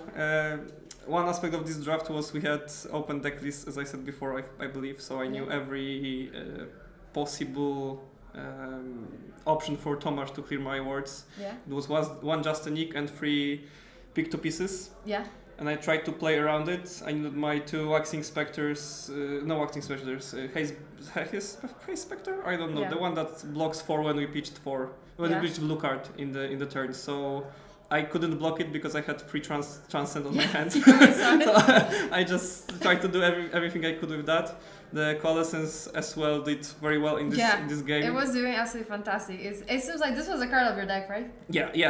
I didn't plan to take it because it was the 6th pick of the second pack, but if you see it, you just take it because it's so good card. And I don't really believe how it ended like that. I thought that Tomasz, for 1 second, I thought I have the advantage, but then Tomasz transferred that twice in the turn, and he attacked me with my own Blue Bastion, and I knew I have to give all my auras back to him. But the end game was very tricky. I didn't know at any part of that end game who is winning. It was absolutely crazy. We're like, okay, so we were thinking like you probably already know who won. You just need to do the moves, and you're saying not really. Okay. Yeah, I was like, I was just trying to make as many auras as I could. I gave up my spectral shield. The word to aura that I put in the table, I feel that play won me the game. When I put it and I could swing it in the next round, it was really really nice. And Tomek banished my 1 chi, but I had another one left in my deck, so I think that's just how it ended. Well, absolutely crazy. And you are now one of the 2 players who will be going with 6-0. 2 players? Yes, there is Who one. is the second? We don't know yet. Okay. That's the thing. Okay. So we don't know yet, but you're one of the 2 that are going Nice. with 6-0. Congratulations. Nice. Thank you very much. Have a nice break. And you're gonna just, crash the next one. So going for 9-0, I hope. I hope so as well, but the drafts are tricky, as I said before. I'll manage. Thank you. Bye, guys. Bye. Dziękuję bardzo za zaproszenie.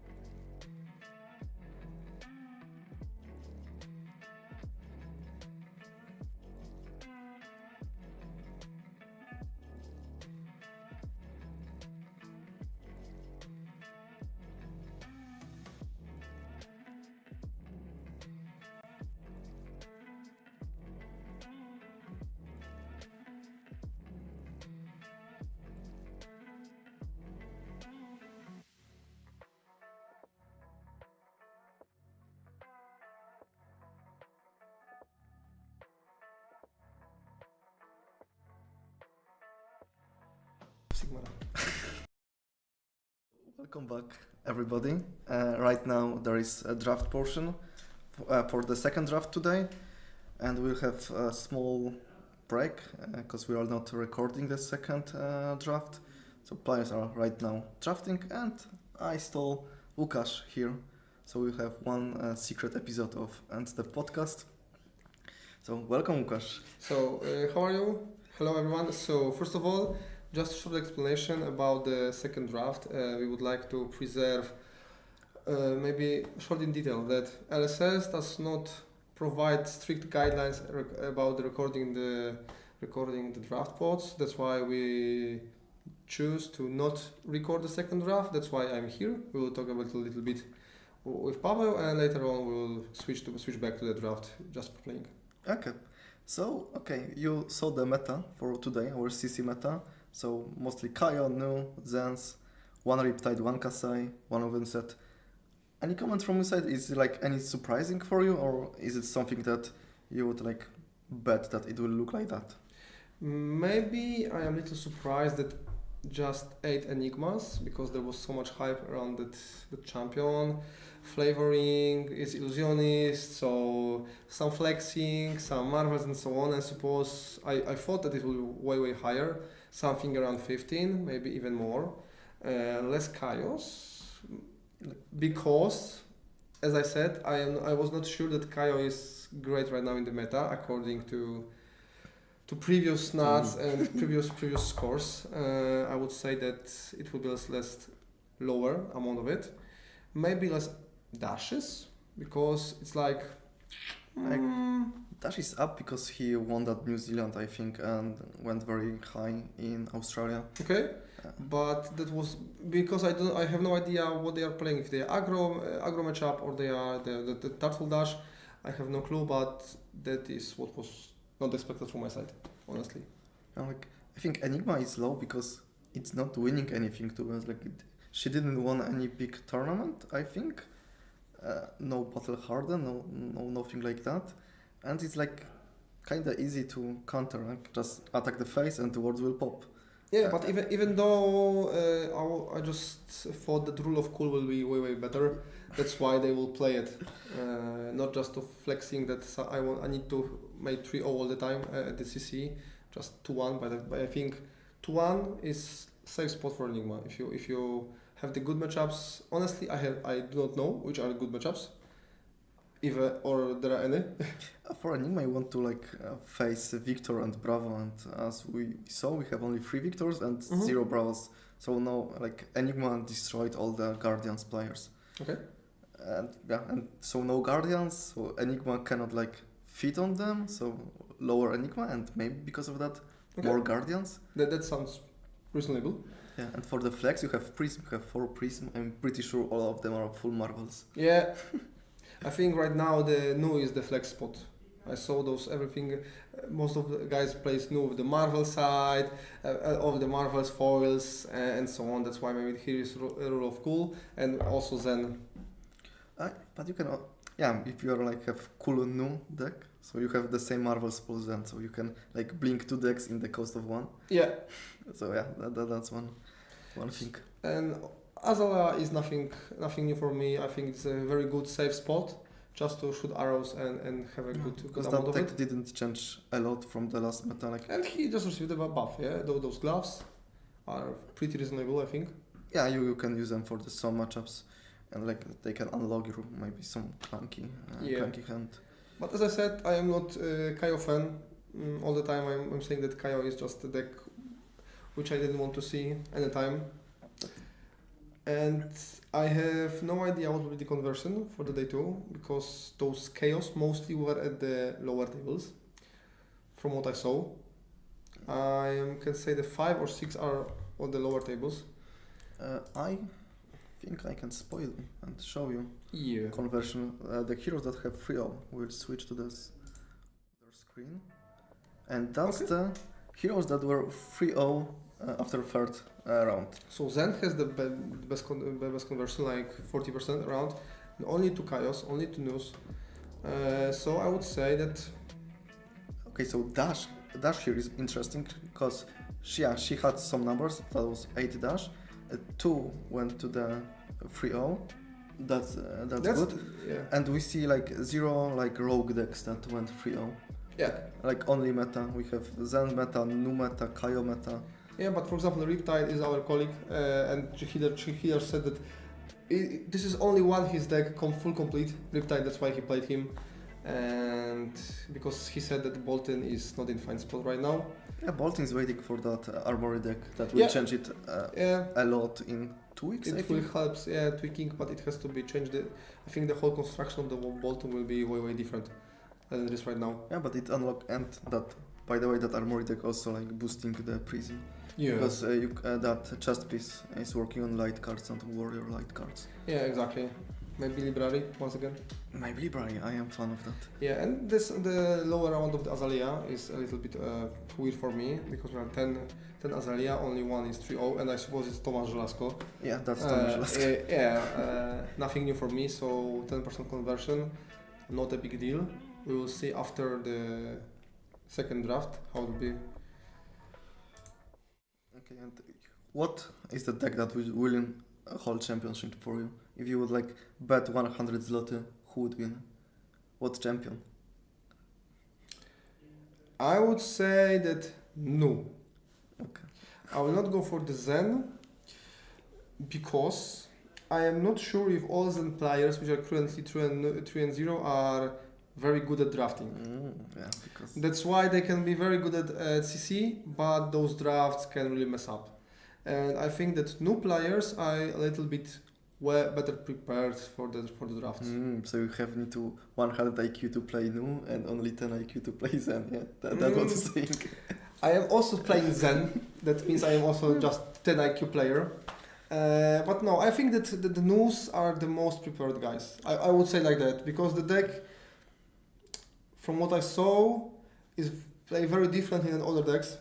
Yeah, you need to construct it to counter specific hero. Yeah. And I assume if you're 3-0, you construct it correctly. And then if you like survive the draft portion, you will be able to like eat all the like meta heroes that should like stay in the top tables. Yeah, that's right. Because from the Zen side, Zen is like the butterfly. Yeah. So if you have like A lot of the butterfly. So if you have your 2 turns as like bond something, the deck just wins by himself. It does not require so much skill as other decks right now, and assassin decks I think are the most complex one for sure. So I'm also rooting for Nu. It would be cool for her to win. And I'm still surprised that 2 Kaios are 3-0 because I didn't believe at all in that deck.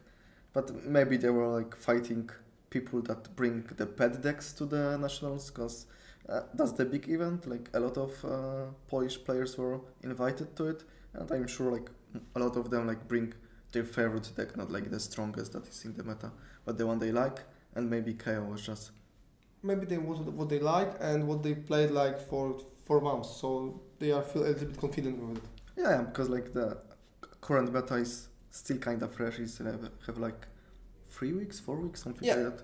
So if like you are playing Kaio for 3-4 months, then yeah, maybe that's a comfort pick.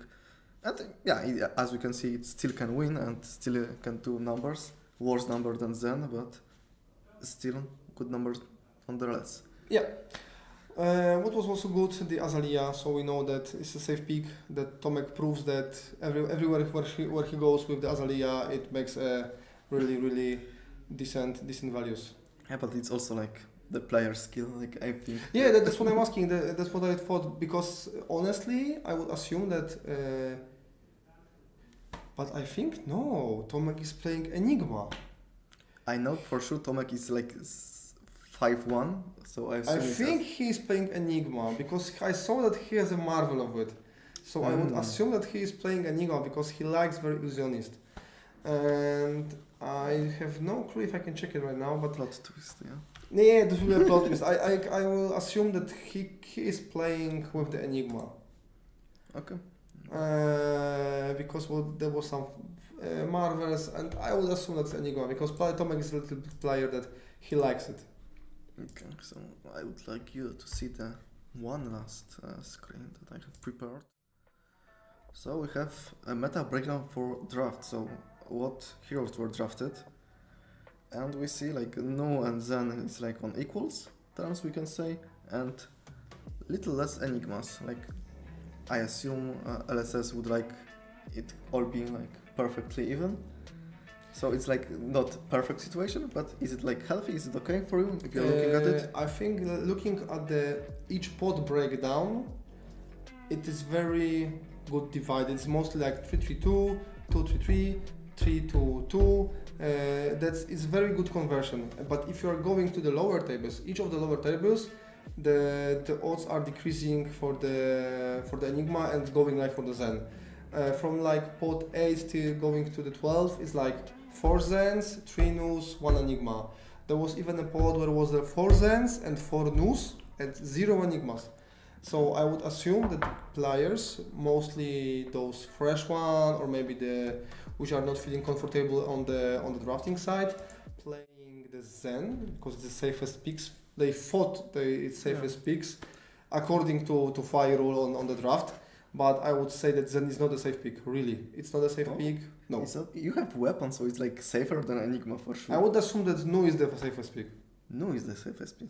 Because she can easily play with the red cards and the blue cards. Okay, blue heavy, you can just... Yeah, you could just dagger. Something red, something yellow.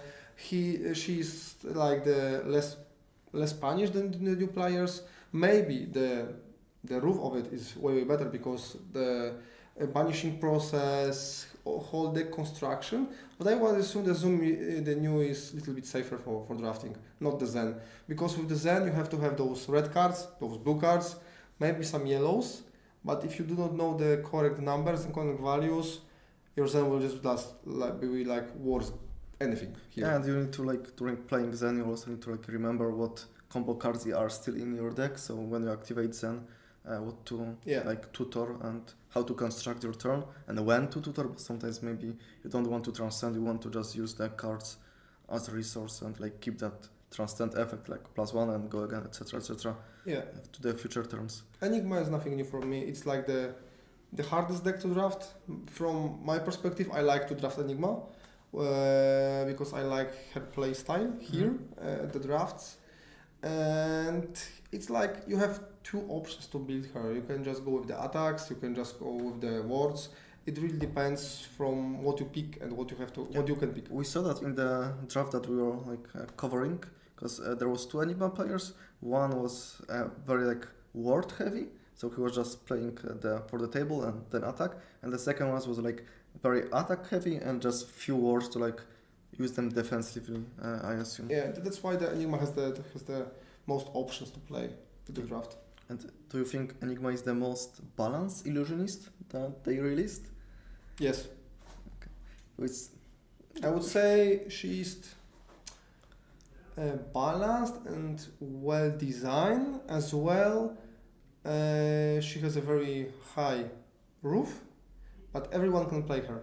Yeah, it's not like the prism, the previous prism, that you need to know layer step, defending step, after the command step, and so on. You need to know every step, every interaction of your card. You can just play Enigma because you like her, because the art is beautiful, and you just want to play Mira, guys. Yeah, and like she didn't like punish your opponent like that much as other illusionists. Like you still have as opponent of Enigma, you're still doing like, your normal game plan. Yeah. And like versus Drama, you need to like start focusing on the dragons. And as I don't know, Guardian, it was hard because like you have only 1 attack. And for like Prism, like what you do with the Spectra thing is on the board. And yeah, Enigma is like balanced, maybe to the point of like maybe boring, air quotes. But yeah, you're just doing your stuff and she's doing her stuff like any normal hero in Flesh and Blood. But if you say the boring, as you spoke regarding those 3 champions, we can say that 2 of them are borings because the Zen and Enigma.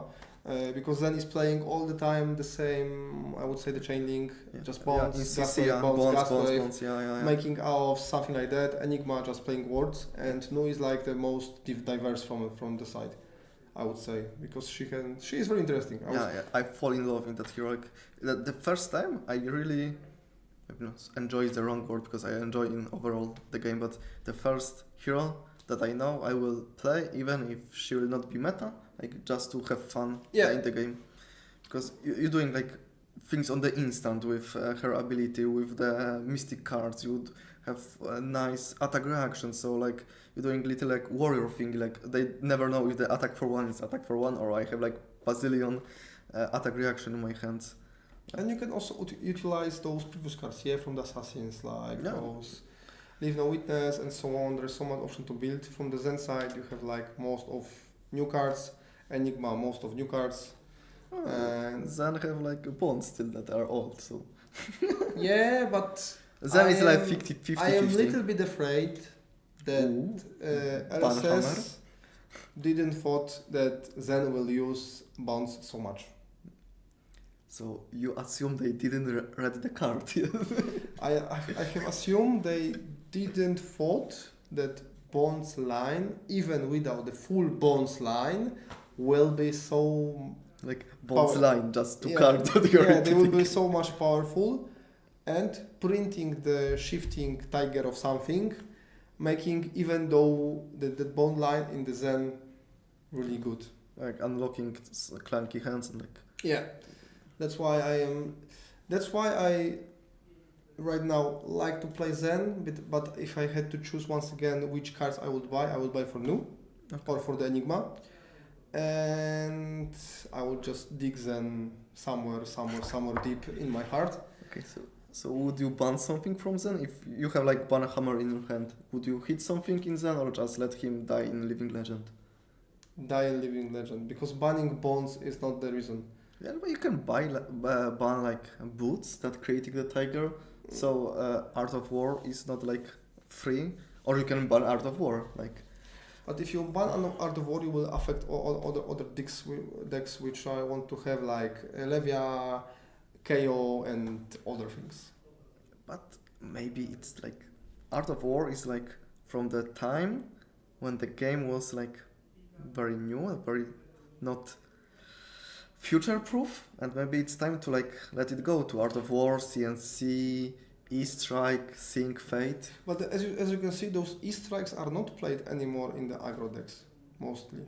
For Zen, I think there is not Zen like 50-50. Yeah, but for the AOVs, we have to take a consideration another situation that AOVs helps very much those aggro decks.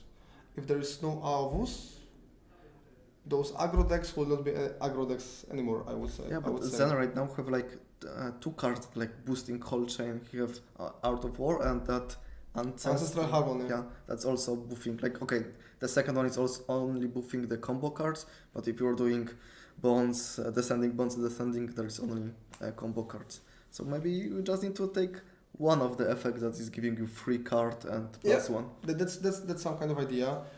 But as we can see, and based on the previous one set, we have like heavy hitters and only one champion survived the rotation.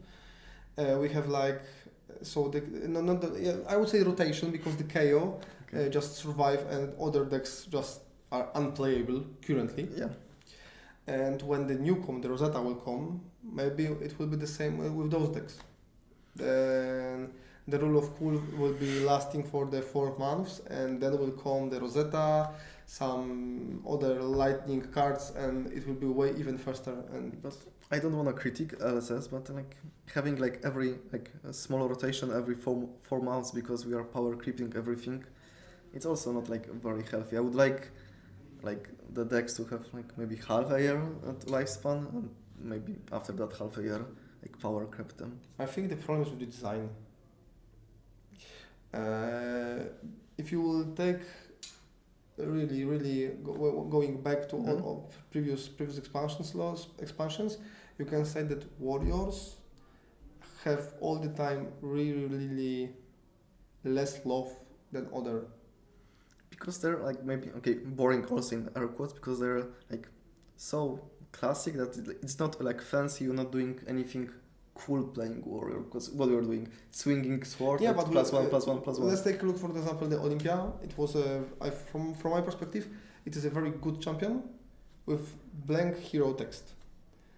And why you are making such kind of hero when you have like Kasai, which has like more of the text, which is still inconsistent. Gold is the payoff, remember? Gold is the payoff. So give me the reason so I can pay that gold.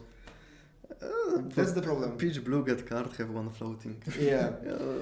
Kasa is also very strong example. She is very powerful with her ability, but inconsistency regarding the coppers and the gold just states her very low right now. She's like have two hands and that both hands are going to different directions and cannot like Betsy is from my side very rule of cool champion also. Oh yeah. She has very funny cards, very funny things to do. She can make, but still it's unbelievable. She's still way less powerful than Bravo. Yeah, man, like which is like 3 years ago champion.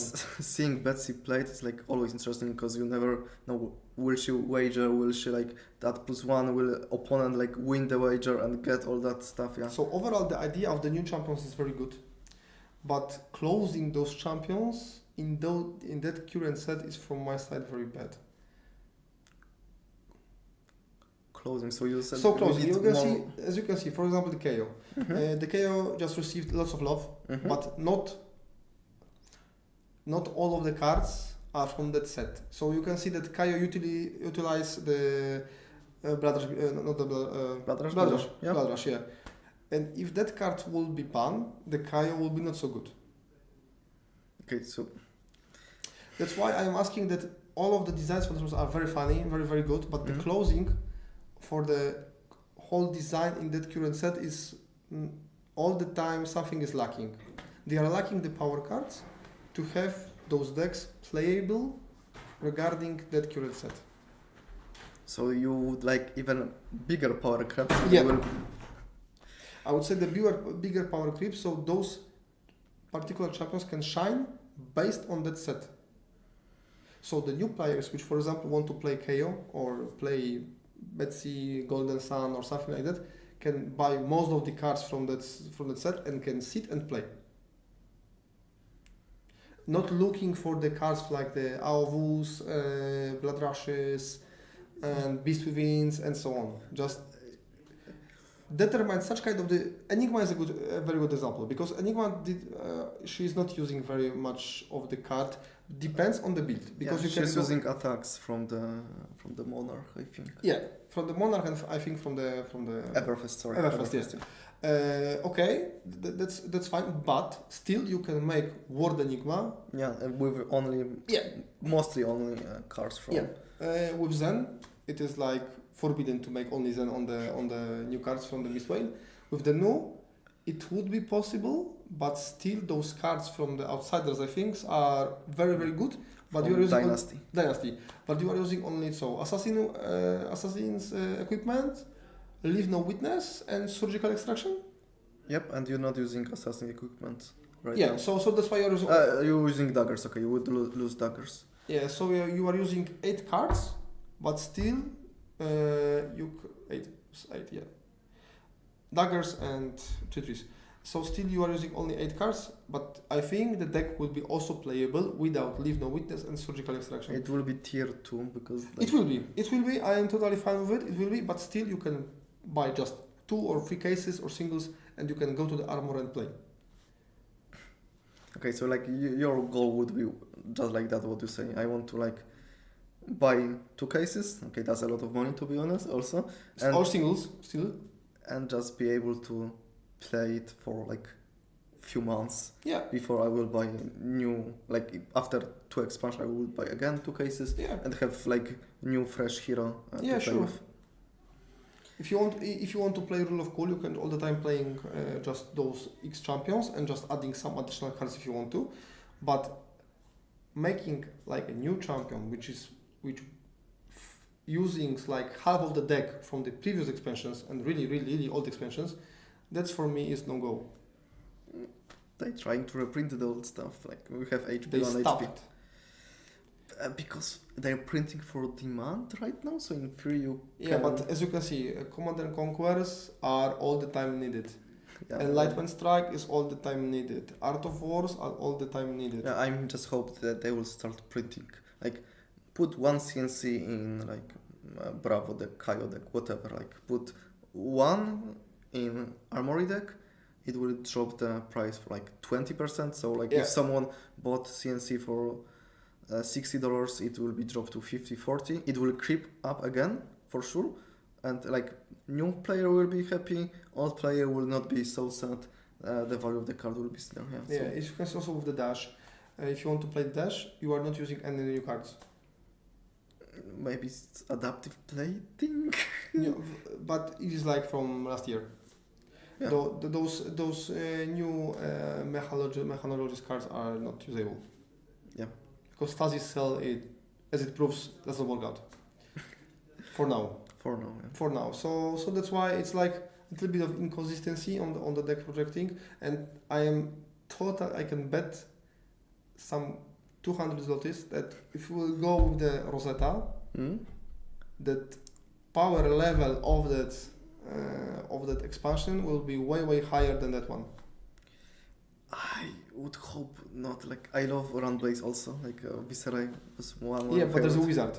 Yeah. Those are two wizards, and I can be totally sure that they will print some tremendous powerful cards which will be busted. Yeah, because historically all wizards were OP. We have Yep. Kaino that's OP. And Ramblets also. Icelander was wizard, Yeah. was OP, and then Blitz Emperor is good right now. But Blaze is like busting. Yeah, Blaze, and give us Blaze. People people who have Blaze right now have like 3 wins in a skirmish next season. Yeah. I don't like it. That's why I suppose that the new set will be very powerful, based on the interaction of Tales of Aria. Aria is very cheap right now, people. So you can buy. It's not. You can buy boxes for like. Yeah, but have you saw the singles price? Yeah, that's why buy boxes right now. Like boxes like $40 right now. Yeah, because the price of the singles and the legendaries are just crazy, and that's what I'm afraid of. That some really bad things will happen at the Rosetta. And if they unban Ball Lightning, it will be very bad. No. Did they unban anything ever? Like Yeah, I think that they made from move to suspended. I don't know that if Ball Lightning is suspended, although it's banned, but I am afraid that the new expansion set will just round the table once again. Okay, and with that happy news and happy saying, I think we can finish that one secret ends the podcast episode. We have still like 22 minutes. I suppose around 30 minutes. Yeah, so we'll keep you people updated and Yep. see you during the games. Have fun watching. Bye bye. Bye bye.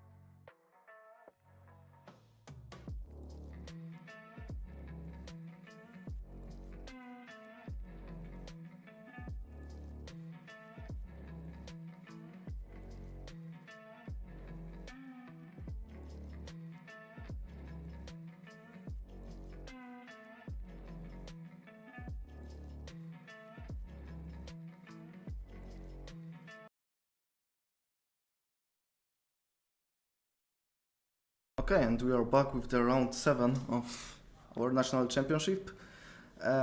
Second draft, Enigma versus Zen.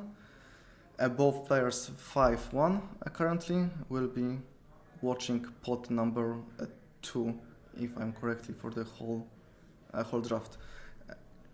Enigma player start, put some auras on board, and just do classic attacks, trying to take the cards from no Zen damage hands. was leaked, so that will definitely be a good start for Zen.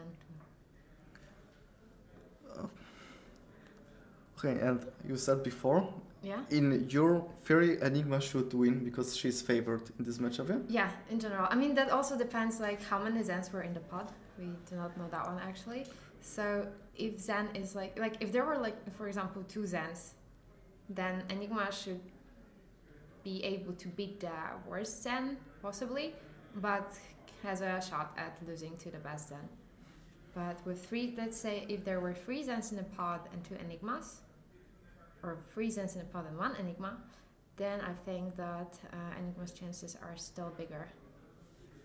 And she might be favored. That also depends like how many cards she'll manage to take out of Zen's hand. Because if a lot of cards will be taken from Zen's hand, then at some point Zen will have a problem with closing up a game. Okay, so just the risk of the fatigue, yeah? Yeah, absolutely. Okay, so we see small attack, Tiger generating with 1, trying to just, I guess, snipe that wards and establish a very wide board. Yeah, we can also see that Zen player has both mask and the shoes, so these are like very important pieces of equipment. In this matchup, like it's not gonna matter as much what in particular will be blocked with these pieces of equipment. It matters a lot when Zen is playing against New and it comes to blocking the daggers. However, here it's just gonna be relevant to how well he can combo off.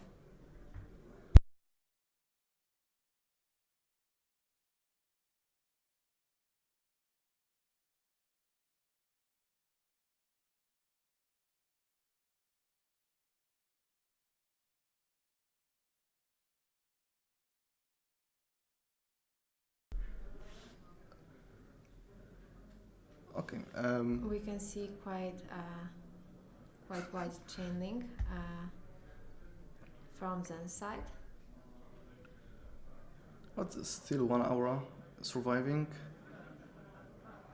But I think, yeah, Adam is showing that 1 aura will be blocking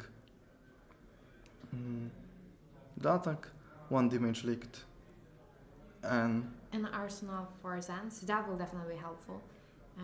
Very often Zen can utilize 5-card hands very well.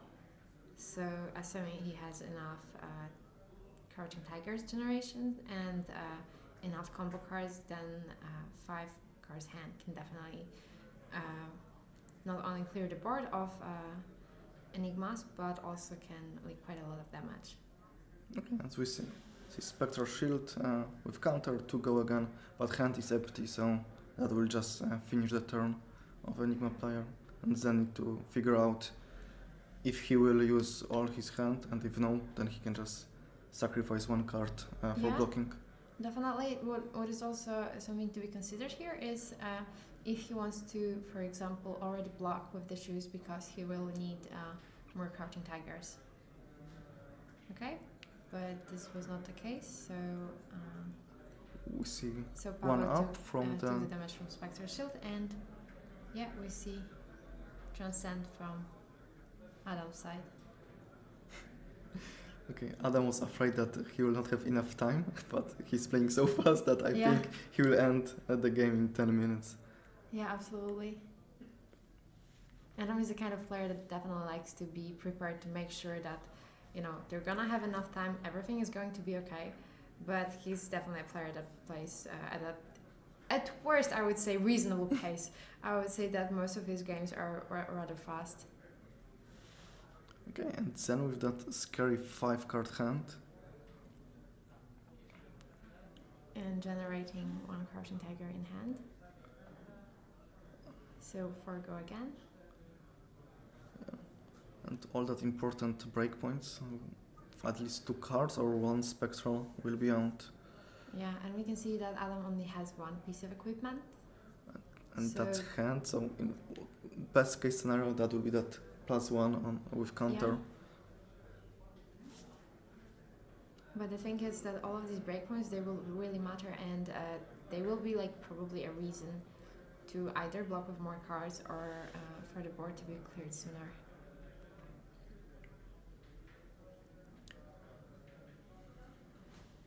Okay, so I assume the Adam hand is tricky because he's not putting immediately cards to block, and need to figure out what can be like wasted for blocking.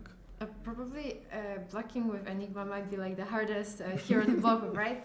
Because you need to really think about, protecting your board, and at the same time, just making sure that you're not gonna need certain cards later, right?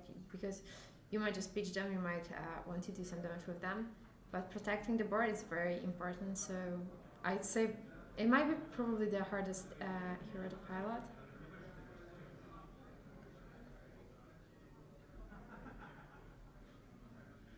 Okay, I see there was some question about the resources pitched. But Yeah, but let's say it was cleared up. okay, so field is clear. We have Tiger 1 go again. And 2 more cards in hand from Pavel. So let's see how much damage he will be able to deal. Okay, so this is Just 4. 4 and Arsenal. Okay, that was quite a lot of pressure Yeah, applied here. But but only 1 card taken for blocks yeah, from Adam. so maybe he's planning to re-establish the board in this very turn. And you see, this is actually the case. So the reason that it was so easy to let these spectrals go eventually was because he was gonna have a big attack. Yeah, but This it's still turn. only 1 thing in the board, so Yeah. or maybe he will transfer that 3 counters Yeah. to other auras, etc.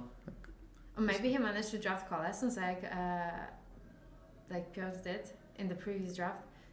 This turned out to be like the card that did win him, I think, every single game. So let's see if this is going to be the case in this game also. Yes. 4 go again if there will be no follow-up is not that scary. 16 HP is still a number you can work with. You can drop to 12. Yeah, absolutely. In general, if you have like the kind of hand that you cannot utilize because you, for example, do not have resources, or you only have like a lot of blues and not enough damage, this is probably the only case when you are considering actually blocking. But other than this, you're just gonna take the damage. And you were right with the piece of equipment. So these were the gloves that were adding the counter. I'm surprised that he used it just for like 1 more damage. He could just wait and give go again aura without go again. Or maybe he just need that ward 1 to just protect I think that. there's a chance that he might want to protect this spectral shield, and in case Pavel has more breakpoints, the gloves will be relevant, and that is the case here. So Yeah, speaking about breakpoints, Yeah. here's the first one. yeah, so we have 4 go again on hit, create Crouching Tiger and Banish, and I don't think this is going to connect. So we might expect Adam to just throw some free block plus the gloves to take care of this one. It can be kind of tricky with Zen if you're having like these attacks that create Crouching Tiger and Banish, because very often they are not as relevant. Like you can have pretty decent turn without that additional Crouching Tiger, but sometimes it can really matter, and it can just it can be a difference between a good turn and like extremely good turn. So let's see how this one is going to go. Yeah, and again, 4 go again, so breakpoints. Okay, so no Yeah. cards left for defense. Like, of course, Adam still have cards in hand, but decided to let the Spectral die. So all that gloves, shenanigans were for Yeah. nothing. Okay, and we can see That the weapon is going for to go again. Now we have Crouching Tiger, and let's see if that Arsenal is going to be something that will go this turn. No, No. that was it. Okay. So Arsenal still saved. 8 to 11. Card took from Enigma hand. Okay, so this is the same trick. I mean, we've seen it last turn. Okay. It did work pretty well, so I think it's gonna work here Okay, also. because you can take the 4 once, maybe twice, but it's starting to adding up if you're Yeah, at taking some 4 point, every time. yes. But luckily for Pavel, he still has a free piece of equipment, so he is probably going to be okay with taking some of the damage at least. And he has full grip. He has to the card in Arsenal. Oh. So this one's going pretty well for him. The question is, he can utilize the extra tiger from the boots, because it would be waste on like blocking with them, Oh yeah, taking absolutely. tiger and like doing nothing with it, like stuck with it or attack for just one with Yeah. weapon. It would be nice if it would be buffed more than just one. The good thing about Crouching Tiger is that you can, because the Crouching Tiger that you're getting from the shoes is going to be created in your hand. So you do have a chance to put it into Arsenal if you need it, but... You need to free up the arsenal first. Yeah, you need to do that one, and I wonder what is stuck in there. We did not see it played at all. Maybe it has like some big attack, for which Pablo did not have the resources that sometimes can get stuck in the arsenal. Okay, so the 4 damage connected. And we see attack for 6.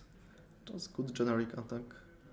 Yeah, and this is something that Pablo is definitely going to have to block. Dropping to 1 is like No, no the- good. Yeah, absolutely. I mean, sure, there is no threat from the equipment side, right? Because no equipment from Adam represented right now. So that means at least no shenanigans from that part. But there are still +1s reactions that can be played, or the Transcend that gives +1 to the attack. Yeah, but I think that's the 3rd card that he played, so Adam does not have any cards in hand. Yeah, it's just better to probably be, if possible, stay on higher life total. Okay, But so 2 I is see- high enough, I assume. Yeah, I think so. Okay, we're showing off the The arsenal Arsenal, okay. and creating the tiger from the woods. So kind of feels like in CC with Zen, when like the opponent is presenting a lot of damage, and you're just like giving the shoes of disrespect. Like, sure, I'm gonna take 15 and I'll just block 1, and I'm gonna just probably kill you next turn. So And the tiger will be banished to Art of War. It's yeah, for free. absolutely. So we might not be seeing it like this here, but it does feel like it's gonna be pretty similar.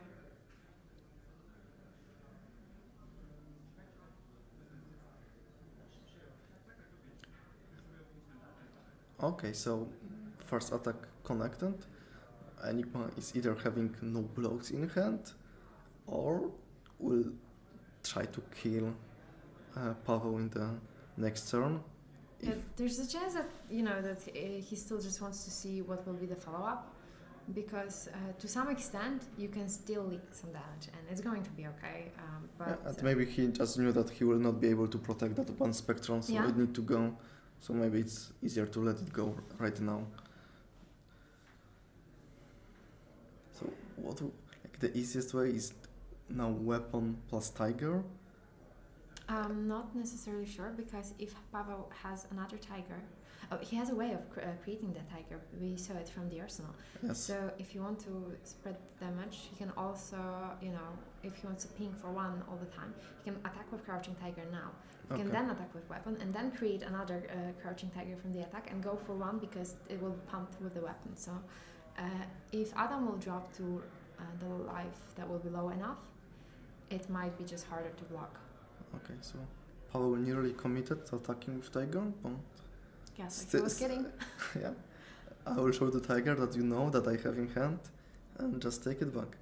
And we saw that Adam was ready to like minus his life, so maybe that's also some secret information that Pavel just learned, that tiger will connect. Yeah, let's see what will happen. Okay. Okay, Pavel's still thinking about this.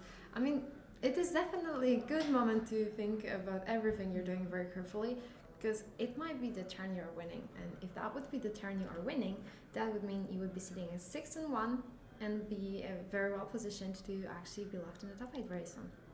Yeah, just a few more rounds and these guys will be locked. I mean, none of them, even if both of them would get, like, if any of them would get.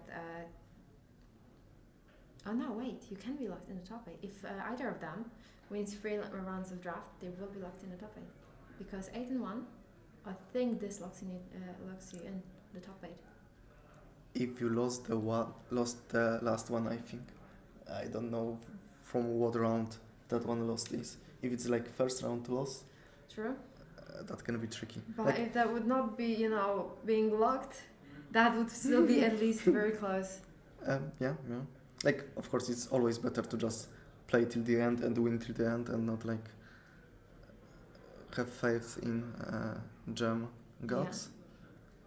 Yeah. Okay, like the same card played every turn. Just I will trade spectral. We can see a pattern here. So yeah, obviously Adam did have an idea about what he was doing. Yeah, straight game plan. I will block, create a new one. That will be like one card 4 because it will ward also. It's okay. Yeah, I think it might be a moment when Pavel will be considering to blocking with the equipment, because if he gets, he now has a pretty good target with the mask because he can get the bouncing key at the bottom of his deck. So assuming that. Like the question is what the chest piece is. Is just only prevent 1, or maybe the one that you need to be dropped to 1. Oh, these are very risky. Honestly, probably a little less scary when you're facing Enigma, but in general, I was always scared of just having that piece of equipment when you need to drop to 1, because if you need to drop to 1, if you do not have the prevention effect, you might as well die because the opponent will pump the attack. Yeah. Okay. So we see it was just classic prevent 1. Yeah. And mask trigger. Did Pavel miss the mask trigger? I'm not sure. I'm pretty sure, yeah, because no card was put from the graveyard to the bottom. Well, that would be a big miss that could cost him the game. However, right now he is attacking. Both players at 1. Let's see. Yeah, like Adam is technically at 2 with that word. Yeah, that's true. But still need to block the 2 damage attack. Oh wow, this was a red hand. That's not a good moment to be having one like this. But it will still demand the card from the hand. So, and you have the. Okay, it is a breakpoint because it is a 4.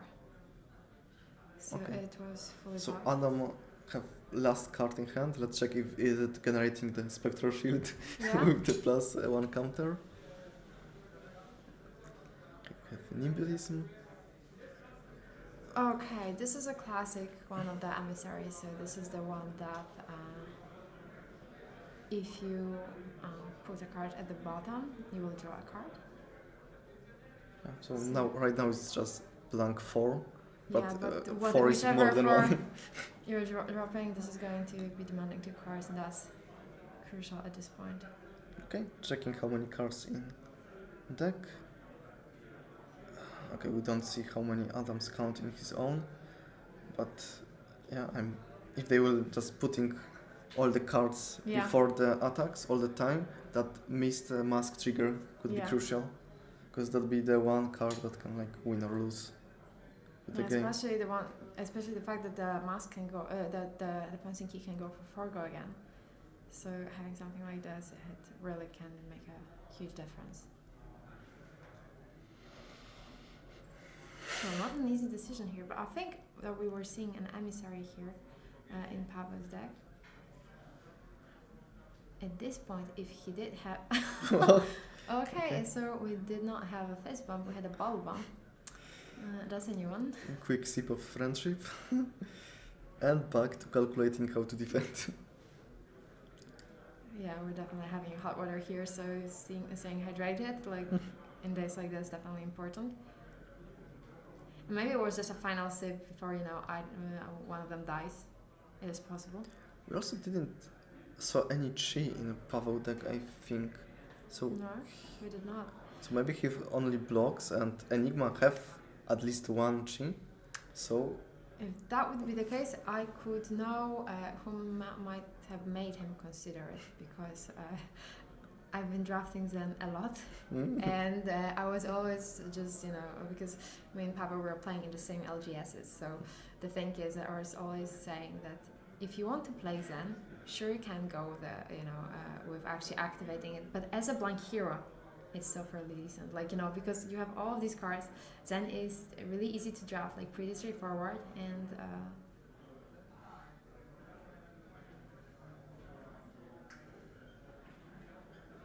wait a second, that's it?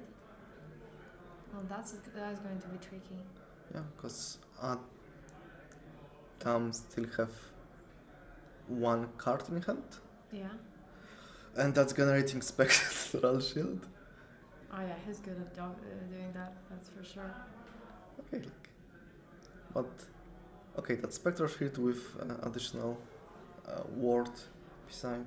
So I think that's ward 2 in total that that Pavel will be facing. So the first small attack will not be demanding the card from Adam's hand. Yeah.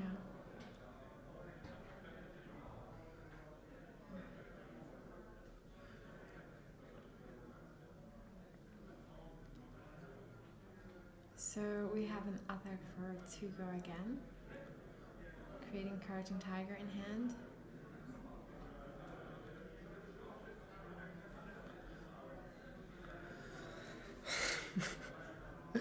Oh, it's so tricky to looking at this matchup. I think we already know it will go to the last card in the deck, because the libraries are getting very thin, and I still cannot stop thinking about that missed mask trigger and how the game could look differently. Whoever wins, we're going to ask about it for sure.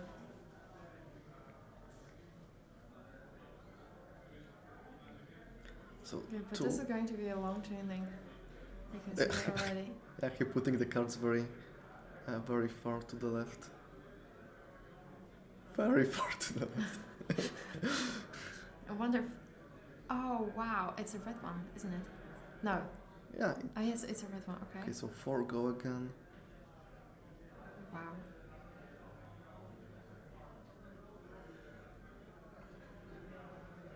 Okay, and 1 is being taken. Okay. Oh wow. And that's GG. Okay, we are going to have to remind him to remember the triggers. Yeah, just read your damn cards. Oh yeah. I mean, Papa is a really good player. He really can get the results, but he really can mess up with reading triggering cards. This did come up with the testing, honestly, this week even, when we were drafting. So, yeah, good piece of advice, read the damn card. Read them, take your time, they really do, they did want a little bit of more time, because they were moving to the table and they still have a lot of time left. I wonder if they're discussing right now the missed mask trigger. Well, we're going to ask Pablo for an interview, for sure, and so let's give them few half moments, minute, and we'll be back here soon for the interview.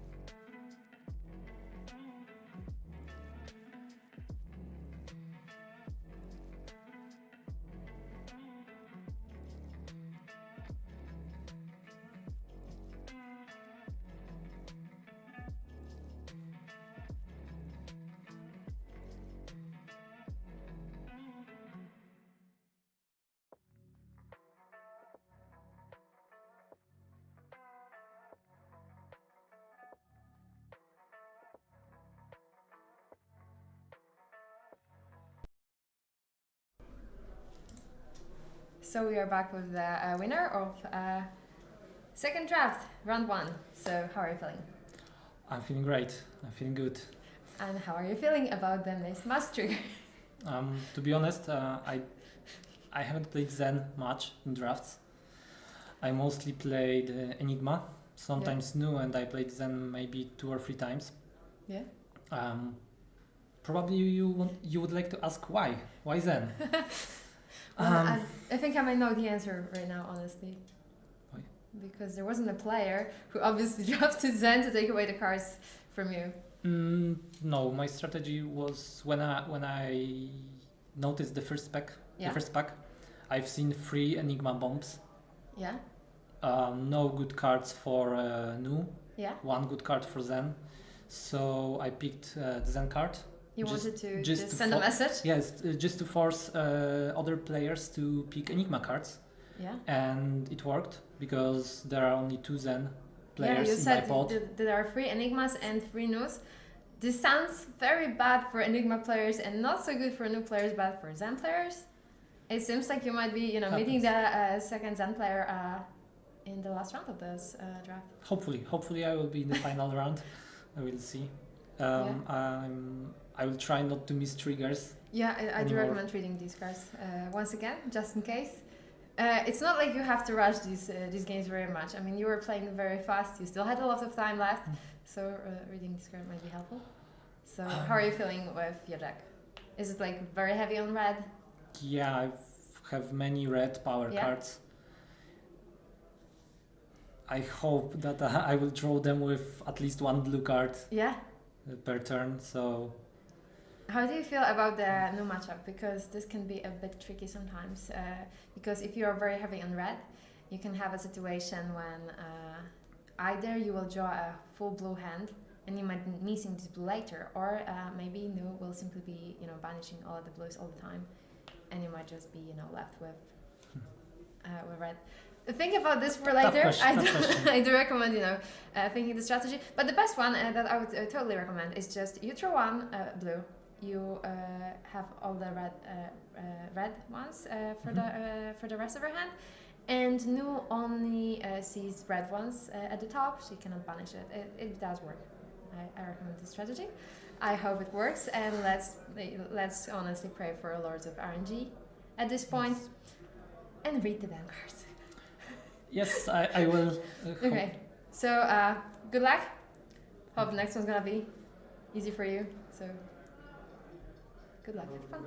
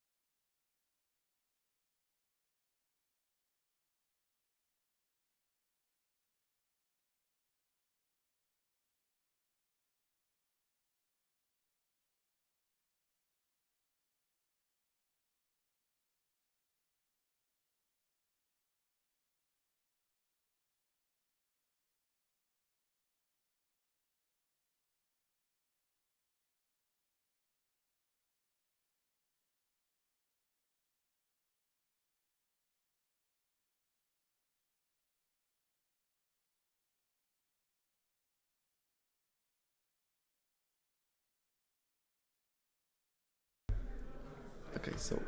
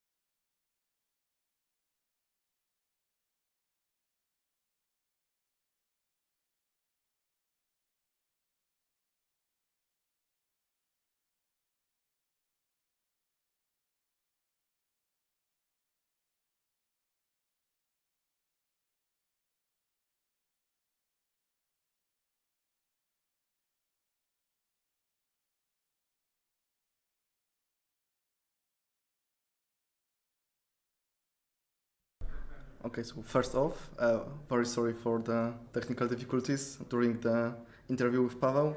We'll try to take him again for a small interview after this round. And currently we have Mateusz Mazur and Kuba Tambor both on NU, with both 5-2 result currently. And we have a little update about what was happening in that pod actually.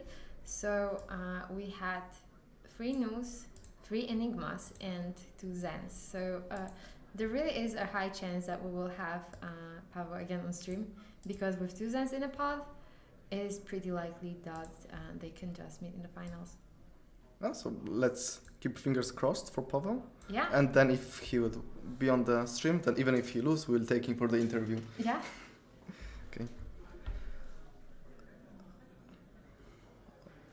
Okay, so one of the new, of course, is starting on the Kuba side, going with the classic just 1 damage, and I assume both players have fatigue in mind and will be probably taking all the decks. We can see not a lot of equipment drafted. I mean, sure, Mateusz managed to get 3 copies of equipment, but only 1 for Kuba. So I suppose this might be relevant, especially like in a new mirror, because you have to remember about blocking daggers. So when it comes to this, the equipment is very useful. So this might be a reason for one of them to go further with the game.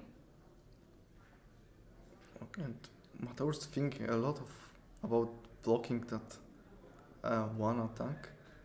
I don't know. The tricky thing about playing against No is that it's hard sometimes to remember what kind of reactions you might have, and how much you need to block to be able to survive certain things, for them to not happen. But as you're playing draft, you might just remember what kind of cards were given in the pod, so it might be useful. But remember whole draft pod pool is big brain time. Yeah, I mean, Mateusz is one of the 3 players playing Kano, so I would say that these are the kind of players that will have the brain big enough to at least consider some of the stuff. For sure, Mateusz is my local player, and he's one of the smartest Kano ever, so probably he would be able to remember everything. But it's also 8 rounds, so both players are pretty tired. Yeah, definitely. 2 transcend cards, I think, in Kuba hands. Yeah. 1 Sun and 1 Ancestral plus 1 HP. So these are the best ones to actually have in the moment. Like if you want to transcend, these would be the best ones probably. Yeah, like it's always live. You can like fix your hand maybe even. And Mateusz was blocking with the glove, so maybe he already have some attack that required more reaction, like double trouble, and that's why he like sacrificed that one armor in turn 0, where usually players are waiting a little longer. Oh, he's touching his dagger, so probably blue heavy hand and dagger. Okay, pitched non-block. Yeah, that's interesting because if you're pitching a non-block card that you can transcend with, that can mean that either there is no other blue, and this is your only way to get the pitch, or you have 3 transcend in hand, and you're not gonna be able to do it, right? So you're just gonna have a way to get rid of it. Kuba is calculating, but probably will give away the gloves to deny that go again on blue. Okay, so here prevention of ward is not relevant in this matchup, so that just in theory vanilla 3 damage, but we'll look at the top cards of the deck and be able to like steal some blues from there, and there is a lot of blues drawn, at least 2.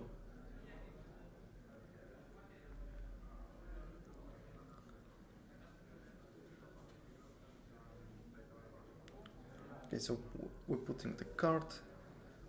Well, it's very tricky when it comes to blocking no, but especially the stealth cards, because every single time that you're blocking with a blue card, this is something that you might be hit in the face later, so you have to be very careful about that one. Yeah, but with other attack reaction, you can choose what there's you will nothing steal you can later. do, right? And that's why, you can do your best with, making sure that you're not blocking with blues whenever possible. But the reaction can just force you to. And this is one of the, best possible kind of cards that you can banish. Because these blue cards that are pumped whenever you played, if you already played a blue card before, this is definitely something that's gonna be triggered when you're activating them, so all the value possible already happening. Okay, so that wasn't a huge turn from Mateusz's side. Like some damage leaked, but he's definitely didn't steal the tempo of this game. I wonder if this is his idea for the game, to try to steal the tempo at all, or maybe he just wants to, just get this best possible hand. I mean, if he's playing Kano, maybe pitch stacking or just, trying to not combo off, but, just get this best possible line. If you have, enough copies of certain cards in your deck, you might just, try to go for the best possible line, and it could be possible. It's hard to, even think about pitch stacking when you play against Nu, because she also can destroy your pitch stack.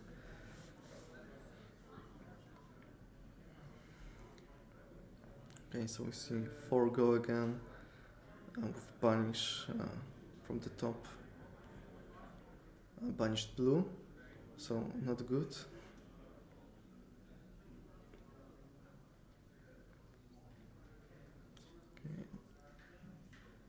Okay, and tidal wave at the end, so that's blank 4 damage, if I'm correct.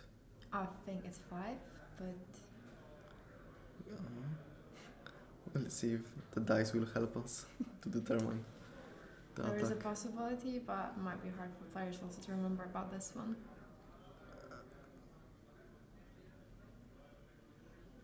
Okay, maybe it was for 6 then. Yeah. I guess. I guess we need to learn the cards. Yeah, we might. We have still one more round to do that. Sounds like enough time for sure. Okay, so I'm gonna pick 4 pieces. Blank 3 with attack reaction will be blank 4.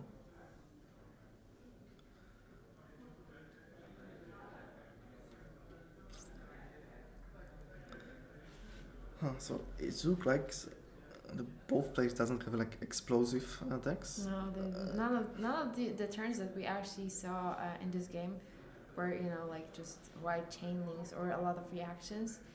And I wonder if the case is that players simply do not have these cards in the decks. Because it is possible that they have very few of them. With 3 news in the pool, it definitely depends on how they were seated, but it might be the case that there just isn't enough to, you know, to have many reactions in the deck at all. Okay. So Or maybe we just didn't see them yet. okay, so just 2 damage. Snake created in hand.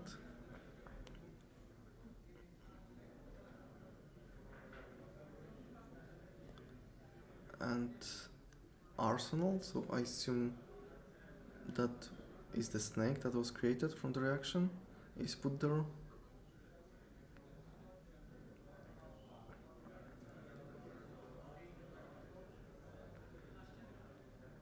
And we can already see blue card being played, so every single trigger that might be happening will happen now.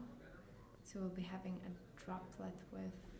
Is this the go again one, or is this the +2? I think that's +2. So that would make it the droplet for 6. Droplet for 6, and you have 2 resources floating, so you can always like swing at least dagger after that. Yeah, but he also has card in hand, so there might possibly be more action coming this turn.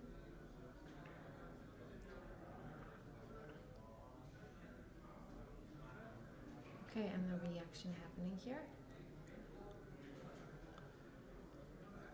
Okay, so 5 damage leaked, and the go again reaction going to Arsenal. Well, both players right now have like token reactions in their arsenals, and that's like no information for them, and they can play around them if they like. What's very interesting is that the HP difference is like very big at this point. Like no, This is like a full turn with like, you know, some reactions or like big blocks. So let's see if Mateusz can, you know, present a turn with a lot of... also. So where is the snake? Was snake not created? Did they forget about the trigger? Because I'm pretty sure the blue was pitched that turn, so the snake should be created. Maybe it is a card in his hand, the last one. I'm pretty also sure he drew 4. Maybe he forgot about snake, or snake is the optional trigger? I doubt it. For now, we can see that Mateusz played Red Blanche. Okay, so creating the slither and snake is not optional, so maybe that's a missed trigger. Or maybe that wasn't just blue in the pitch and I'm seeing wrongly. Okay, so right now Blanche for 7, and do we see any card that want blue in pitch in Kuba hands? Not really, but we cannot see all of them in details. That's the... However, what might be relevant is that for the sake of activating no, maybe if he's thinking about, you know, what he can play of the Mateusz Banic, but I don't think this is going to happen, Yeah, right? he doesn't have Transcend in hand, No. I'm pretty sure. It's attack reaction, I think one stealth card. and one stealth. Yeah, so 3 reaction and 1 attack. So he can sacrifice some reaction and just do attack plus reaction and like... He can also consider taking the damage actually at this point. Like, Yeah, to be honest, yeah, true. Because if none of the cards are like wanting to have blue or looking at the colors, yeah, can he take... still would be at higher life total. Yeah, if he have resources enough, all that reaction can like propose little. But no, okay. Kuba wanted to play slower game Yeah. and decide to League 1, so on hit effects still apply, but his life didn't drop so much.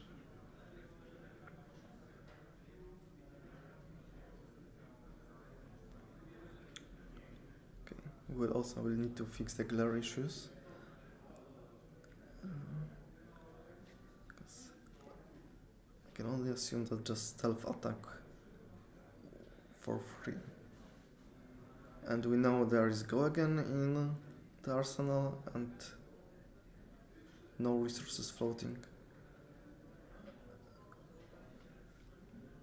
An attack reaction in hand that you need to pay resources. So at the most he can do the gloves. The gloves go again plus dagger if you want to maximize his damage this turn.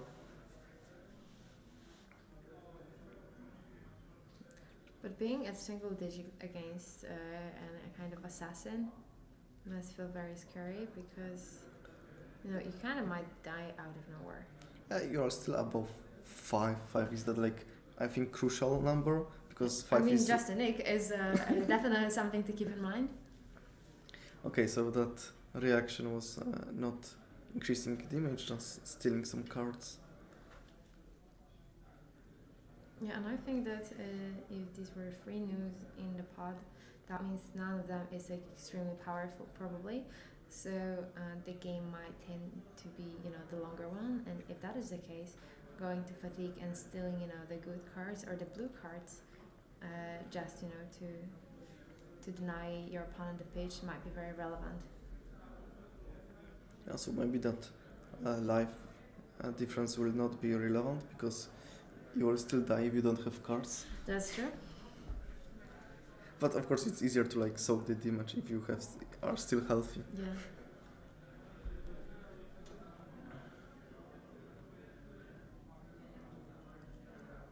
Okay, so I see one transcend, one blue I think in Kuba hand.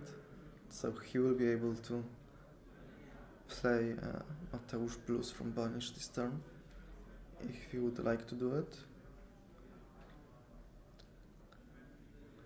And Mateusz is solo, so maybe he will not block the daggers. So maybe there will be some go against from Banish. Yeah, that is an option for sure. Okay, we have an attack for 3 at this point. And let's see how much it can be bumped up to.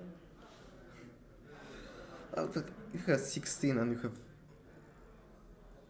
good hand. Do you even think about blocking? Because double transcend. Okay, that means that we will be seeing some reactions. So. Okay, and one of the transcend was from Arsenal, so that was the card. Yeah. Stored there. So we will be seeing the stealth attack being given go again. And let's see how much damage Mateusz can take off of Kuba's deck with the new activation.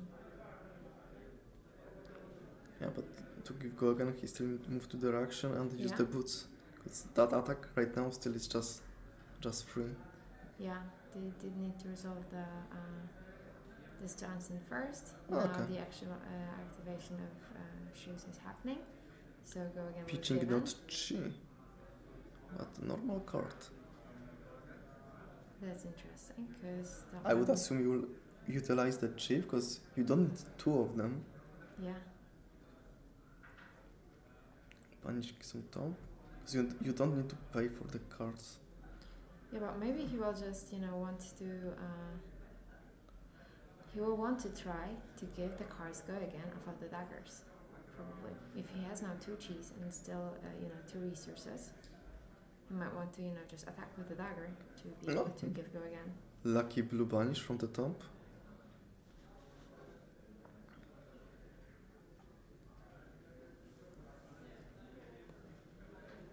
Okay, so we have 1 secret card, 1 chi and 2 resources on Mateusz's side. Yeah. So we have 7 go go. again. That's Okay. quite a lot. Yeah, and that life difference is getting Shrinking closer. just, Yeah. second by second, literally. Yeah, 7 is a big number in Blitz format when it's Yeah. nearly half of your HP. So going with the dagger, Yeah. probably just to give go again to the other attack. I think that one plus one will also be relevant, but Yeah, but yeah, definitely going for the go again part for sure. okay, so go again is alive. We can steal the next card. Okay, and this is. What the? Okay. Okay, 8 go again does sound kind of crazy. And I would not wish to be in Kuba's shoes right now. Kuba is playing a lot of blues to be honest, so maybe he was like trying to make blue sorry, heavy. but what?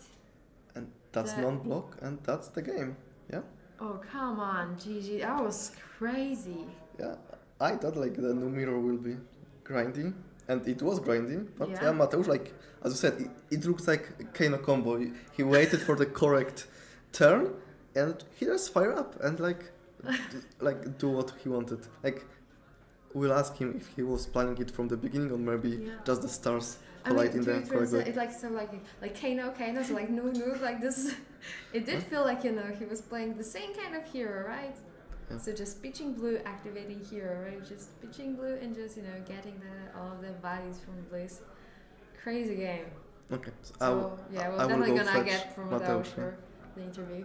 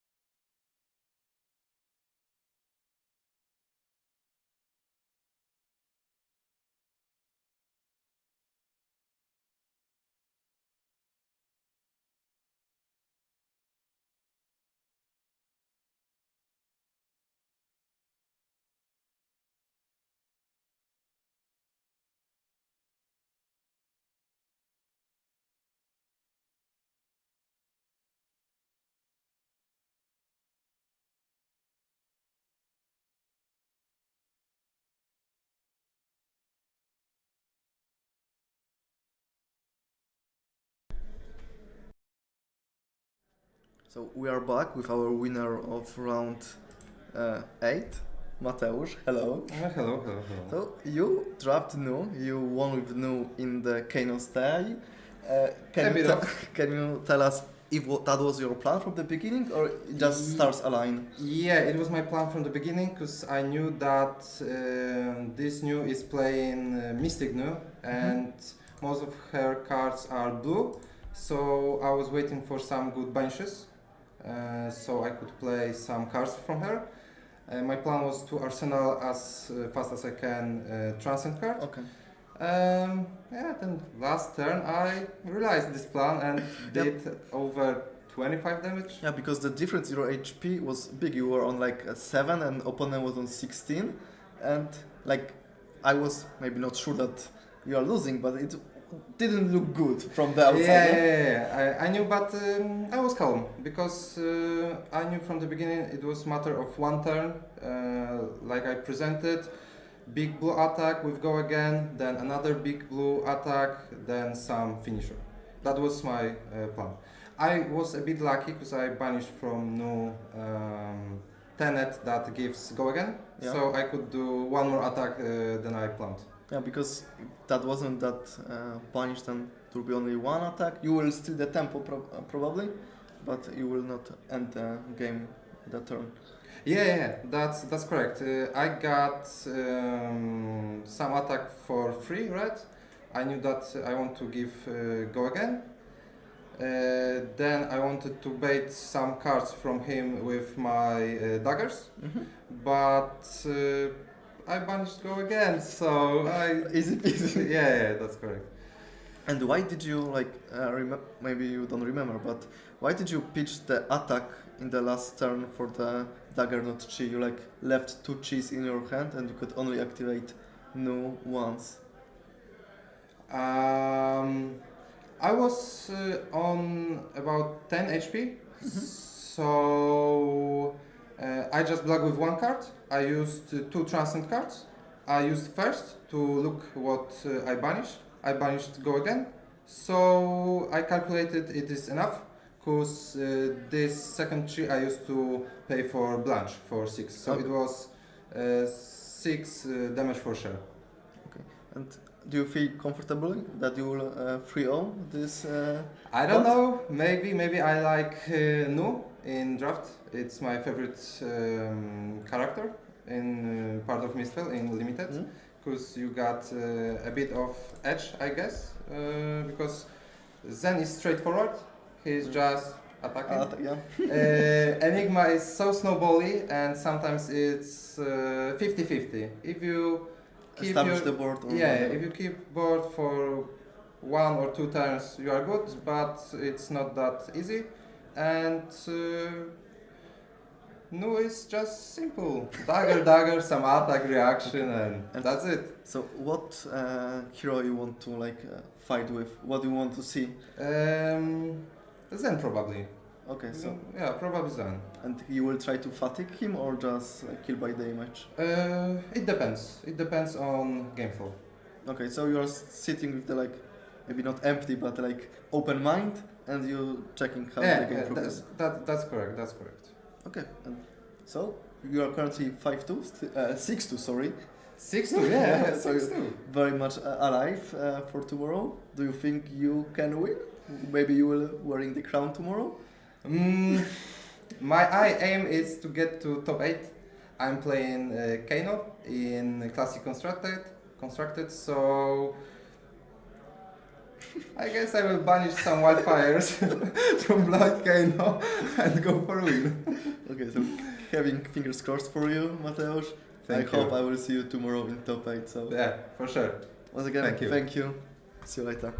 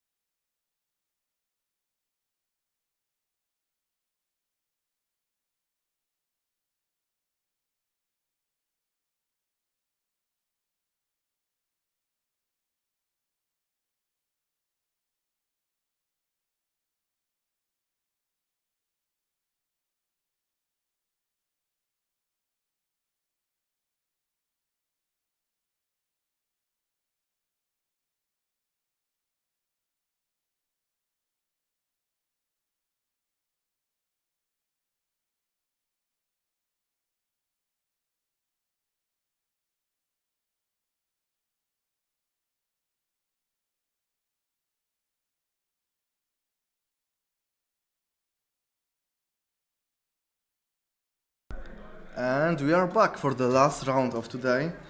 Last round of draft. Mateusz versus Paweł. Both players are 2-0 in their draft pots. 6-2 and 7-1. So both alive for tomorrow for top 8. Yeah, we had both of them on stream already, but they're performing so well.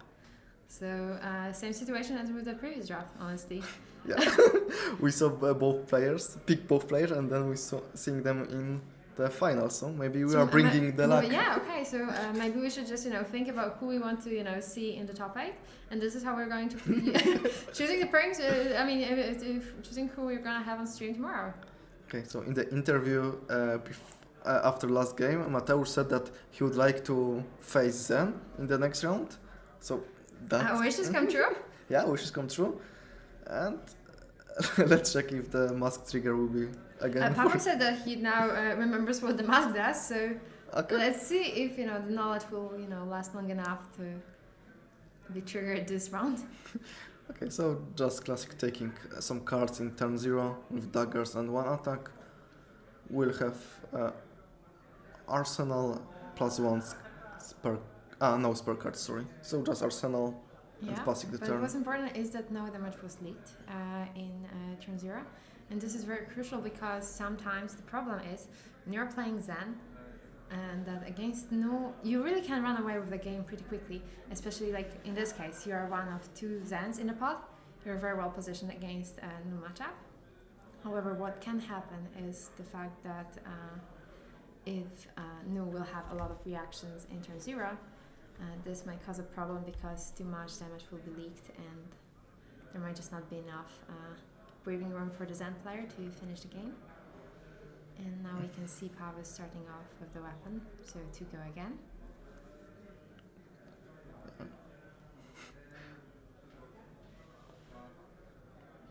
Okay, and Mateusz taking damage.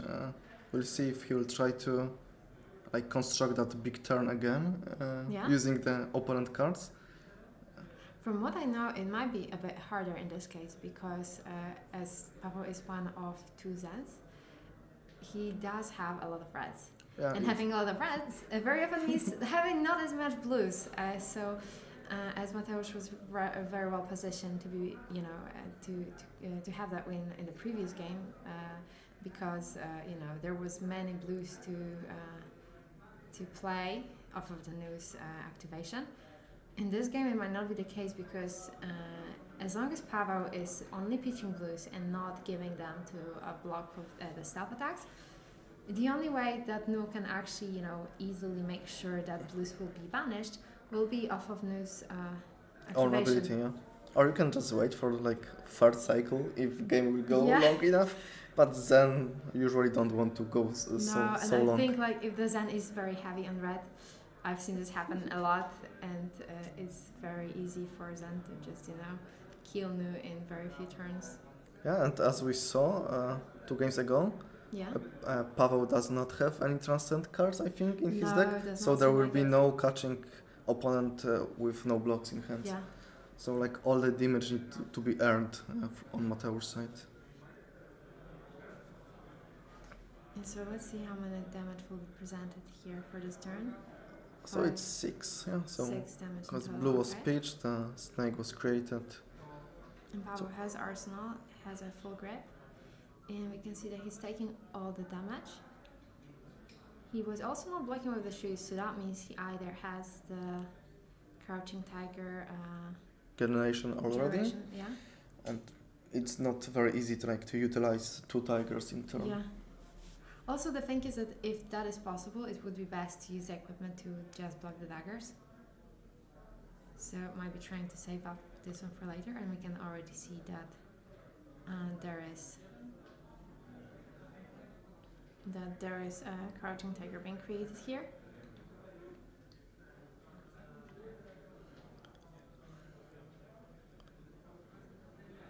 And so we played the Harmony, which is creating the Crouching Tiger in player's hand and gives the next Crouching Tiger +3. So right now, attack with weapon for 2 go again. And the next Crouching Tiger will be going for 4. also No, it wasn't. It was blue, I think. It was so a blue one. Okay. So just two, So but just to go again, but still. still card nicely utilized. So in theory you could block with the boots before and like have two tigers 1-1 or one tigers 2. But if Mateusz is just leaking the damage to himself, it doesn't matter. Yeah. If that is possible, also if you don't really need to use the shoes early on, it's best to give yourself a chance to have it ready later when you might be missing some crouching tiger generators. And now very nice sequence of 4 attack into 4 attack. So even if Mateusz is giving away his cards, damage is leaked. So it was 12 damage in total represented. So that was quite a decent turn. Mateusz dropped from 70 to 11, if I'm correctly. And we do not have an idea about what this card is here. I would assume Blanche. Might be. Just from attack value. Yeah, that could be the case. Also, no pitch left, so Could also be Yellow Bastion. yeah. we can play the guessing game. But we can assume it's just vanilla 6 damage. Yeah, absolutely.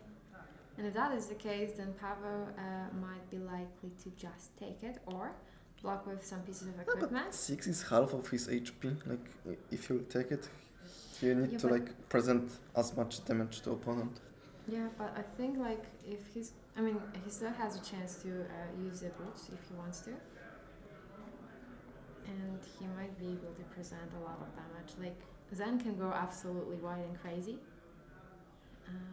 if having enough reds. So let's see how it goes.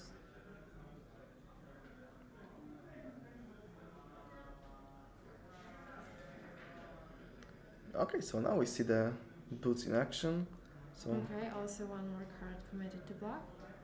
Probably this one because it costs 2 resources, so it might be harder to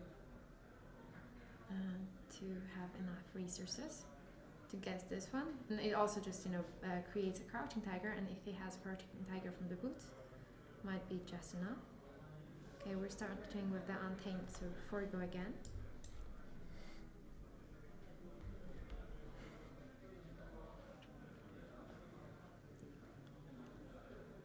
So just one card to block, so again the damage will be leaked and HP will be equal or okay, so Mateusz is deciding to block with his arm equipment,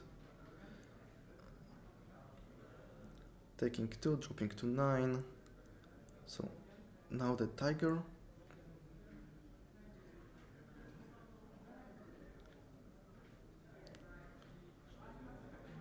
And that just 4, right?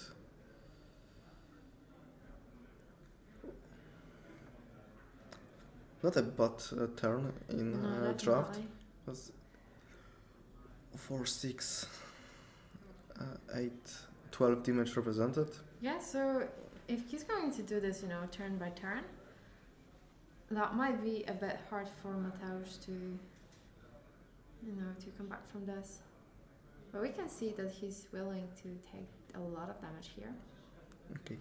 So it happened also in the last game. He dropped a very low and then making yeah, comeback, but the thing is Punish that here is not ready to be used. the thing is that there is not many blues cards in Pavel's deck to begin with, and it might be hard to be able to just to keep up with this. And there's not gonna be much value taken from his banish, so can be kind of risky. So let's see how much damage is represented here. 3, so he's fishing for the red cards on the top, and if he will banish it, then he will gain the life. So if the Zen deck is red heavy, then maybe so he will. his chances are there for getting the red card. Absolutely.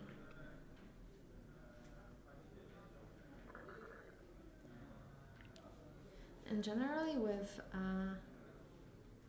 what can happen with the kind of reactions that might take place here, It is kind of tricky if you want to just consider, taking all of it.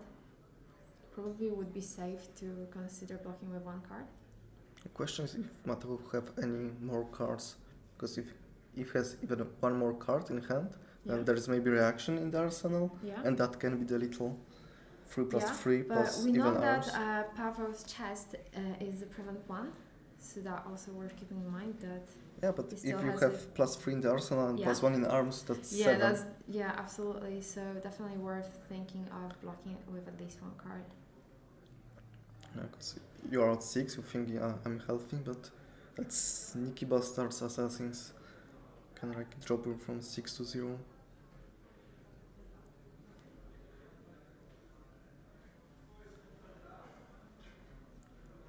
I see it's very hard to decide what cards you don't need in your hand.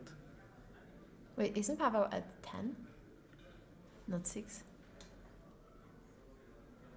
Yeah, maybe I'm seeing wrong. Because if that is the case, it might be a bit easier to consider it.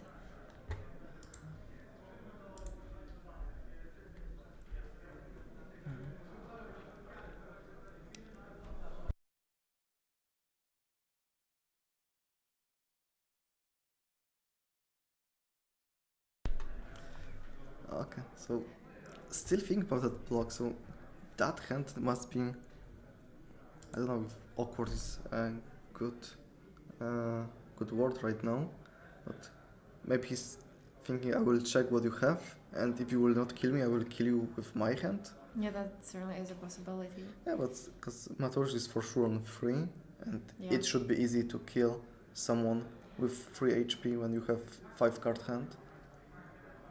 Okay, so blocking 4 to deny that hand attack reaction.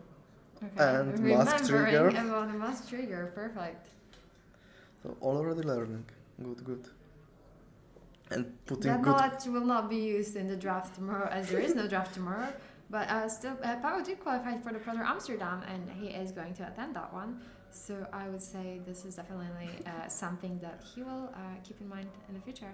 Mateusz also did qualify for the Proto Amsterdam. Yeah, so you have already invite. Yeah, so pretty cool that we both have two Proto competitors here on stream. Okay, so dropping to 5, taking 5 damage. So even if you will not block anything and will add just one more from the gloves, Pavel would be still alive. And some red cards were banished from the top, and that's why Mateusz gained 2 lives.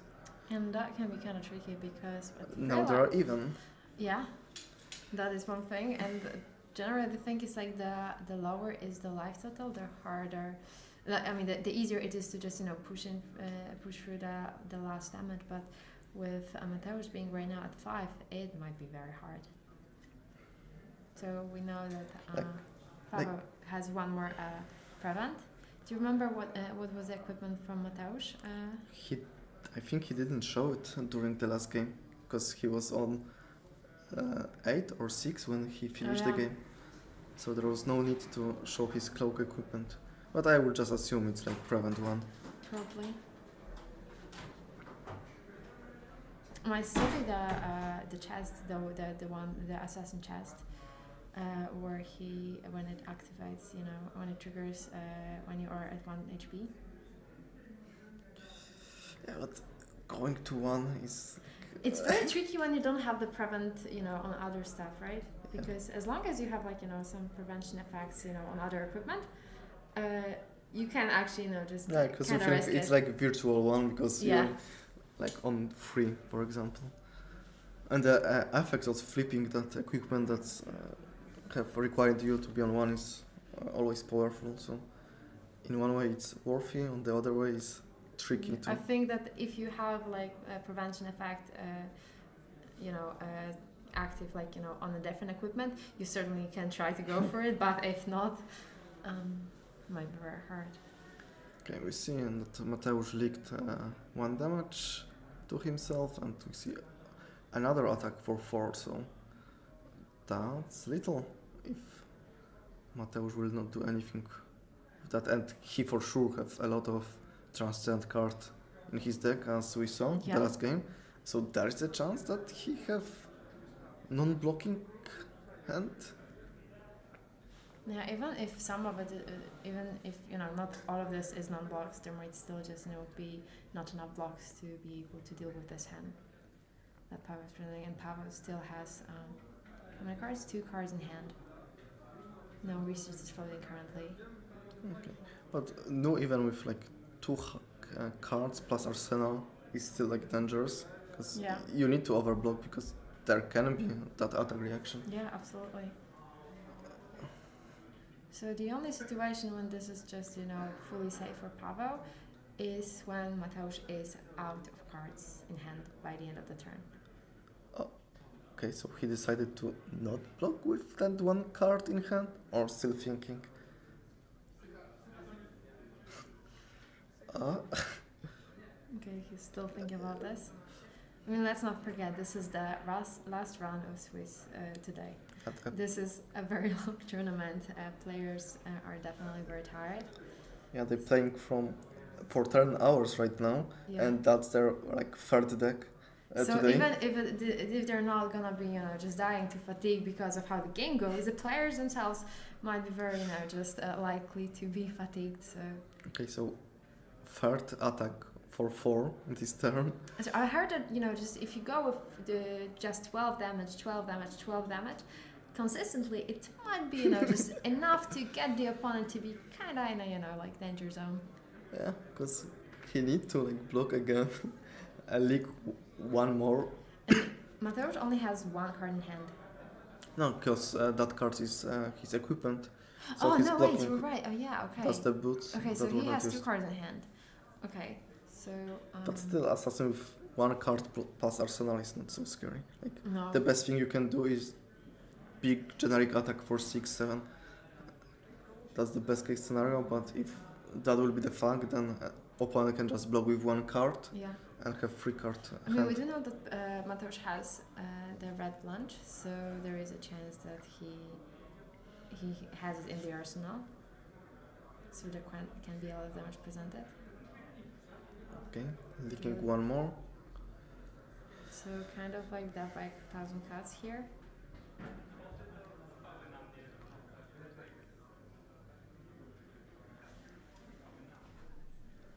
So only 1 card in hand in arsenal. Let's see if this is going to be enough to. Because if that's not a big attack, what else you can do? Just dagger, and that's all. Or just attack 0 for free, of course. That's also an option, but yes. Come on, put it here. We're very curious. I think that's blue bones. That looks like it, but okay, thank you, Pavel. Just can you remove your fingers from the card? Would be a bit easier to read. Okay, it's for sure blue, so Yeah. it should be just attack for 1, with just banishing from the top and maybe gaining life. So you don't want to take 1 and give opponent 1 HP back. Yeah. However, if there's the problem of this is that there might be like attack reaction that would be giving +1. So then just committing the equipment does seem kind of risky. But you can simply commit a card from your hand. Yeah, but So that should do it. And it's a red one, so it's important that it's not gonna, I mean, it will go to banish, but it's not gonna be, something that will just kill Pavel later.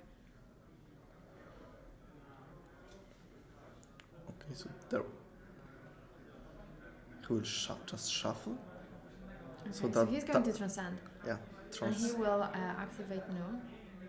But he does not have go again on this card. So No, okay, he will so- just I mean, he will have to activate new just to get rid of the chi, yeah. of the chi from his hand. Or he can use boots to give go again to attack with the dagger. Okay, Yeah, he could. but no was the better option. Okay, For and it was a Mateusz? blue. Yeah, he banished 1, but he does not have go again. He will need to Yeah. finish his turn and just put that chi at the end of his deck, hoping that he will draw the card that can blocks. Pitching blue nimbilism. And to go again, okay. To go again. Okay, so not little, not little. Definitely not little, but definitely still something, and it's still demanding a card. I mean, he technically could, Amadeus technically could take two, but I think it would be a bit too risky. Because dropping down to one with, possibly quite some crouching tigers, I don't think that's a good idea if you can avoid it. Yeah, but we'll see. I'm pretty sure weapon and card from arsenal, that will be like, okay, dropping to one. Balls from steel on Mateo side. Maybe that's the equipment that you want to be dropped to one, and that's why he decided. Okay, so he's going for two. Okay, blocking two. And what will he finish it up with? Four. It's a 4, yeah. So give 2 cards or die. Okay, He that's died GG. anyway. Okay, Oh my that God. was transcend card, and we see, yeah, he wanted to burn one. That's So you guys wanted to have an interview with Pavel because of technical issues. Well, you're gonna have it. yeah. And I'm sure that he's going to say that he did learn a lot from his first game on stream, and he now did put the card back on the bottom with of the mask trigger. So let's ask him to be here on the interview, and this was the final round. Yeah, and fingers crossed for no technical difficulties.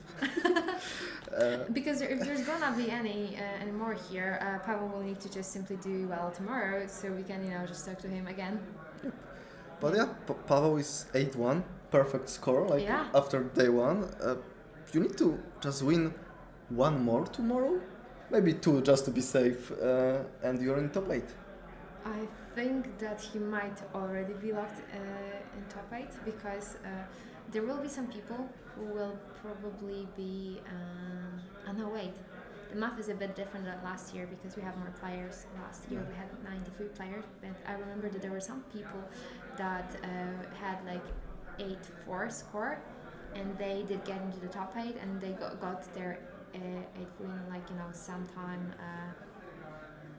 then in day 2. But Pavel already has 8 wins in day 1, meaning that if math isn't that different, he might already be locked in. Yeah, but just to be safe, let him win more. He did play amazing today. He has 8-1 is like dream score. And the loss that he had was from CC, so he has a perfect score from the draft. And today. there was no one with 8-0 in this round, so he has he has highest score right now. Yeah. There was no 8-0. Yeah. Everybody lose something today. Yeah. Okay, so let's have him call for him them. here.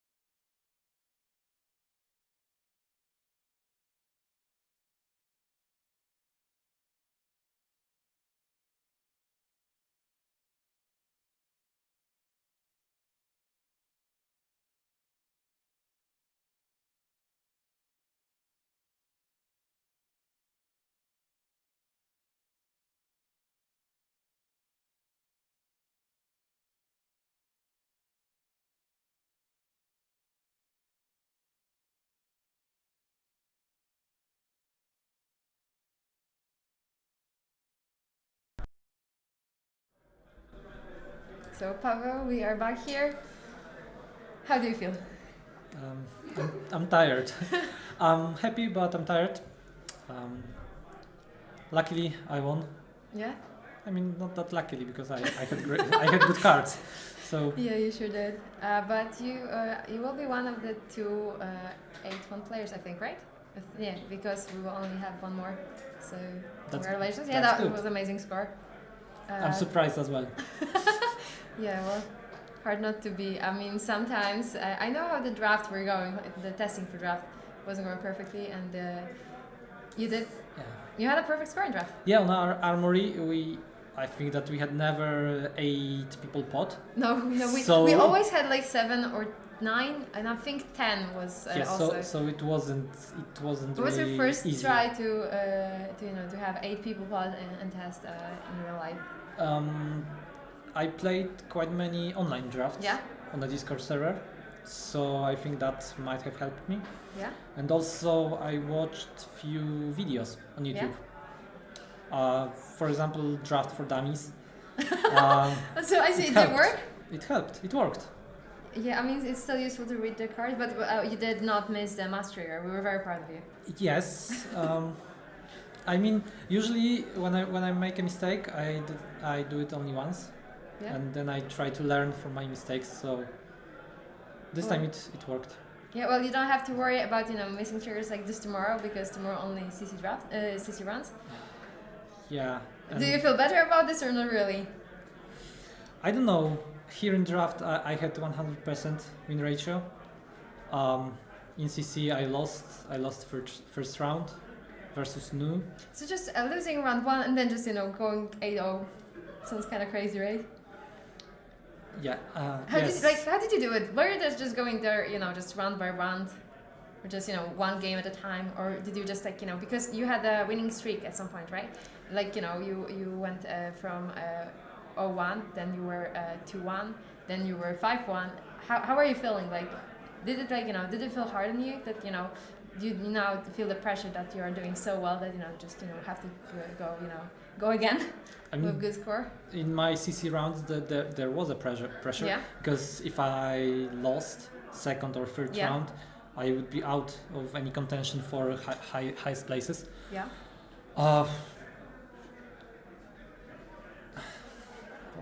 In my first in my third round, I was extremely lucky because versus Prism as a dash OG, I drew my last popper when it really mattered. Okay. So well, sound like it's always needed if you're going with a good score like this, and it was winning 8 rounds in a row. That sounds absolutely crazy. So yeah, I mean you have to be lucky to win that many rounds in a row. So I'm just glad I'm the lucky one today. And we're hoping that you're not gonna just break the streak. Maybe we'll win 3 more. Hopefully it will end next week. Yeah. And not tomorrow. Okay. Well, keeping my fingers crossed. So congrats. Thank you. Good luck tomorrow. See ya.